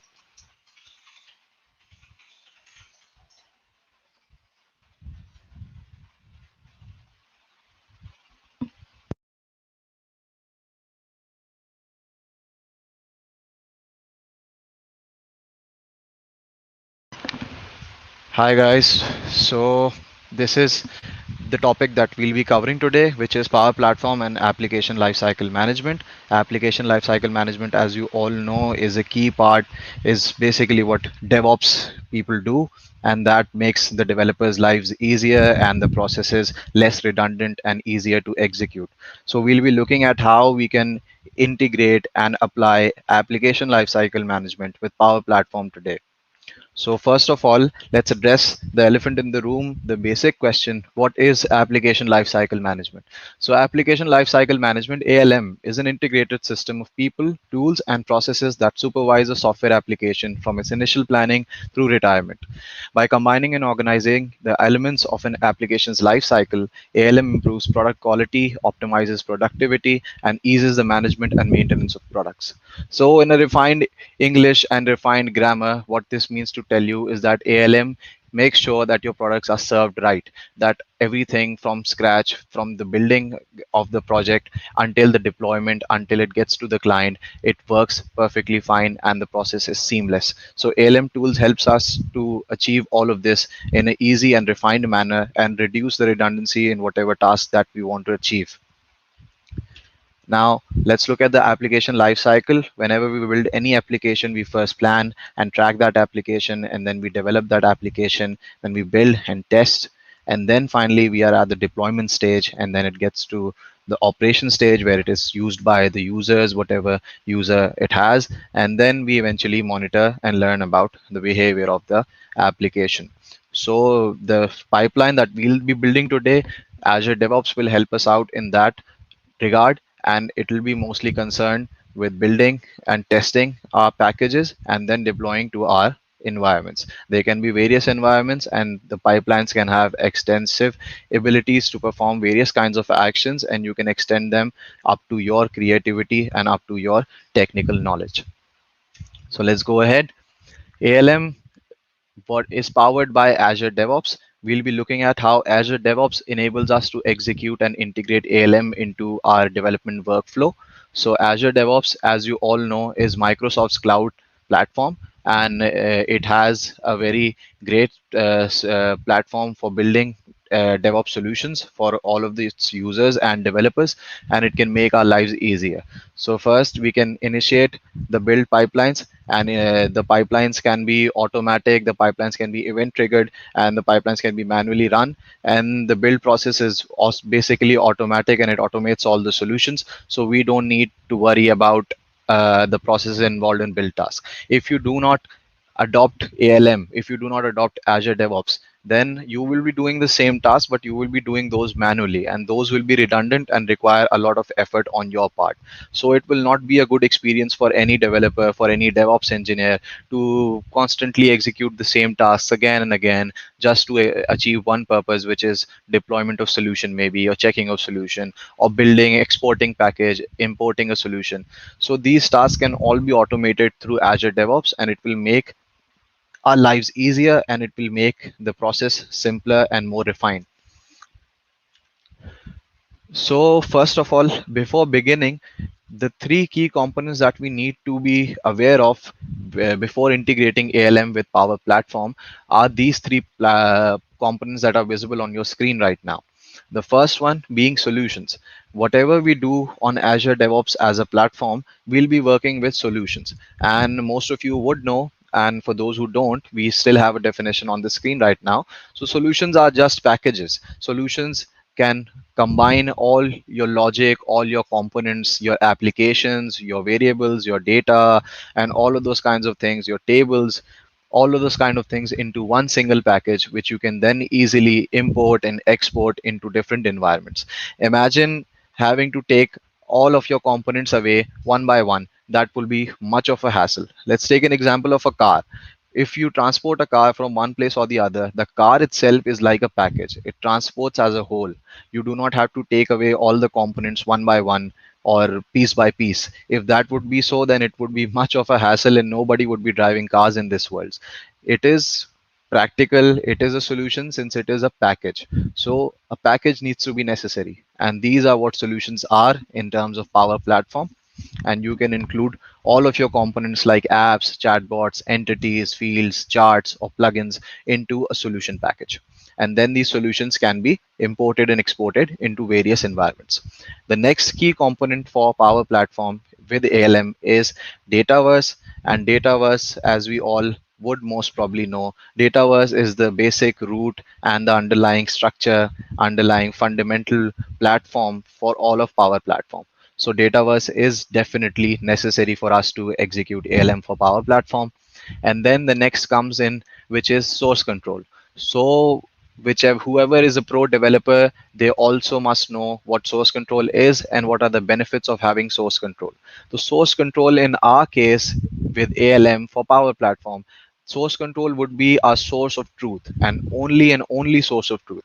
So whatever deployments, whatever builds that we take from our sandbox developer environments to our test environments or our production environments should always be based off of source controls, and they should not be based off your dev solutions. They should be based off the source control. So let's go ahead. This is the high level framework or the architecture that we mean to achieve. If you look at the environment, which is on the right side, the development environment, you can look at that the makers, us. The makers, we extend the application, we build on the applications, our model driven applications, our canvas applications, our Power Apps portals. We build on all of those, and we continue working in our development sandbox environments.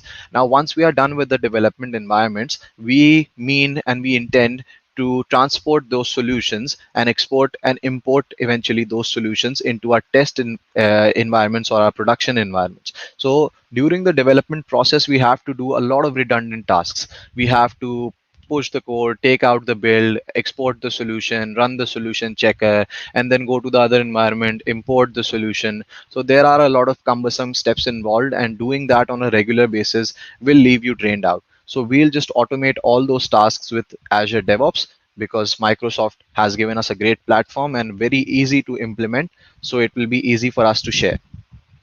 So from the development environment, what we'll mostly be doing is with these solutions that we have, which are packages of our work that we have put out. In these solutions from our dev environments, we are constantly pushing things into the dev environment, and we are pulling things into this solution.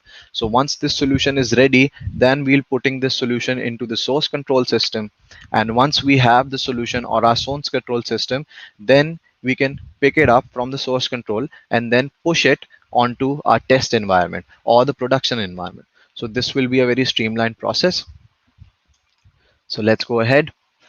What we'll be using and how Azure DevOps enables us to easily incorporate ALM into our build pipelines is by making use of this extension for the Azure DevOps, which is known as Power Platform Build Tools. So what the people at Microsoft have done is that they've made our lives easier, and that they've done all the hard work by themselves and made this extension for us to use, which is called Power Platform Build Tools. And it allows us to easily create build pipelines for Azure, for Power Platform in Azure DevOps by using this extension.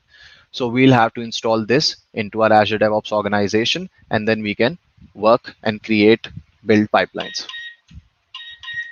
So the next thing, the first pipeline that we'll be looking at is the one which will export our solution from our development environment, and then it will unpack the solution into its source code files and then check that solution onto Git. Mohsen, are you still on the slide 3? Because your slide, which I can see, is this one. So it means that the audience can only see this slide. Okay, let me check. Yeah.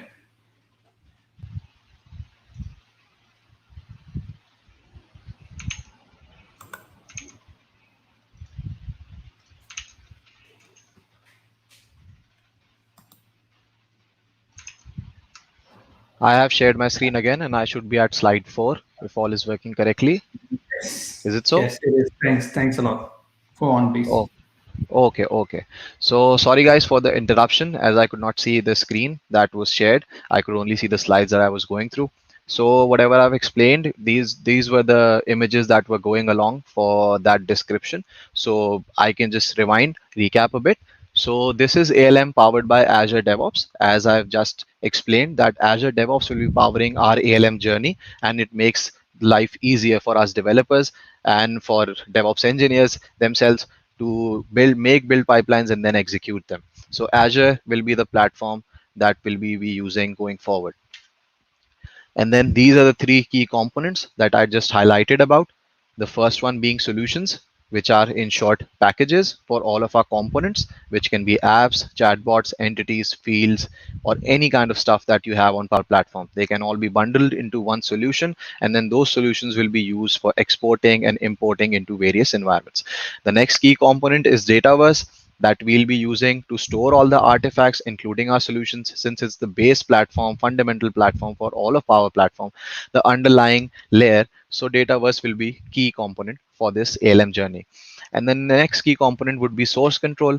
Now, source control will be our only source of truth for having the basic code and all of the solutions unpacked. So we'll be using source control. We'll dump our unpacked solutions over to source control, and then we'll be using source control as the source of truth for packing our solutions back into a managed solution and then exporting those managed solutions over to our test environment or to our prod environment. So source control will also be crucial for this process. Now let's go ahead. This is the diagram that I was explaining earlier. So this is the high level architecture or kind of framework that you can say that this is how usually developers and engineers are working with Power Platform. So this here, right here on the right, is our development environment. This is mostly a sandbox environment where we are working, we are testing things, we are making code changes, and we are creating test dummy data over here. So this is just a sandbox environment. This is where most we developers are working most of the time. And then once we are satisfied with what we have on the development environment, then we push all of that, we pull all of that into a solution package, which is just a container for all of our code elements and our components. And then once that solution is ready, we check that solution in over to source control. And on the source control side, we'll have the ability to track changes. We'll get all the benefits that we usually have with source control systems. We'll be able to see who checked in this code and when this code was changed. We can also see the previous code iterations. If you overwrite something and you want that back, then you don't have it on the Power Platform. But if you have implemented ALM, then you can still have it on your source control system. So then from the source control system, we'll pack that solution, and then we'll push that solution over to our test environment or our production environment. So that is where that we'll be conducting our UATs on test environment, and then eventually when we are satisfied on the test environment, then we move that solution over to the production environment, which is the live environment. So this is the whole process that we'll be trying to refine and make easy with our ALM journey. So let's go ahead next. This is the tool which will help us to actually realize all our ALM dreams. And this is Microsoft's effort to make our lives easier. They have done all the hard work for us. This is an extension for Azure DevOps. And once you install this, you have multiple tasks available for the Power Platform, which can help you build and then execute your Power Platform build jobs. And through this extension, we can easily create pipelines which can help us run our DevOps flows and deploy to other environments. So let's go ahead. The first pipeline that we'll be building will be the one which will export our solutions from our dev environment and then check those solutions source codes into the Git. So this is the first step where we'll be taking our solution from the dev, we'll be unpacking the solution, and then we'll be pushing the unpacked solution code over to Git. Mohsen, I think your slides are not moving, so we are on what we can see is slide 6 over here right now. Okay. Wait, let me reshare the screen. Yep.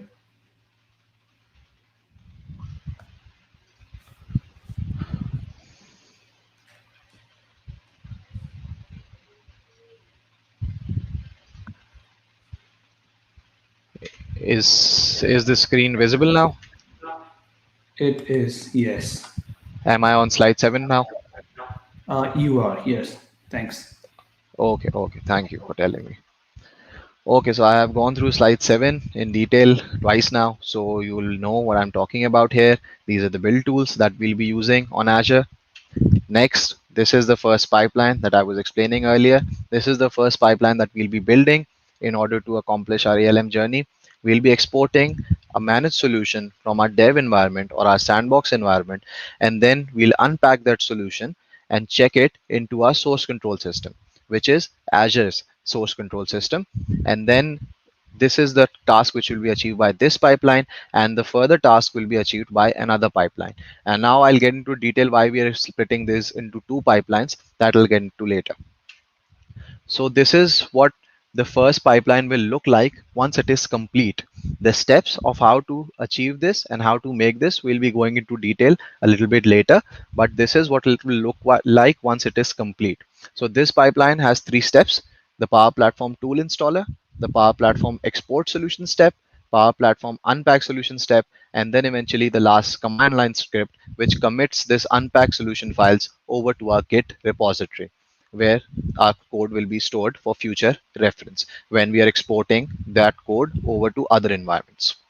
So this is the first pipeline. Now moving on to the next pipeline, what the second pipeline will aim to accomplish is that it will take the solution source files which are present on our source control system, our repository, which we did in the first pipeline, and then it will take those source files, it will pack those source files into one solution, a managed solution, and then that managed solution will be imported to whatever environment you tell it to, like the test environment or the production environment. So this is what the second pipeline will aim to achieve. This is how the second pipeline will look like once it is all complete. It will deploy a managed solution from Git to test. And the 3 steps involved are: first, the tool installer, then the pack solution step, which will pack our solution from source code and make a solution file, and then the third step, which is the import solution, which will use that solution file and import that solution file over to our other environments. So this is what we'll be aiming to achieve. Now let's get into the details. Let's get into the build process. So first of all, before getting started, the first prerequisite that we have is, since that we are using Azure DevOps for all of this, we need an Azure DevOps project set up, and we need to have an Azure account. We need to have a Microsoft account with the required licenses. So you can go to this link that's appearing on the screen right now, and you can click on the start free option, and then you'll need to sign in with the Microsoft account if you haven't already done so. And then you can start a project by creating a new project, and this will be the project where our pipeline and where our repository will reside. So this will be our main project for this ALM journey. So on to the next slide. This is an example of how I built a project on Azure DevOps. This is the created project. I've named it Learning and Development for the sake of this presentation. So this is what you will end up with once you do these steps and you create a new project over on Azure DevOps. Once you have this project set up, if you can look in the left taskbar, you have these 2 options which we'll be concerned with today. One is the repos option, where our Git repository will reside, and the other is the pipelines option, where our build pipelines will reside. Now let's go ahead.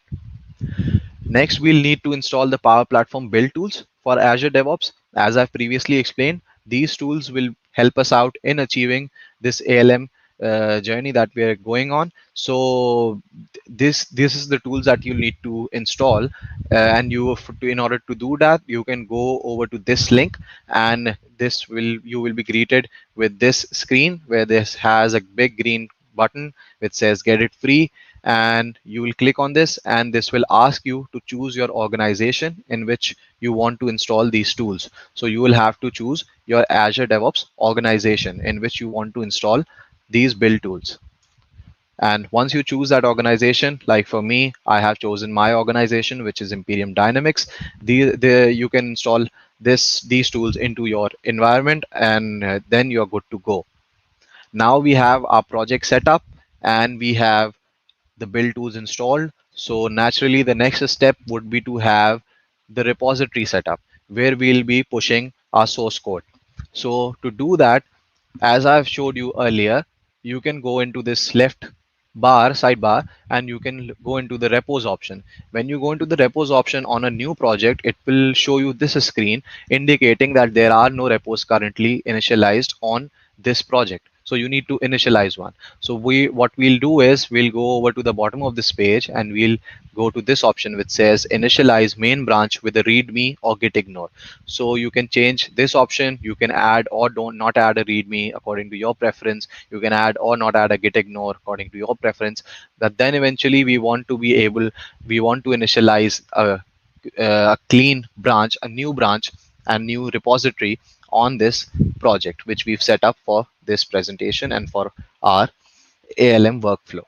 So once we initialize this repository, we will now have an empty repository initialized on this project, and this is how it will look like when you go to the file section of this repository, and this is how you will be this is how your screen will be, and this repository will eventually be used for our source code.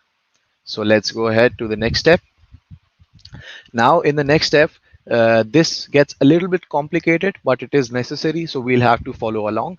In the next step, we'll have to allow Azure to actually access this repository.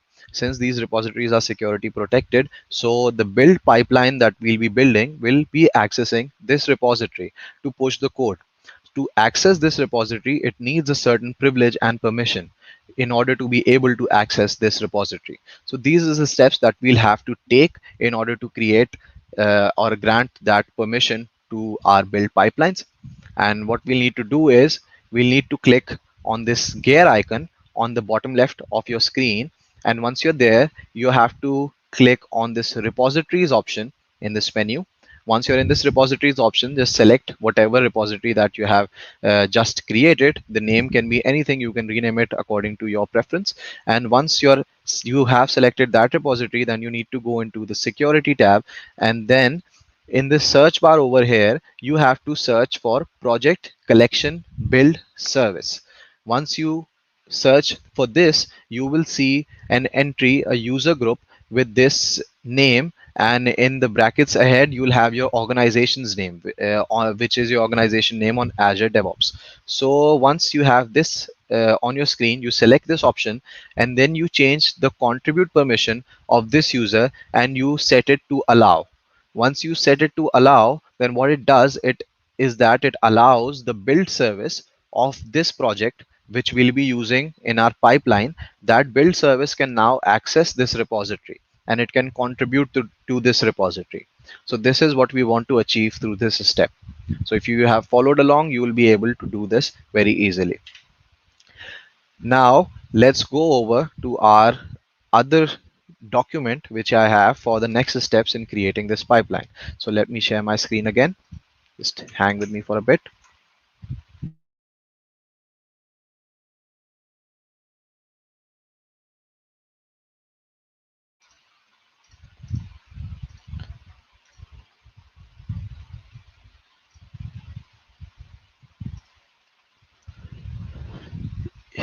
Okay, so now I hope we have this screen visible where you see a Word document on your screen. This is a blog that I have written for my organization, and it will be up on our organization's website, so you can check it out later even if you miss this presentation, or you can just go through this blog in this presentation when I'll be going through it. So now the next step, once we have all of the stuff set up, we have our Azure project set up, we have our Azure repository set up, we have granted the required privileges to our Azure build service. So we have everything set up. Now we need to get into the meat of things, and we need to create the first pipeline that will execute things for us. So to do that, first you can go into pipeline section, and then there will be a button which will tell you to create your first pipeline. You click on that pipeline, and now first of all it will ask you which type of editor, which type of connector would you like to use to create your pipeline. So for this we'll be using the classic editor. So click on this option, use the classic editor, and then the next screen will be this one, which will ask you to select which repository you want to link with this pipeline. And in our case, we'll be linking our Azure repos Git. This will be the repository which we'll be using. And by the way, this is the default option. We'll be using this since we're using the whole Azure platform. So we'll be residing our repository over in this Azure repository. You can also use your own personal or your work GitHub repositories or Bitbucket repositories or any other Git versioning system that you have. You can configure them and they will be as easy to configure as this Azure repos here. So we'll be using this Azure repos for this demonstration purpose. So once you have selected this Azure repository, you will select the project that you're currently on, and then you'll select the repository that you just would have created in the few steps earlier. So you will select that repository, and the default branch for this purpose of this demonstration will be the main branch that will be initialized when you started, you initialized your repository. So this will be the branch that we'll be using, the main branch. And then if you click on continue, this will be the screen that you'll be presented with. And here you will have to choose what template you want to start your pipeline with. And for that purpose, we'll be starting with an empty job and we'll be building it from scratch. So we'll start with an empty job and then we can go ahead and start building our pipeline. The next screen will be this screen where we have the whole information about the pipeline, and it will ask you to tell, it will give you an option to rename your pipeline. So you can rename the pipeline according to whatever purpose your pipeline achieves. The first pipeline that we want to implement will be the one which exports solution from our dev environment over and checks it into our Git environment. So you can name it accordingly. You can name it export from dev to Git, and that is sufficient enough to indicate what that pipeline tries to achieve. So once you rename your pipeline from this section in the name section, then you can go ahead and click on the save and queue button, which will show a drop down, and from that drop down you can click on that save button.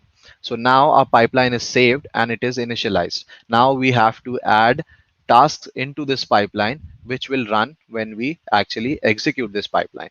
So as you can see here, we have just one job on our pipeline, which says agent job 1, and this is the default job which is created for you whenever you create a pipeline. Since we'll only be working in a linear fashion, so we won't be needing multiple jobs. So we'll just focus on this one job and we'll add all our tasks on this one job. For more advanced scenarios, you can create multiple jobs. Now let's go ahead. The first thing that we'll need to do is one error that you might face once we're done with all of this and we have our pipeline completed and then you run your pipeline, then there might be one error which says that your pipeline cannot access the token, the OAuth token. So that I've highlighted here. So you can do this step in the beginning of the process, so you will save yourself from some headache and this error won't likely appear to you. So you can click on this agent job 1, and once you have clicked on this agent job 1, this will be the details of this job 1. And if you scroll down, you will see these additional options. Now from here, you should click on this checkbox. You should check this checkbox which says allow scripts to access the OAuth token. I think it should be clearly visible to you now. So we have to check this checkbox and allow the scripts to access the OAuth token. So this is how we avoid the error that would have popped up if we didn't do this step. So now let's move on. Now we have to get into the actual building of the pipeline and where we'll be implementing our actual ALM practices. And these pipelines can differ. This pipeline is just for demonstration purpose to let you know how to actually get into ALM and get into Azure DevOps and make your lives easier. But this is not conclusive. This is not the whole thing. You can go ahead and customize it. You can go ahead and extend it to up to your liking, up to your level of technical knowledge. So this is just the basic stuff, and this will help you get into ALM with Power Platform. So once we are here, we have granted that OAuth token access. Then we click on this plus icon here, which allows us to add tasks to this job. Since this job is empty now, it does not mean anything. We'll need to add tasks to it, which run when the pipeline executes.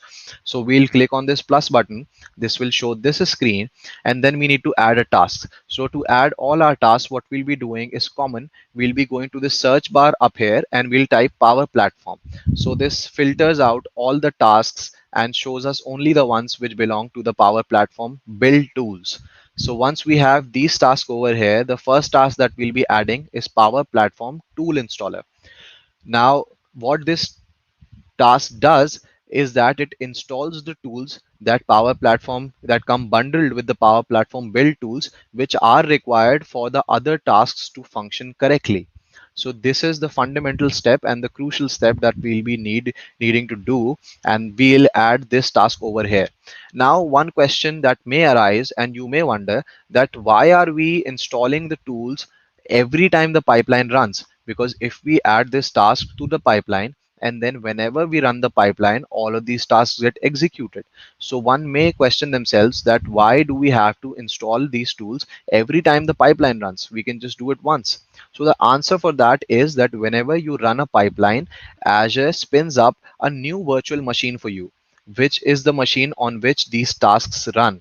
So it is not a one common machine, or it is not your personal desktop, personal machine, personal server, which has these tools already installed for once, and then you can run the rest of the steps. So this is not the case.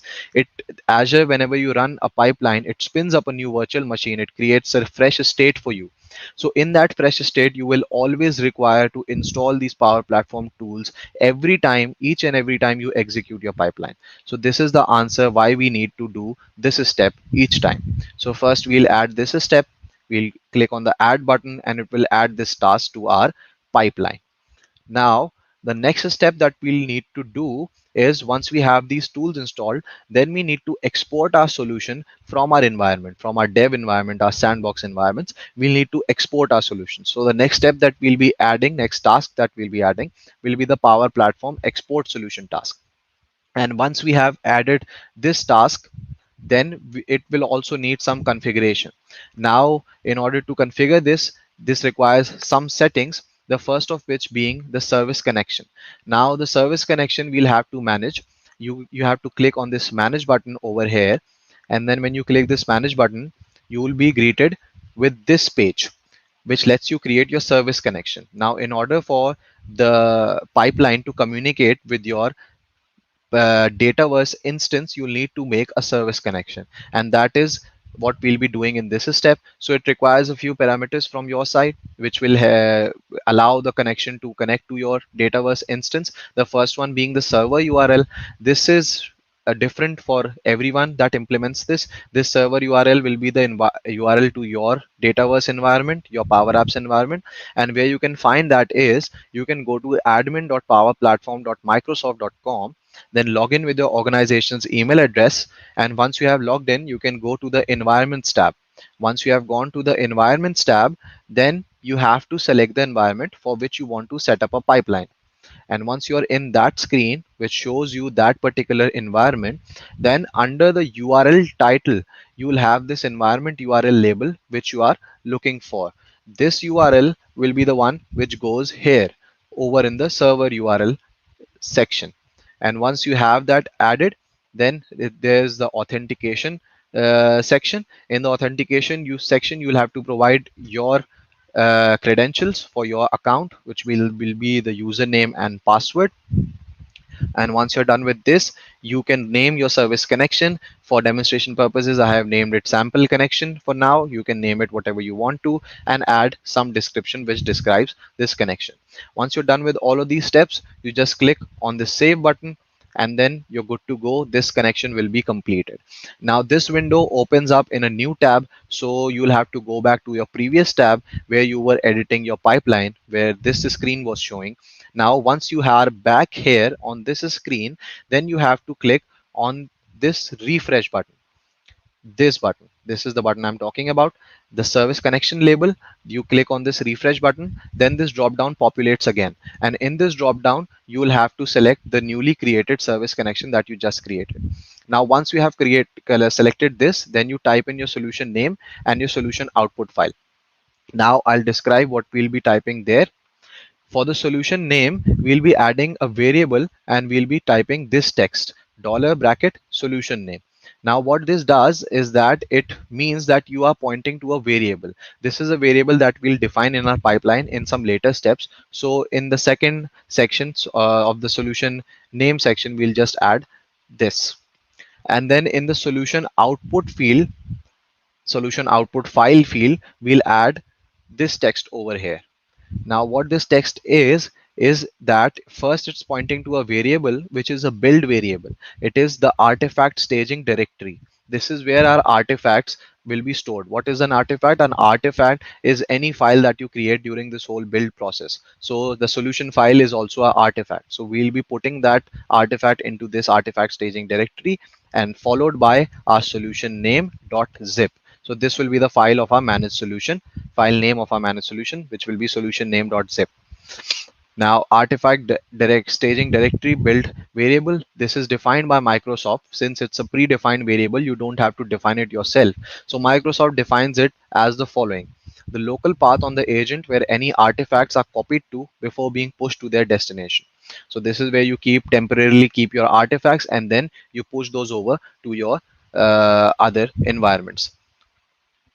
And please note that the artifact staging directory, it is cleared with every build. So once your build pipeline is complete running, this directory is cleared, so you won't have those files that you created during your execution inside this directory. So they are just temporary files. So once we are done with this, this is how this step will finally look like. For the solution name field, we have the solution name variable, and for the solution output file field, we have this builds.artifact staging directory / solution name.zip text. And you can also check in this box, which is export as managed solution, since we want to be exporting our managed solution. Now it is showing an error on the solution name file. This is because we haven't defined the variable yet, the solution name variable, which we'll be doing in the next steps later on in this demonstration. So we'll look into it later on. So now once we have this step completed, what this step will do is that it will take the solution from our dev environment and it will export it as solution name.zip file, and it will keep this on this directory. So now we'll have our solution file on this directory, which we'll be using to unpack and store into Git. So the next step will be to add the unpack solution task. We'll add the task using the same steps that we followed before. Click on plus, search, and then pick this unpack solution step. Now this also requires some configurations. The first configuration being the input file. Now for the solution input file, we'll use the same directory and the same file name which we use for the solution output file in the previous step. The output from this export solution step will become the input to this unpack solution step. So we'll just copy the same over here, and then the next field will be to add the target folder where we need to unpack the solution. So we'll be using another build variable, which is the sources directory. This build variable is used to just unpack the code, and you can store your source code, unpacked source code, in this directory. So this is what this step looks like after it's complete. And please note, please change this unmanaged solution to managed solution, since we'll be working with managed solutions. Once we're done with this, the next task that we want to add is the command line task. And in this command line task, we'll be actually putting in the commands which will push this solution, these solution files over to Git. And now in this, we'll add this command line task. Once this is here, you can look how it looks like when it's complete. Once you add this command line task, you can rename it from the display name field. I've renamed it to push to Git, because since this command line task actually pushes our source code over to Git. And then you have to put in the actual script over here. So this is the script which we'll use to push our code over to our Git repository. And you can look into the code over here. You have to change a few things in this script. The first thing that you need to change is this thing. This is the user email. This is just example@domain.com. You'll have to put in your actual email, actual organization email into this. And then this is the branch that we'll be checking out. This is the main branch, because this is the default branch that was initialized when we initialized our repository. And then we commit this code over to our repository, and then we push this code to our repository. And this line, it allows authorization for accessing this repository through the bearer token. And here we use the system variable, which is the system access token. This allows us to work with security, and this is the token which will allow us to actually access the repository. So we use this token as the bearer token, and this is the authorization header that we'll have to add in this git script. So by this script, we can push our code, the unpacked solution files from our from this solution file folder, the sources directory, over to our git repository. Now this is how this it will look like once it is all complete. And after this step, we have now completed this first pipeline, and this pipeline is done, and this pipeline will do as it was meant to do. It will pick up our solution from our dev environment, and then it will unpack that solution in the next step, and then those unpacked solution source code files it will push over to our git repository. And this is all achieved by this first pipeline. Now if you recall, we have second pipeline as well, where we'll be using this unpacked solution file and packing it and then deploying it over to our test environment. Now why we have split these pipelines into two is because this first pipeline, which just pushes to git, you'll ideally be wanting to execute this pipeline a lot more, because you will constantly be pushing to git with every major change. With every change, let's say at the end of each working day, you just execute this pipeline which updates your code over on your git repository. This you will be wanting to run more occasionally. But the other pipeline, which will actually pick that code up and deploy it over to your test environment or prod environment, that pipeline you want to be running only occasionally and sometimes on whenever you want to actually deploy to those environments. So that is why we have split these pipelines into two, for the sake of running one more frequently than the other. So once we have done this, our pipeline is complete. But one step that we are missing here, if you recall, we added those solution name variable and we used it throughout our pipeline, but we have not defined it yet. So you will have to go into this variables tab up here, and then you have to select pipeline variables. You have to click on this add button, and then you can add this solution name variable here. It has to read exactly this solution name, and then the value should be your solution name. This is just for demonstration purposes. This is sample solution name. This should be replaced with the actual solution name that you have over in your Dataverse environment. So once we're done with this, you can extract your solution name from your Dataverse environment. If this is your make.powerapps portal, once you are on this portal, you can go into the solutions tab over here, and in your solutions tab, whichever solution you want to export with this pipeline, you'll have to pick the name field of that solution. Please note that we are not picking the display name field, we are picking the name field. So we'll have to put in this default if we had to actually export this default solution. So you pick this name field and you add it over here in the value. Once we're done with this, then our pipeline is finally eventually complete. And this is the complete pipeline which will help us to extract our code from our dev environments and push it over to Git. Now I'll stop my screen sharing over here, and we'll be shifting to another Word file which will outline the steps that we need to take in the next pipeline. I think we're running over time, but I'll just quickly go over the second pipeline so that you have the complete flow.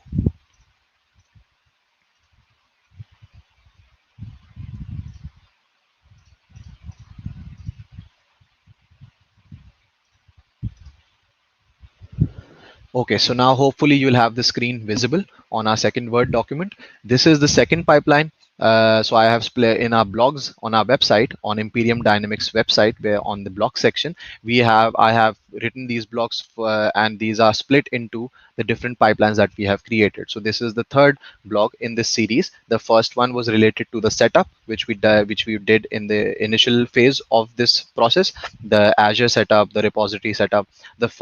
The second blog will be related to the first pipeline, which we just completed, and then this third blog is related to the second pipeline that we'll be building.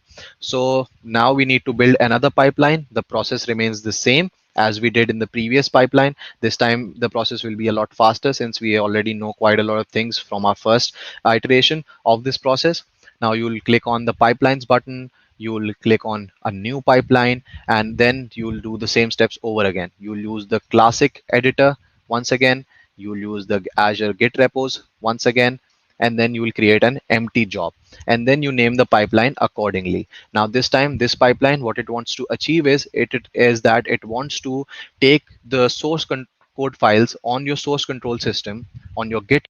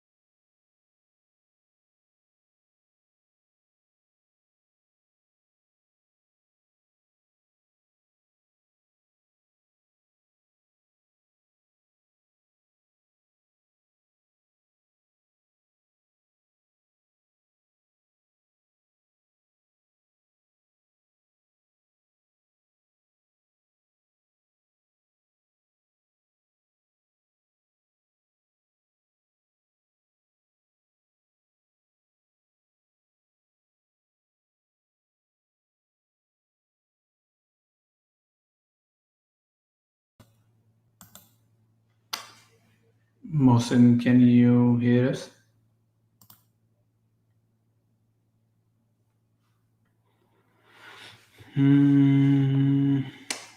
I think no.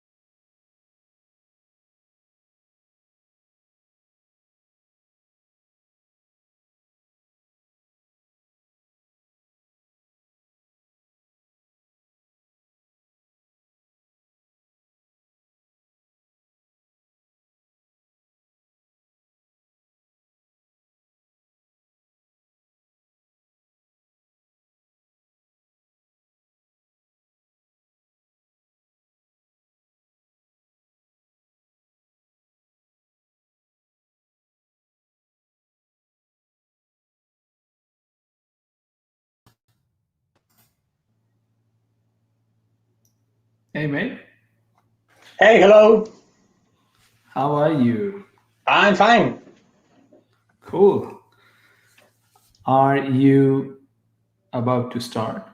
Yes, let me share my screen so you can confirm that you can see my slides. I am ready to go. All right. What's the time there? It's 9 a.m. All right, cool. This time you're not after midnight or or early in the morning. No, but that's fine. I mean, I like it, so hey. All This right, is always Bruno. this is always a nice session to share. All right, cool. So yeah, I'll share your screen and then I'll be off screen. If you have any questions, let me know. But I hope you won't. No, that's fine. Just one question. Time do I have? All right. Yes. Cool. Perfect. Take your time. Perfect. Okay, I manage. I have the session. I will manage to do everything there. So if you are okay, I will start. Yeah, all good. Thanks. Perfect. Okay, hello everyone. Bruno here from Canada, and you probably noticed the accent. I am not Canadian. I was born in Argentina, lived 11 years in Spain, and moved to Canada a couple of years ago. And I am Microsoft MVP. I've been an MVP for a long time. I think it's 12, 13, 14 years. And the last couple of years, I was awarded in the category of artificial intelligence. And I like to play with devices. I like to tinker with devices and stuff a lot. So that's how a couple of years ago, I started to play with a drone, small drone, a toy drone. I'm going to show you right now. And this is how I get to a point that I realize that I can do a lot of stuff with the drone. I can do some machine learning. I can do a couple of cool computer vision stuff. So, hey, it's super cool. So this is what I am going to mostly show you today. The main topic that I'm going to talk today is around, forget about machine learning.net. I will probably not do anything there. But yes, a lot of Python coding. I am going to do mostly in Python. And I'm going to talk a little about machine learning, computer vision, and how this works.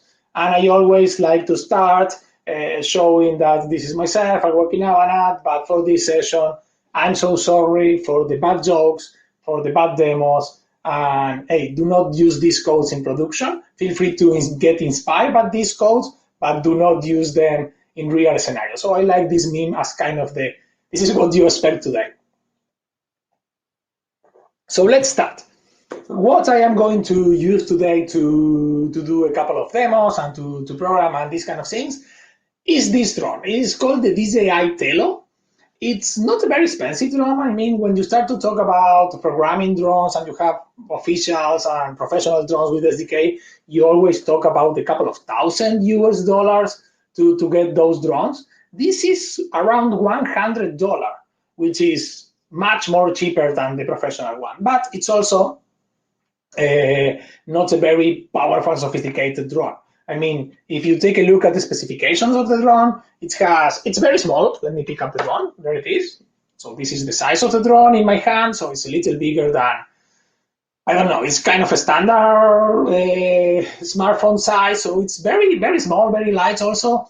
The battery is a toy, so the battery is around 10, 15 minutes. It's not a long battery time, but I like it because it has a very couple of cool features. So it has 2 antennas, so you can connect to the drone. When you turn on the drone is going to start a Wi-Fi hotspot, so you can connect to the drone using these antennas. Then you have the drone has a camera of it's HD camera, so 720p resolution, so it's very cool to access the camera. And it has a couple of other cool features, like it will automatically stabilize. It has a sensor to detect when it gets low battery, it will automatically land. It's kind of nice. It's super cool. Also, you can get extra batteries. I have a couple here for a couple of dollars. So it's not very, very complicated and expensive to start. And you can start to do things with the drone. What I really like about this one is that when I start to, a friend of mine introduced me to this drone a couple of years ago, and I see that there are some examples of kids programming the drone using Scratch. Scratch is a programming language where you are basically using blocks. You don't type code, you connect blocks. So the kids have some block to take off, fly right, fly left, do a flip, or something like that. And the drone will do these commands. So I like it, and I start to think, okay, maybe there is an SDK that we can use to connect to the drone and do these kind of things, but there is no official SDK for this drone. Remember, it's a toy, it's not a professional drone. But what we have, what you can have here, okay, it seems that the screen is frozen. Oh, perfect. So what we have somewhere deep in the Rise Robotic, the page that is doing the drone, there is a PDF. I know that they have a 3.0 version right now with a specification around how you can create your own SDK, how you can connect to the drone. So basically, when you connect to the drone, you are going to have a couple of UDP sockets connected that you can open to the drone using a couple of ports. And one of the sockets, one of the ports is going to be used to send commands to the drone. You can see a couple of sample commands here. You can send take off, land, flip, move right, move left, a couple of things that you can do. The other port is going to be used to read information from the drone, to read information about the battery, the temperature, the time of flight, etc. And the third port is going to be access the camera. So, okay, if you read this, and by the way, when you send the command, this is using UDP, so it's not TCP, you are not sure that the command is there or not, so a couple of things that you need to figure out. UDP is not a very friendly communication protocol, but once you have this, you're going to start to write something. If you know a programming language, or if you're working a platform that allows you to send this command to a specific port, you're going to start to interact with the drone. And this is what I've done. This is what I started to play and started to do. But before showing this, let me show how I have this today, because this is kind of important in terms of the logistics. So I am going to be connected to the drone via wireless. So I am using my machine. This is my gaming/work machine, and I am connected to the internet to share this with you via a network cable. But because this is a toy drone, I am going to get disconnected from time to time, So be aware that you are going to see this a lot. So moving to demo site. If I turn on the drone is going to start blinking. You're not going to see anything there. It's super cheap. It's super low quality. But when the drone is on, what I will have, let me start zoom it.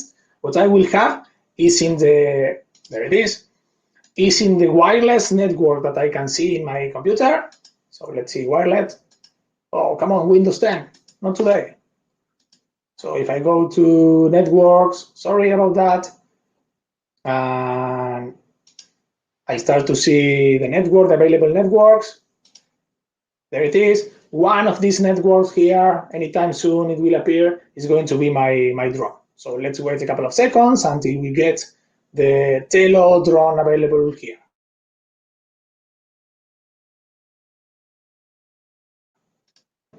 It's not refreshing. This is what's happening in live mode. Okay, trust me, there is a drone, there is a Telo drone here. So what I am going to do, I am going to connect to this network. And the way that I'm going to connect, I am not going to use Windows 10 connection. I am going to use a PowerShell command, and this command is super simple. Let's remove these git clones. It's going to be this command, let net sh wireless LAN connect, and this is the name of my.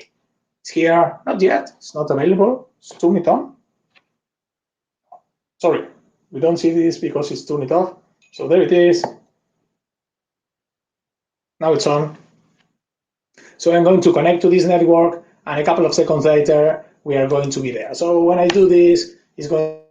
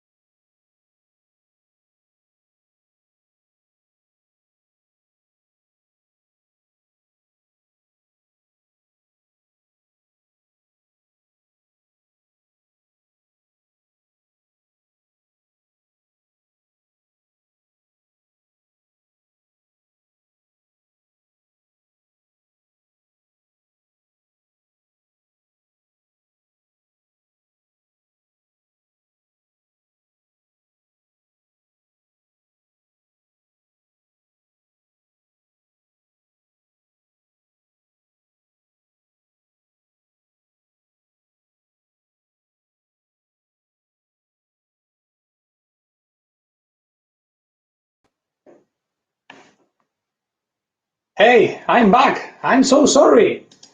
I didn't have a connection problem. I have a blue screen. This is Windows doing Windows stuff. So let me share my screen back.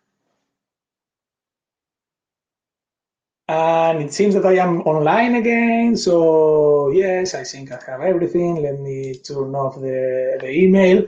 I'm so sorry about that. This is happening in live demos. And I was basically showing that I want to connect to the network of the drone. So I am connected to this one here right now, with Wi-Fi 2, Telo. I am connected to the network. So I am connected to the drone. So as I mentioned, you are going to see this, I hope not the blue screen. I did similar demos this week a couple of times and I haven't had any problem. But hey, I am connected to both, to the internet and the drone right now. So with this online, with this on, and again, I'm so sorry about this. This is my machine doing machine stuff. Let's build our hello world. If we are in a live stage, I will probably pick up the drone and make it fly so we can see it fly. I'm not going to do the flight demos until the end today. I don't want to break the drone. But let's do something less interesting, but still cool, which is connect to the drone and get some information about the battery. So this is kind of the hello world to write the SDK. So let me close this, open code. And again, I'm so sorry, I had everything open until I restarted. And let's go to today. Today is the 31. Let's create a new file. Let's call this demo.py. It's a Python file, and start to write some code here. So first stuff that I'm going to do. Let's add some imports. I am going to use sockets, I am going to use time, and I am going to use threadings. I'm going to use socket to connect to the drone, that makes sense, and I'm going to open each one of these connections in different threads so I don't block the main app. So far, so good. So then let's write a couple of functions to receive data from the drone.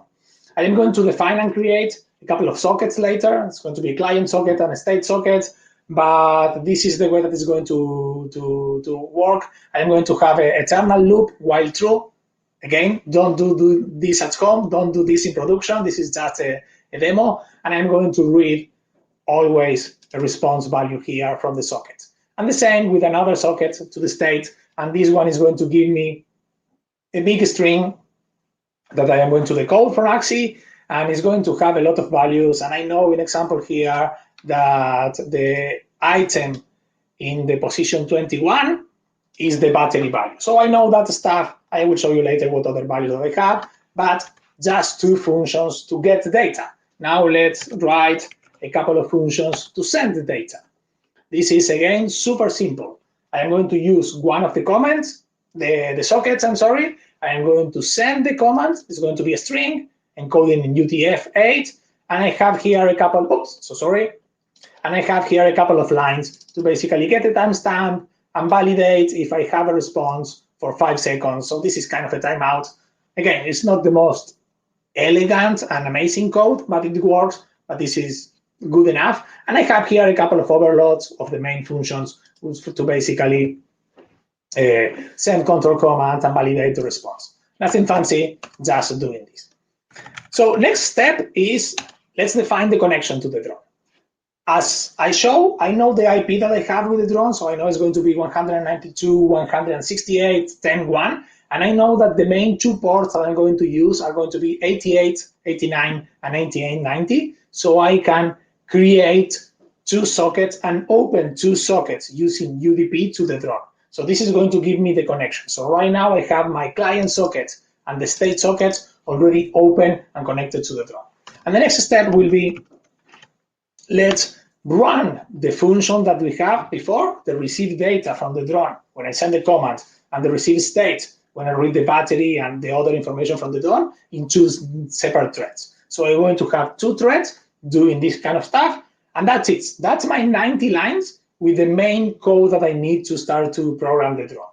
Everything else, all of the other demos that I'm going to do are going to basically start here, but I think it's good enough to explain how this works so you can have a sense of what are how this is connected to the drone and how I'm sending information. So let's do the basically the hello world, which is let's define the battery. It's going to be battery 0.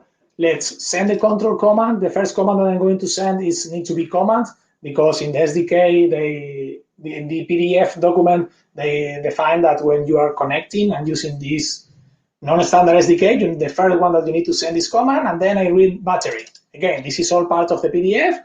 I will wait 5 seconds, and then I will print the battery value that I read before. So let's run this. Let's see how this works. Let me copy the path of this one. I am disconnected to the drone right now, so I need to connect again. Let me add a new one. Oh. Let me add the PowerShell. I will turn on the drone,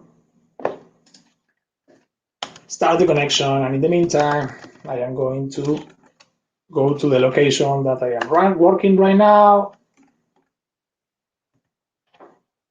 So if I show the files that I have here, I have this demo.py file, the one that I just created. Let me start the connection again until the ping in the bottom left start to reply with information. There it is, now I'm connected. So I can go back here and run this python.demo.py, and this will connect to the drone, wait 5 seconds, and show the battery. Super simple, battery is 83, so nothing fancy, nothing amazing, super boring demo, I know, but let's tweak this a little so we can show different stuff. So let me wait 25 seconds here, and let me change this line that instead of just getting the battery, let's print the full list here. Oh, sorry. I have Copilot on. Let me turn off Copilot. Python. So it's not bothering me anymore. So I'm going to print the battery. So if I go back here, still connected? No, I guess get disconnected. Let me turn this on again. So let me go back here. This is the boring part, sorry, connecting and disconnecting, but it's good to drink some water.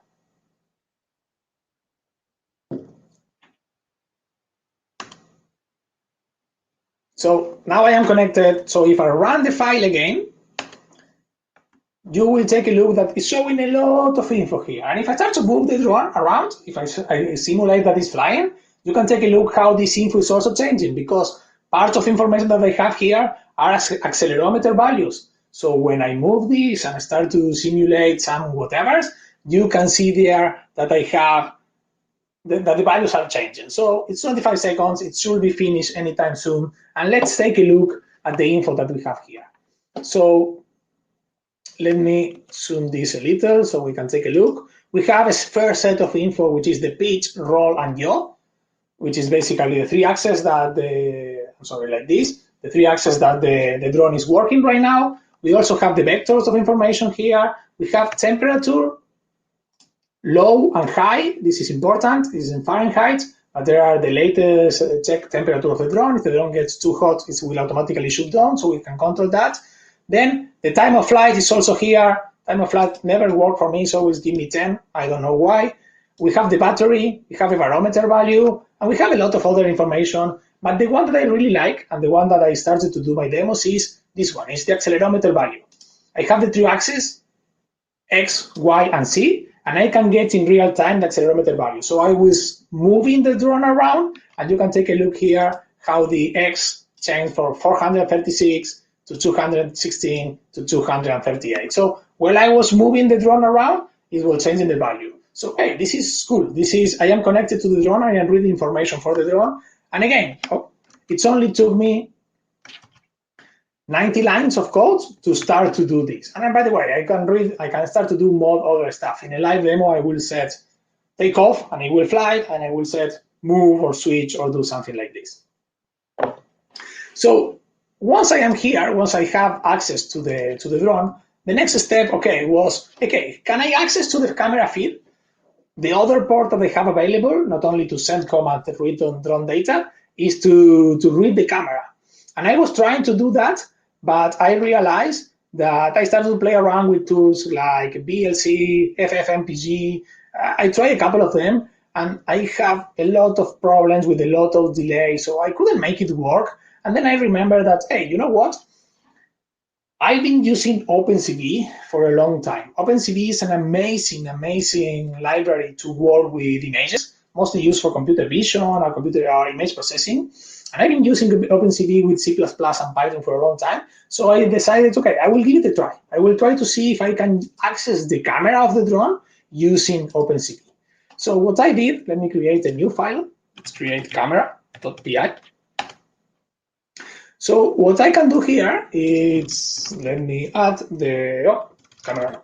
Let's go for drone 30. So I will add as I mentioned, the first 90 lines of code, the standard ones, and I have one difference here. I have import the CV2. CV2 is OpenCV. So this is the library that I'm going to use to access to the camera. So everything else is the same. The main difference here is I am using OpenCV. So next step will be, let's start the drone connection. And again, like before, I send the first command, and then I send another command, which is stream on. So now the drone will start to stream the camera frames, the camera information frame by frame, so I can access that. Next step will be, okay, let's start the camera. And this is the magic happening here. Basically, I know the IP of the drone, I know the port, I know that UDP, and this is what I need to send to the drone to say, okay, open a capture element. This is of OpenCV element that is going to allow me to access to the camera. And this element will allow me to access frame by frame. I can say capture, get me the frame, I'm going to give me the latest frame of the camera, and that's it. If instead of using that address, UDP/192, I put here 0, it will access my local camera, the number 0. If I have 2 or more cameras, I can put 1, 2, 3. If I have a remote camera using RSTP, I can use RSTP here. So OpenCV makes accessing to the camera drone super, super easy. So the next step will be, okay, now I have the camera, let's display the camera. So what I am going to do now is I am going to still get the battery values. I can use the battery as a ping command, so I know at every time that I'm connected to the drone. So I am going to read the battery value and ping the battery value, and then in a while true, in an eternal loop, I am going to read the capture camera, the camera from the drone, into a frame. I am going to resize the frame to 640 for 480, and then I'm going to show this in an image. So let's change the name here, and let's do for Urdu in the bootcamp. Sorry. So let's change the title. I'm going to show this. And when I press the letter Q, the Q letter, I am going to stop the execution. And the final step here is basically, when I stop the program, I need to send the control to the drone, which is stream off, so it stops streaming the camera. If I don't do this and get disconnected, the drone will get into a crappy state. Remember, this is a toy, so it's not a professional one. So I need to do this. So let's do a small recap. Very simple, same code as before, but I am going to open, using OpenCV, a camera capture here. I am going to access to the camera capture to get frame by frame, show the frames in a window, and basically close the application. So let's save this and go back to our amazing demo to see what we have. Let me put this smaller here. Now if I see the files here, I have my camera file, there it is. This is the one that we are using, and I am disconnected from the drone, so I need to go back, turn on the drone. Sorry about that. This is the boring part, and connect to the drone. After a couple of seconds, it should be there.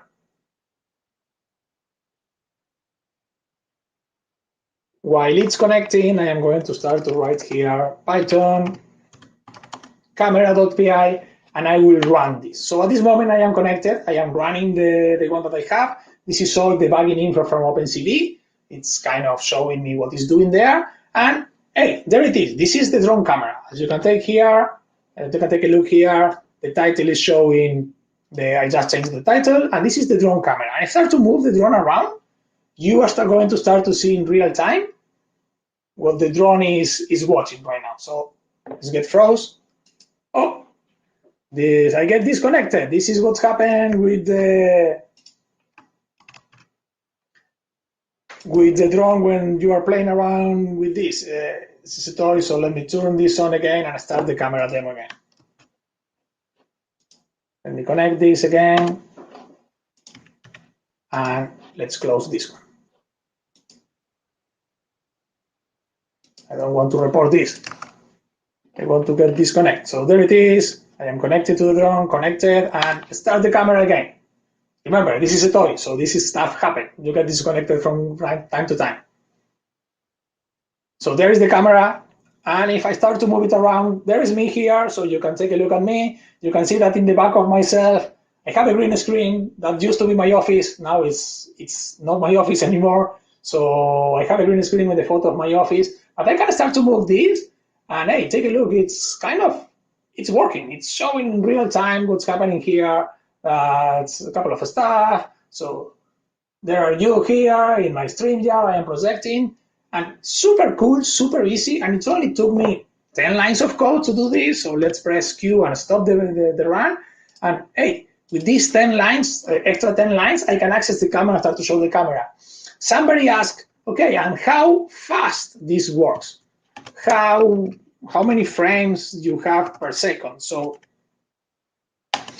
this will show the frames per second. Basically, it's the same code, and I am going to get a timestamp at the beginning of the frame, then show the frame, do some calculations here, and show the frame per second. And in the same demo that I just did, what I can do right now is I can use the same code, but add this overlay here on the top. There it is.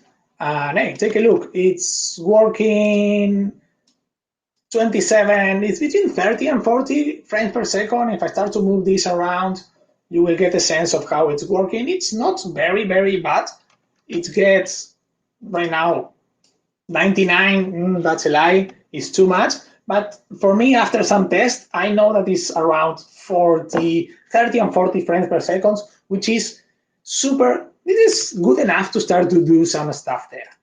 So I can access the camera, I can connect to the drone, I can start to do stuff. And hey, the next step, if I have access to the camera and I have an image, I can start to do some stuff on top of the image. So this is the moment where I start to think, okay, what we can do? What is the final step of what we can do? So let's try with something easy. Let's try to do some face detection in an image. Face detection has been around for a long time.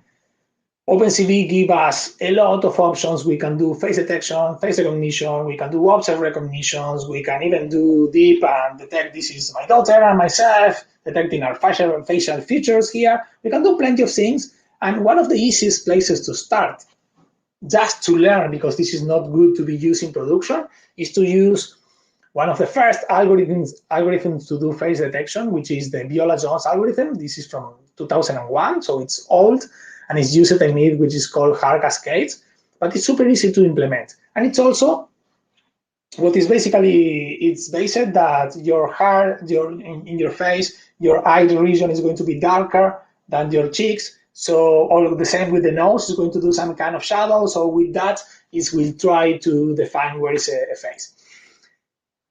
Again, it's kind of good to start because it's super easy to implement in OpenCV. It's not the best one, but I will show you how this will work, and I will also show you in a more better trained machine learning model to do faces, how we can do that, because it's kind of the idea. So the way that we can do this is, again, let me create a new file. Let's create a new file. Face PI, let me minimize this.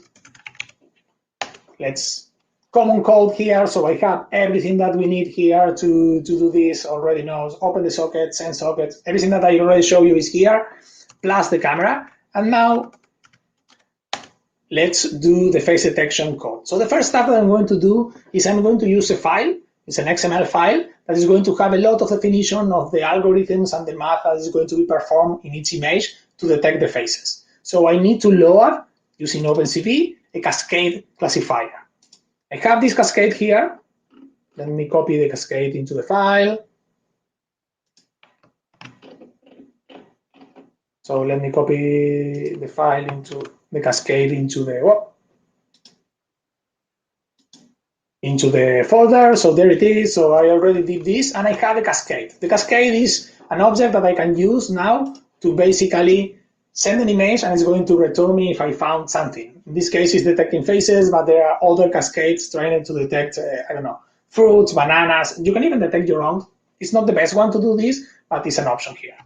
So next step, when I have this, let's display the faces. How we are going to do this? So I am going to read again the frame here. I am going to do a resize of the frame, so it's kind of same size that we had before.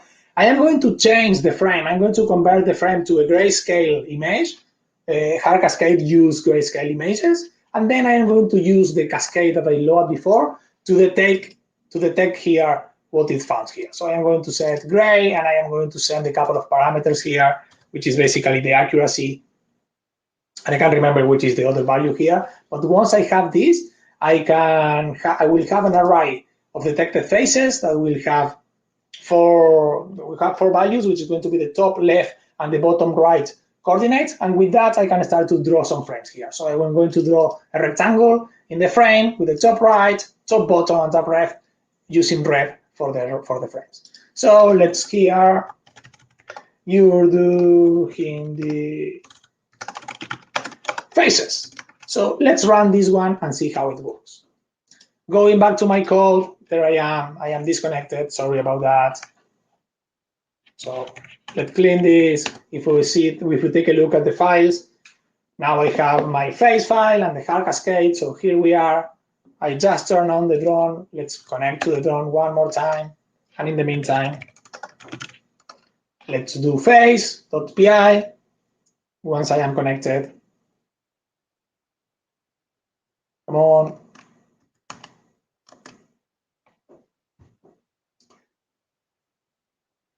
There it is. I can start to do face detection. So right now, it's going to open the window at any moment. There it is. It's open the window. Let me put my window here. It's going to open the window. And if I start to move the drone around, and I point it to my face, you can take a look there that I have the frame around the face. If I start to move the drone around to a little to the corner, the face is still there, but I lost it somewhere there. But hey, that's kind of the frame, that's kind of the face, and it works. It's kind of nice because it works. If I open a video, let me open, I have here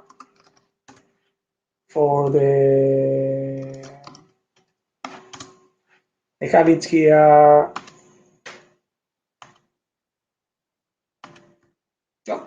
No, not here. Let me open here, this one in the...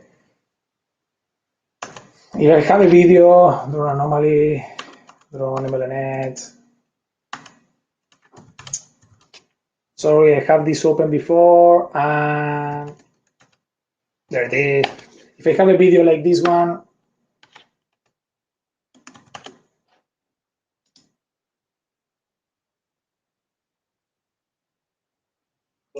here. Let me stop the video and play this again. And what I am going to do right now is, I get disconnected. I'm going to point the video I'm going to point the drone to the video so we can see how it's detecting faces in real time. And this video has a lot of faces here. So I am turning on the drone. There it is, connected to the drone. Super boring. I know the connection part is super boring. One more time, send the connection. I am connected, and let's minimize a little here. Clean this. Start the face. And once the drone is showing faces, showing the camera, there it is. So I am playing the video, and you will see as soon as the signal is stable how it's some frames there, some other frames there. It's taking some time. As you can also see, because I have so many devices in my office right now, the Wi-Fi signal is kind of creepy, it's kind of crappy, but sometimes you get this, hey, it's detecting something which is kind of cool. There's a face there, you see the red frames, you see kind of a lot of frames there, and it's nice. This is, again, using a couple of lines, you can start to detect stuff like a face or a banana or something else. Again, I will probably suggest you to use the OpenCV and the Viola Jones to do some hello world to start to play around. There are other more sophisticated options. So an example here, let me minimize this a little. I have a full set of demos, and in the 45, instead of using the Viola Jones model to and the hard cascade to detect faces, I have here a coffee model. This is a machine learning model trained with thousands of faces, a much more better model that will work. It's still a little slower, but this one works great, super great. So going back here, if I move to this file, this is the number, sorry, this is the number 48, I think, yes. If I run this one,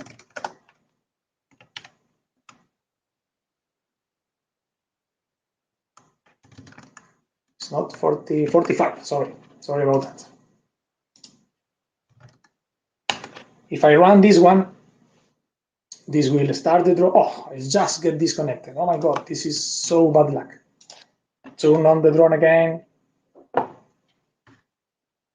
1, 2, 3, connect to the drone.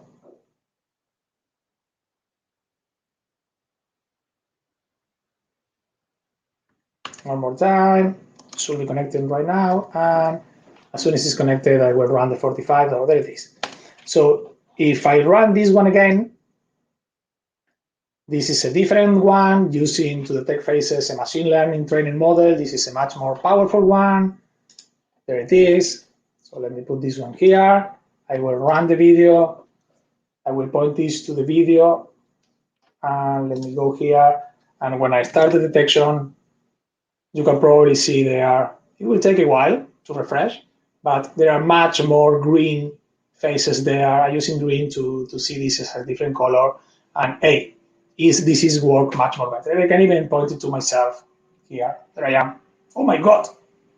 And see there, even with the crappy connection, it's detecting a face. So hey, it's kind of cool to see how this works. And there are different options here. I use this to do other samples like the face detection. I have other to do age and gender detection. So let me run the 46 just to show you.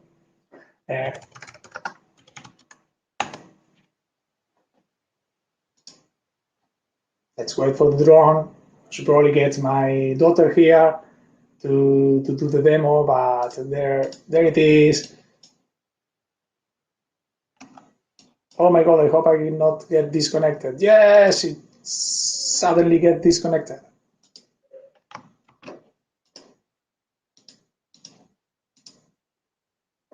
Okay, let's connect the drone again.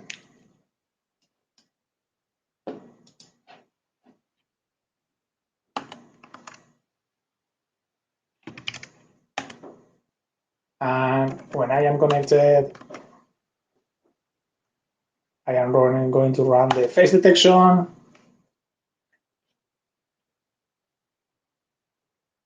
There it is. Come on, Windows, where are you? There it is. I point it to myself and enable the feature. That's it. Okay, it says that I am a male of, this is the face detector there, male. I am not in the 4 and 8 age group, so why I cannot get this is a better view, something like that. There it is.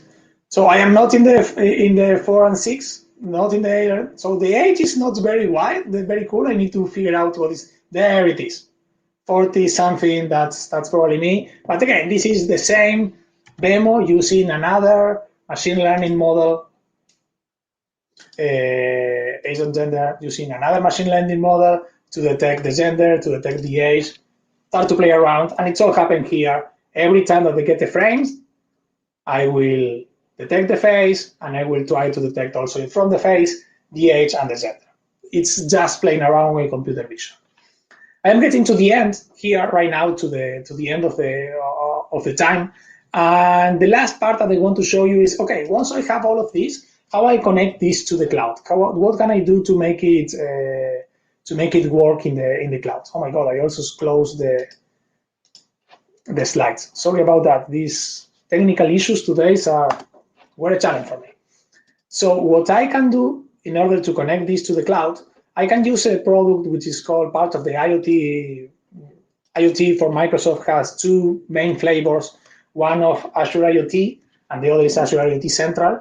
And Azure IoT Central is kind of cool because out of the box we have access to dashboards, reports, kind of integrations, a lot of stuff, and it's super simple to create a device there and to connect our drone there. Remember that I use a couple of lines to connect to the drone, and then I can get here and basically change this. So I created a template for the drone. I have here my drone. Let me delete this drone. I will create a new one. My template, my device template here, I have a drone. I can create this from scratch.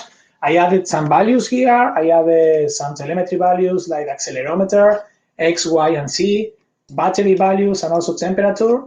And what I can do is using this template, I can create a new device. So let's create a new device. Let's name this drone Urdu, device ID, also drone Urdu. Let's use the latest template, the V6, and I can create this. Once I created this device, I will have here a couple of views that I can also create and emulate, where I can see information around the battery, around the temperature, and even the raw data. And the way to connect this is basically using an out-of-the-box set of scripts that Microsoft gives us to connect to the drone. I can connect here and define my, and add my IoT information. And then I can go here, go to connect, and start to copy, in example, the scope. I have here and paste the scope. I don't need the IoT hub, sorry about that. And the key that I have here, this is my key. So at this moment, with this code, this file, what it's going to do is going to connect to the drone. It's going to read the telemetry from the drone, and it's going to start to send this telemetry, battery, accelerometer, and temperature in real time to Azure IoT. So when I get here, if I am still connected, I'm not connected, no problem, but I can go here and do this. So let me clean this, let me prepare this to run. When I am here, and let's move this one here. When I am connected to the drone, let me tune the drone one more time and connect.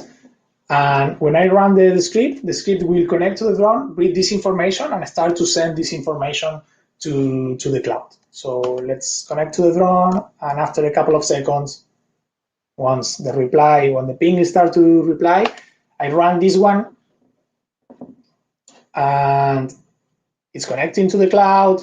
It's getting the info there. It's opening the camera. I am not using anything here. There it is. It's open there. It's sending information, so you can see here that it sent already accelerometer value.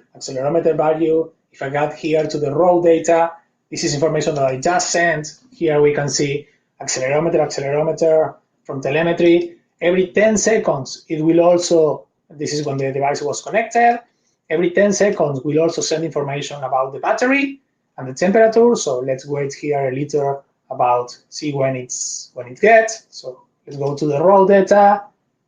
There it is. We just get information around the battery and the temperature.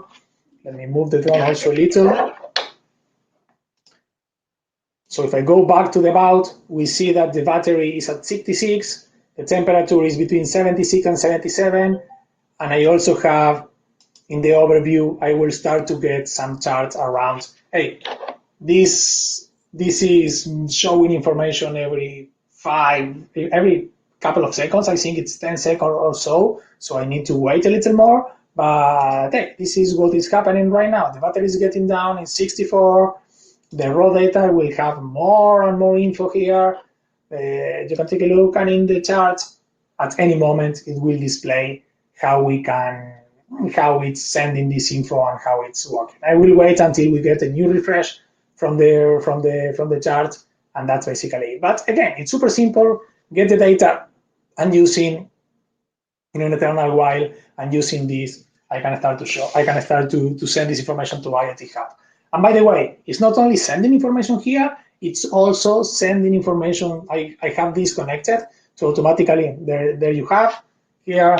I make a turn with the drone, so you have in the accelerometer some data also there, and it's also sending info to some blob storage, so I can later do some machine learning on top. So if you want to do also with something like this with IoT, it's easy to do. So I'm getting to the end of the session. I am not going to talk this anymore.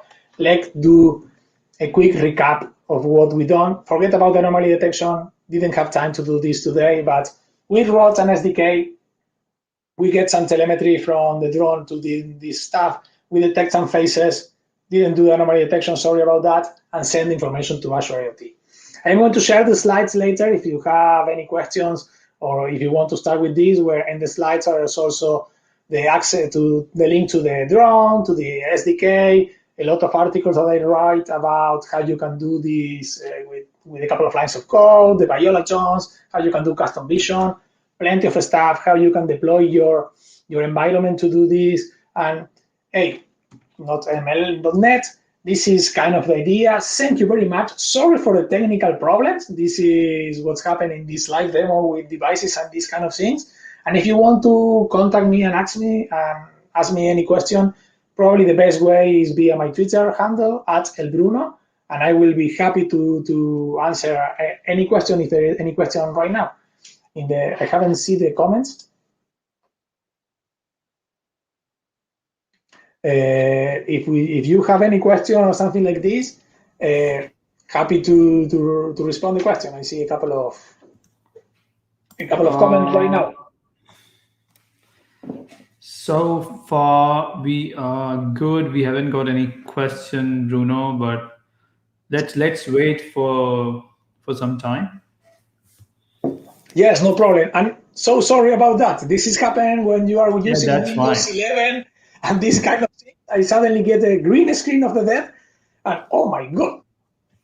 It happened with me as well this evening. So not with the blue screen or any screen of death, but it started asking me for two-factor authentication. It never asked me, so you never know.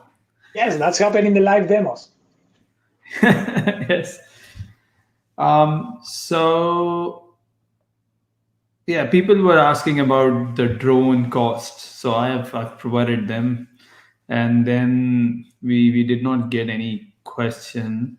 So I think it's safe to say that we won't get any question. It's just a comment that we got earlier that you've got a great session. So thanks for that. Thanks for that. Yeah. Okay, so hey, thank you very much. Again, if someone has an extra question or something like this, feel free to contact me. Kudos to the attendees, kudos to the people behind the event. I know that you have a couple of very busy days and you are getting the end. So hey, congratulations from here. Happy to help, but you did the very hard work. So thanks. I hope that you can enjoy and rest for the next couple of days. Thanks, Bruno. Thanks for being here. Thank you. Goodbye. Bye-bye.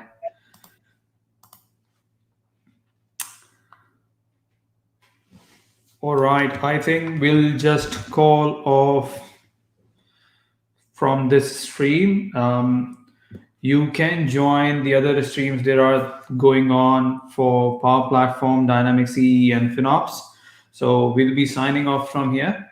And I hope you have really enjoyed this track. So Thank you and have a rest of your lovely day and the weekend.